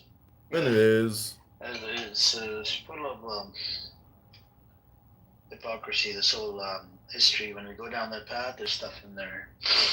I put the link in the chat, by the way. I gotta go. I'll take care of it. You save it, and then, you can get back to me later. Bye, Jacob. Nice talking to you. I didn't mean to be rude. I was just, I'm just a rude, crazy bitch. That's all. Tit for tat in game theory, everyone loses, so that's no problem with it's your genocide not for mine. genocide. No, I do have a problem, but I'm not currently supporting. Didn't she just try to apologize? Committing that, so if I was, then the point stands. Because I disagree with any human atrocity. I don't care if you're blue. I don't care if you believe in. Do you believe in abortion? I think humans have a right to life and freedom and safety and self-determination. Damn, she believes in Israel. We agree there completely. Is it the Palestinian Nexus? Is that the article? The sizes are a lot more reasonable. I'm saying this like I compared like the pasta. I was like, I got a pasta dish specifically to see the difference, and it was the same size as a pasta dish as I would get in the U.S. in this particular experiment that I did, and it was two totally different feelings. It was the same size? Because usually, the pasta in Italy, a lot of people get upset over it because they don't understand. To them, it's a course in the meal and not the main course. So depends on where do you go in Italy. If you go to a trattoria, it would be bigger. If you go to a Michelin even in a trattoria, even the small ones, the fact that the tourists go there and order a dish of pasta as a main meal, I don't even complain because it doesn't come in the sizes that they used to the West, because it's not the sizes that they get in Italy, because to them it's part of the meal, not the meal. So if you're saying it wasn't the size, then I don't know. It was a crazy experience because I was starving and we were staying. It's a crazy story. We were staying on this this communist anarchist compound. So, yeah. So we were in. This is a crazy story. So we were in Rome, and the people who hired us to perform, they had a castle, a medieval castle, which was a community in Rome that they took over. The anarchists took it over in the 80s, early 80s, and they're a community, self-contained. They have their own electricity. They grow their own food, everything. So we couldn't. I couldn't stay. We couldn't stay at their compound because it was full. So they got us these hotels, but they would have us at the compound. We'd do workshop, perform, whatever, and then we would go back to the hotel at night, and they would feed us from the food that they made on the compound. Anyway, the day that they fed us, they didn't give us that much food, and I didn't want to bother them. So we got back to the hotel. It was nighttime, and I'm like, fuck, I'm starving. What do I do? So I just started walking in the street. I don't know where in Rome I was. It was dark, pitch dark. There was prostitutes on the street. There was crazy people running around, but I didn't care. I had to find food, and I walked by this place that looked like a house, and then I found out it was really a restaurant. I went in. I'm telling you, Emeralds, they didn't understand a word I said. I didn't understand a word they said, and they said just. Was it cheap? Yeah, it was cheap, and they told me to sit down, and they got me. All that I was able to tell them was that I want fish and pasta, and they said, okay, just sit down. And I sat down. You were in a trattoria, Habibi. But trattorias, their portion are like house portion. They are not restaurant portion. Like, let's say. It was like a house. I was like at Mama's house. You ordered fish with pasta? Nah, bro, it was amazing. It was amazing. You almost never fail with a trattoria. But I've never been to one in Rome, but in Milan and in the north, there are some of the best food that I've ever had was in those places. That's good because it was I only eat halal, and they weren't halal, so I said they were pressing me to get some kind of protein, so I said just eat fish. But isn't it like that everywhere you go, that the restaurants of the locals, the one that the locals go to will always be better than the commercial ones? It was definitely some local shit. There was no tourists there. It is, because trattorias, you would never find, not never, now a lot of people do that, but you would hardly find any tourist in a trattoria. Because it's literally it's the cheap local, and not even all locals go there because of their self-image in a society. Most of the people would go to a restaurant or a Michelin. It was not fancy at all, and that's It'll never be fancy. They've been there for generations. No, but I like that. I like that. Of course, those are the best foods. We used to, my husband and I, every city, because every time we travel, we will always walk around the city and look for those specific places. You will always get the best food when you go to these places. Yeah, it was amazing. Can I ask you like a little bit of a personal question? You don't have to answer it. You can try. What's your husband's position in terms of everything that is happening? Are you guys like the same on this? Yeah. Does he serve? I'm not going to continue talking about my family. Okay. If you want, I will privately tell you everything, but not in a public I'm just kidding. No, I don't really want to ask details, but you both are on the same page, so you have the same position when it comes to. Which is exactly why I'm very careful. Salam alaikum, General. What the Salam. Edward's back. Only General sitting in the room, bro? Like, what the hell is that? That's Can you smell the burning? No, because I was in the room earlier, so I just thought my salam. Okay, Palestine wasn't in the room when you were here. Salam alaikum. Salam alaikum to the room. No. Nah, man, it's too late for the salam, bro. Too late. Why do you say your salam? Never too late for a salam. Wait, nah, of course. So Amir's room, he's not paying attention, and he has a bunch of Zionists that are in there talking to themselves. Amir's room. He opened the room. I just went in there. I just got back on.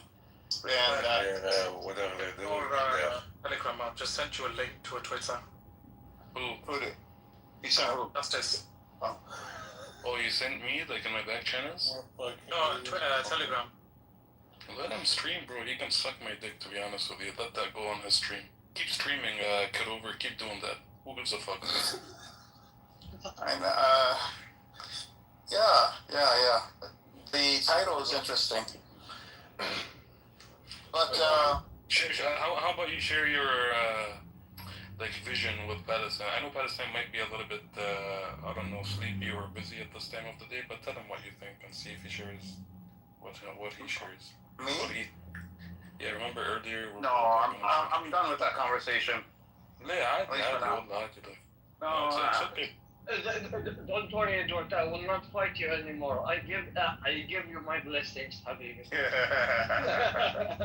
No, we talked about it. At the end of the day, like Edward, you're a Palestinian. It's not like you're from the outside. Exactly. I know. I'm just yeah. Habibi, as long as you love the resistance, I love you, and no problem. He doesn't love Tom Hortons. He doesn't. Yeah. Oh, that's not true. Don't listen to him. That's not true. The resistance is some of the best of us. Some of the best of us, they are the best of us. You see, you're not working right now. What do you mean? You can't say all. You can't say all. I hate this all thing. I can say all. They are the very best of us. Hey, Al. Yeah. What part of Palestine are you from? I'm from West Bank, from Khalid. Nice. You don't have the accent, yeah. No, I don't. It only comes when I'm pissed off. I don't know why. Is it actually? Like a Jamaican. I swear to God. Like a Jamaican. Like when I'm very, very pissed off or stressed, you would see me talk in Arabic in a Khalili accent without even noticing. Like it's just in my genes that it wakes up. But yeah, don't do that because we kind of want to understand what you're saying. You know what I mean? Yeah, I know what you mean. ماشي يا أخي.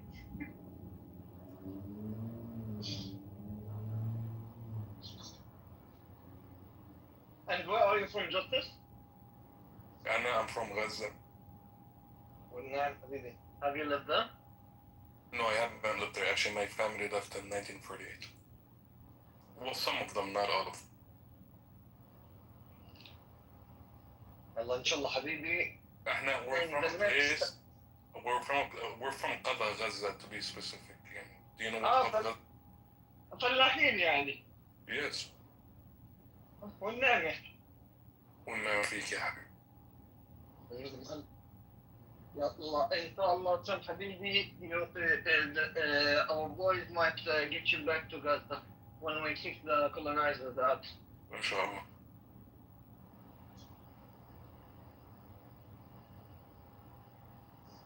But Edward, the colonizers, you mean the Arabs? No. Palestine, I had to come to the phone to see who said that before. You mean the Arabs, right? No. The Arabs, man. The Arabs and the Muslims. I mean the Europeans. All right. You know, like I'm very racist against Europeans, the whiteys. Yeah, I've noticed that. Yeah, like they are so white. They make me feel that they are not from the Homo sapiens. They are Neanderthals. But they come from Judea, bro. When they find it, they can go there. Yeah, they lived there 3,000 years ago, and now they're just going back to the land. So who was your president? But all of Who is my? Did you have a king? Yeah, I had a president. His name is Sinwar, and he started all of this nonsense that we are living in. President. That of King David? King David? Who, the king that nobody ever wrote anything about him historically except King about David, man. Yeah. Yeah, no, I don't read the Bible. I don't care about it. Like, I care about real history, Habibi. These talking points, man, they're just so tiring, Edward. What do you think? Like,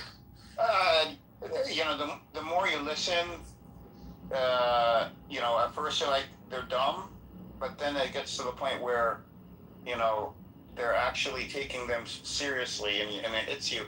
They take them seriously, and there's nothing behind these talking points. There's nothing behind them. Yep. Nothing at all. Palestine, like when they tell you, oh, King David, you believe also in King David, blah, blah, blah. Yeah, I believe in him and the Quran, Habibi, but the Quran. But in the Quran it says Bani Israel. I have, yeah, Sayyid al-Aziz, Israel. It does not say Bani Palestine. No. Oh, Okay. that's It says Bani Israel, right? Yes. In your book, Israel was the name of Jacob after he beat his God and broke his hip. Yes. That's right. Bani Israel is a So, tribe. and that, no, it's not a tribe. In a way, it is the tribe. Israel is a prophet. Bani Israel. Yeah, and so I don't know. I don't know. My answer would be I don't know where your God got his ass kicked and his hip broken. When you find that place, you can go and live there. But it's truly not my land. And there is no proof of the first Israelite kingdom. No archaeological proof. The only their claims have there is no evidence to support their claims whatsoever. They're just making claims based on the religion. The second kingdom, the Jewish kingdom, is smaller than the West Bank. Edward, it's a city-state. Huh? Do you want to laugh real hard? Go ahead. Okay. So in the kings in the Bible that they mentioned that they all knelt to Solomon and David, we have artifacts mentioning the rules, their everything. Okay. The only two people that we don't have any artifacts that they literally existed are David and Solomon. I thought there were David, the house of David. Nothing. No, dude, it's a fake one. Oh, really? Yeah, it's a fake one. But this claim, either way, if it existed or didn't exist, doesn't matter. How many, little kingdoms existed in this region over thousands of years? And you pick one of them and say, well, the land belongs to the people that, are not even associated with this kingdom, but follow the same religion. So therefore, it belongs to. This is how you built an entire nation out of these talking points. That's why I won't last.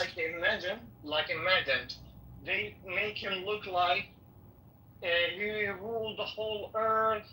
These kings of the great nations knelt for him. They used to fear him. Blah blah blah blah blah blah blah. Any artifact about him? Never. Okay, so he's the king that no one has ever mentioned. Exactly, and the later kingdom, Judea and Samaria, they're two different. But these were, one was near Jerusalem, Jerusalem and the hills, the surrounding hills area, maybe a little bit further down. And the other one, I don't know where the other one was, but somewhere else. Edward, you know that there is many theories about the land of the Torah, right? What? Like what? Like one of them says that the land of the Torah and all the stories has happened in Ethiopia. Yeah, I've heard. And one of them says that it happened in the north of Saudi Arabia. Yes, I've heard this too. And one of them says that it happened in Yemen. And one of them says that it happened in Morocco. And one of them says that it happened. Is Mazi still in the room? Mazi? Yeah. I'm away from my phone. Okay. And one of them says that it has been on Zagros Mountain, which is in Iran.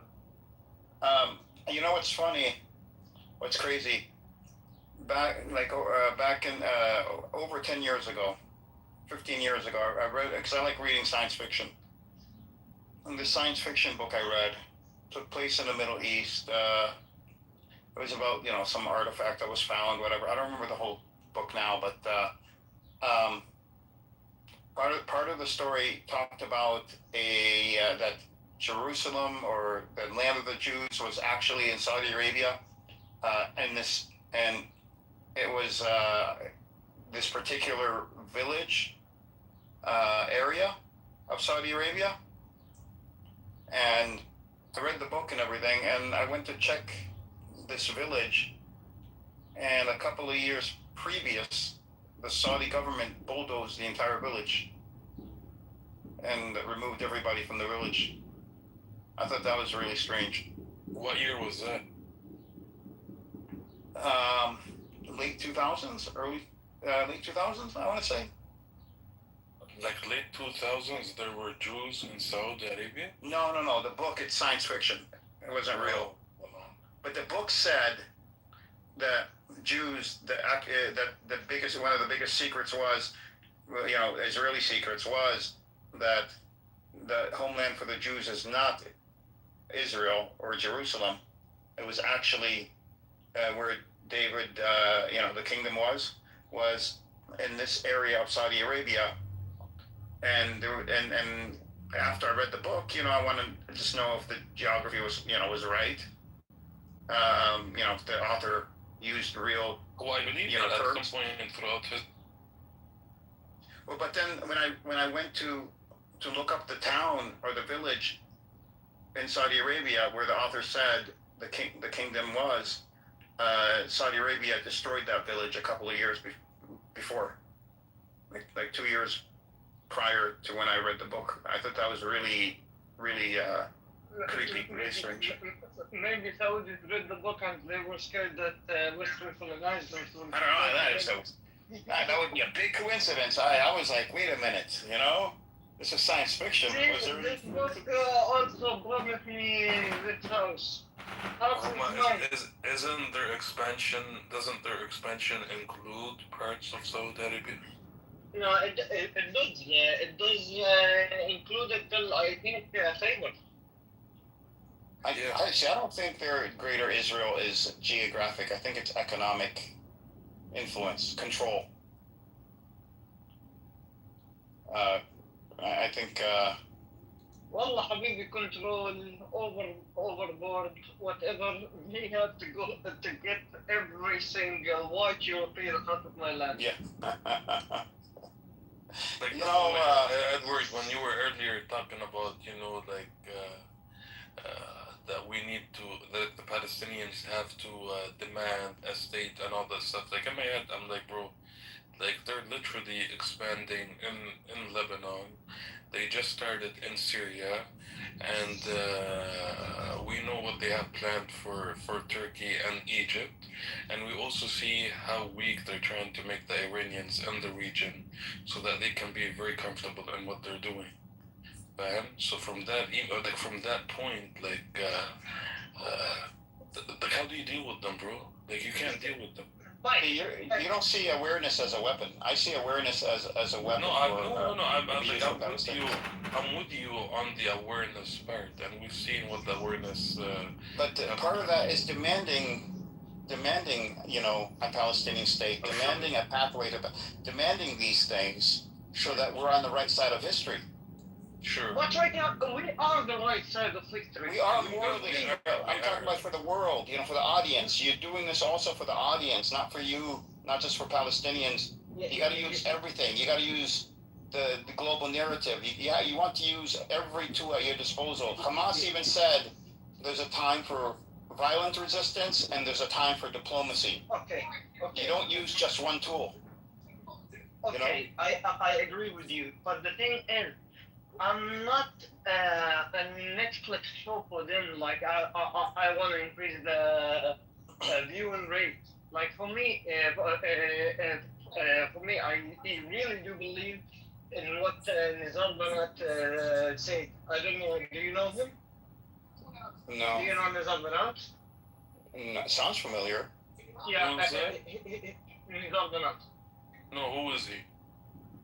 Nizar Banat is a Palestinian, let's say, thinker, and he got martyred. The PLO killed him because he started to be very dangerous with the what he's saying. Anyway, what he said is people don't respect the weakling. Like the world respects you when you're strong, when you're fighting, and that's why the world right now we're respecting you. They did not love you and respect you because you were dying. Yeah. They respected you. They respected and loved you because there was the red triangle that became a fetish and an icon for everybody in the world. Like, yeah, these are the people that are getting back to these monsters. Blah blah blah. Yeah, well, that's As long as you're fighting and you can stand up your ground and fight, the world will be with you. that red triangle, though, is exactly. I mean, is exactly my position. I mean, Hamas. My position and Hamas's position, I think, are very aligned. Yeah. Fight, and then meet your objectives, and then start making demands. And start using diplomacy. Fight, and then diplomacy. Okay. They fought, and now they have to try diplomacy, and if that doesn't work, then we have to fight again. Okay, that's what we all say, maybe. That you fight and then you do diplomacy to stable to harvest what you have militarily. Okay. Yeah. But the problem is in the idea that you were talking about is that you will have to stop resisting. The world will tell you, oh, you want to listen? You want us to listen to you? Then you have to give up everything. But you have to, like Hamas. I understand that if they are, working on diplomatic solutions, they are not fighting. That they would not. I mean, unless Israel is of course attacking them. But you don't fight when you're working on diplomacy. There's an agreement to stop fighting and to start talking, and you take advantage of that. See what you get out of it. And did the world force Israel to do that? The what? Did the world force Israel to do that? But Israel is also weakened itself by doing what it has done. Okay. So, but my point is, you can't really depend on the world to be your backup, because they will never be your backup. You can't live in a vacuum. The Palestinians have lived in this vacuum already. It hasn't worked. You can't live in a vacuum. You have to understand the world, understand what the world requires of you as a people. Okay. What would make them interested in you? And you have to build your brand around that, just like Hamas did. I mean, they attacked Israel and they came out looking like the heroes. And they are heroes to us, but I'm saying to the world, they're supposed to be terrorists, but they came out, they are the heroes. And why? Because they branded themselves as, so they understood that there's a war on the ground, but the war in cyberspace is just as important. They understood this going in. Okay, we have no problem in this point, Habibi. The very point is, the world, the ones who are in power, they have, Habibi, investments. They will not sacrifice their investments for your sake. You don't have the millions, the trillions, and the connections and everything that the Zionists have to interest them. So the only people that you are being interested to are the people that have no value. Okay, they are a bunch of peasants, just like me and you. What? Who? Well, I'm not following. You're talking about like the people that are pro-Palestinian now? Yeah. No, I think what he's I think is no, the governments are very like their relationships when it comes to what's happening in Palestine includes investments that are worth trillions of dollars. and this could be and for example, the European and how much they invest in Israel, or the trades that they have with Israel, and the biggest is military. Diamonds, golds. Yeah, but military industry, the stock industry, everything, Habibi. Yeah, but that could change. That could change if all these countries shift from these deals with Israel and take it somewhere else. What happened in South Africa? What happened in South Africa? You're getting me wrong, Justice Habibi. Justice, what I'm talking about is the private companies, the private agencies that control these industries are Zionist, Habibi. You mean outside of Israel? Yeah. Yeah, they are Zionists. Yeah. Yeah, exactly.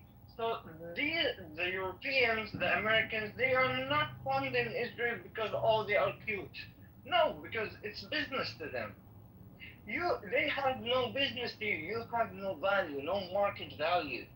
That's not true. That's not true. I think you've proven that wrong, though. Haven't we proven that wrong over the last 3 years?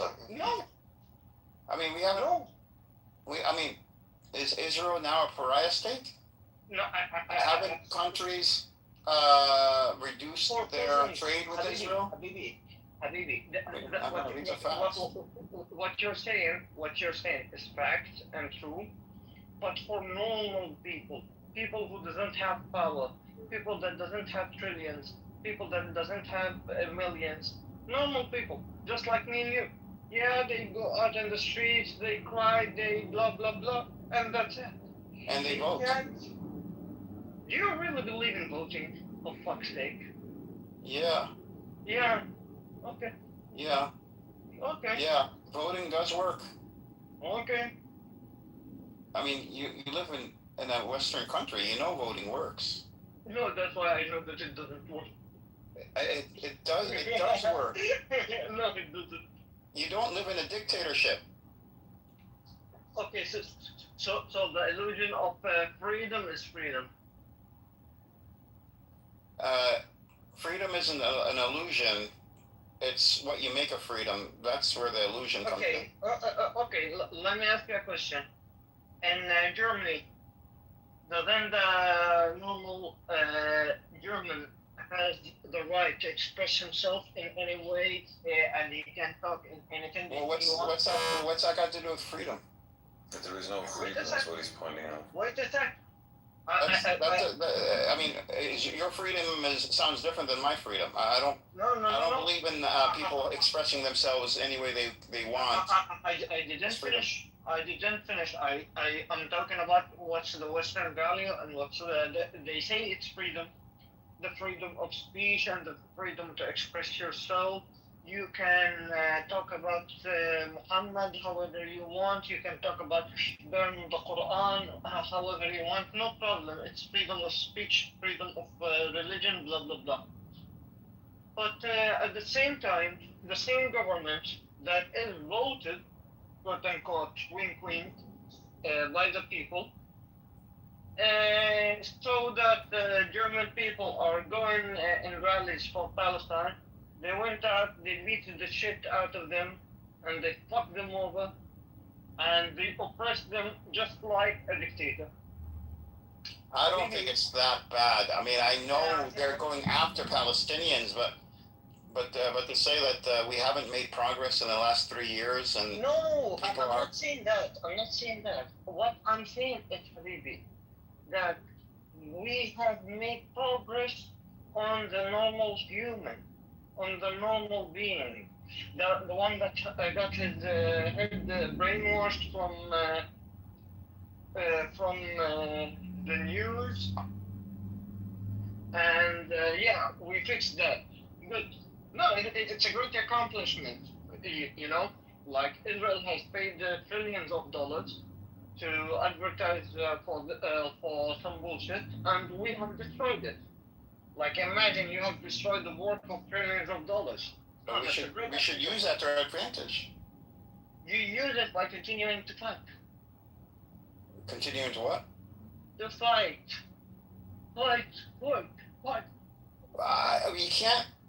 call the resistance the best of us, but throw them away as if they were the worst of us. No, I'm not saying throwing them away. That's why I when it's time to fight, this is a very important decision. It's not. You know. And that's why when I started the whole discussion, and you told me, "What's your plan? What's your plan?" I told you, my plan is let the resistance talk. They know the best. You told me, no, that's not a plan. I told you, this is not plan. No. They know what they are doing, and the only solution is to fight. No, it's not. That's not what the resistance solution is. It's to remove the occupation off of the Palestinian people. And how do they do? Exactly. And how do they do that? By fighting. No, they do it by other means too. Really? It's not just fighting. Well, what is Edward, do you talk Arabic? Maybe it's easier for me to deliver the idea. No, English is better. Okay. I know what you're saying. Hi, Lula. Yeah. Sorry, let me say hi to Lula. Good evening, gentlemen and general. Good evening. Well. Caught it. Hope you're doing all right, everyone. I'm listening, but also watching France versus Paraguay, as I'm sure Justice is too. I hope Paraguay wins. Me too. That's exactly what I'm just going. Miss France, miss. Anyway, It's okay. Yeah. So, Habibi Edward, okay. We agree that we have to fight. We agree that we need the plan. We agree that there is a time to fight. There's also a time not to fight. Exactly, which is after you fought to cement what you have accomplished through the fight. Did you ask Edward earlier if he speaks Arabic? Yeah. And he said no. That a little bit. Yeah. Why? What? Yeah. What? Move on, Justice. Move on. هاي مشكلة العالم اللي بروح أمريكا. بالضبط. يعني. You understood that one, Edward? No, but I'm about to kick you out. Like Justice, imagine that I have many another Palestinian understand my talking in a fluent language. It's a language. Yeah.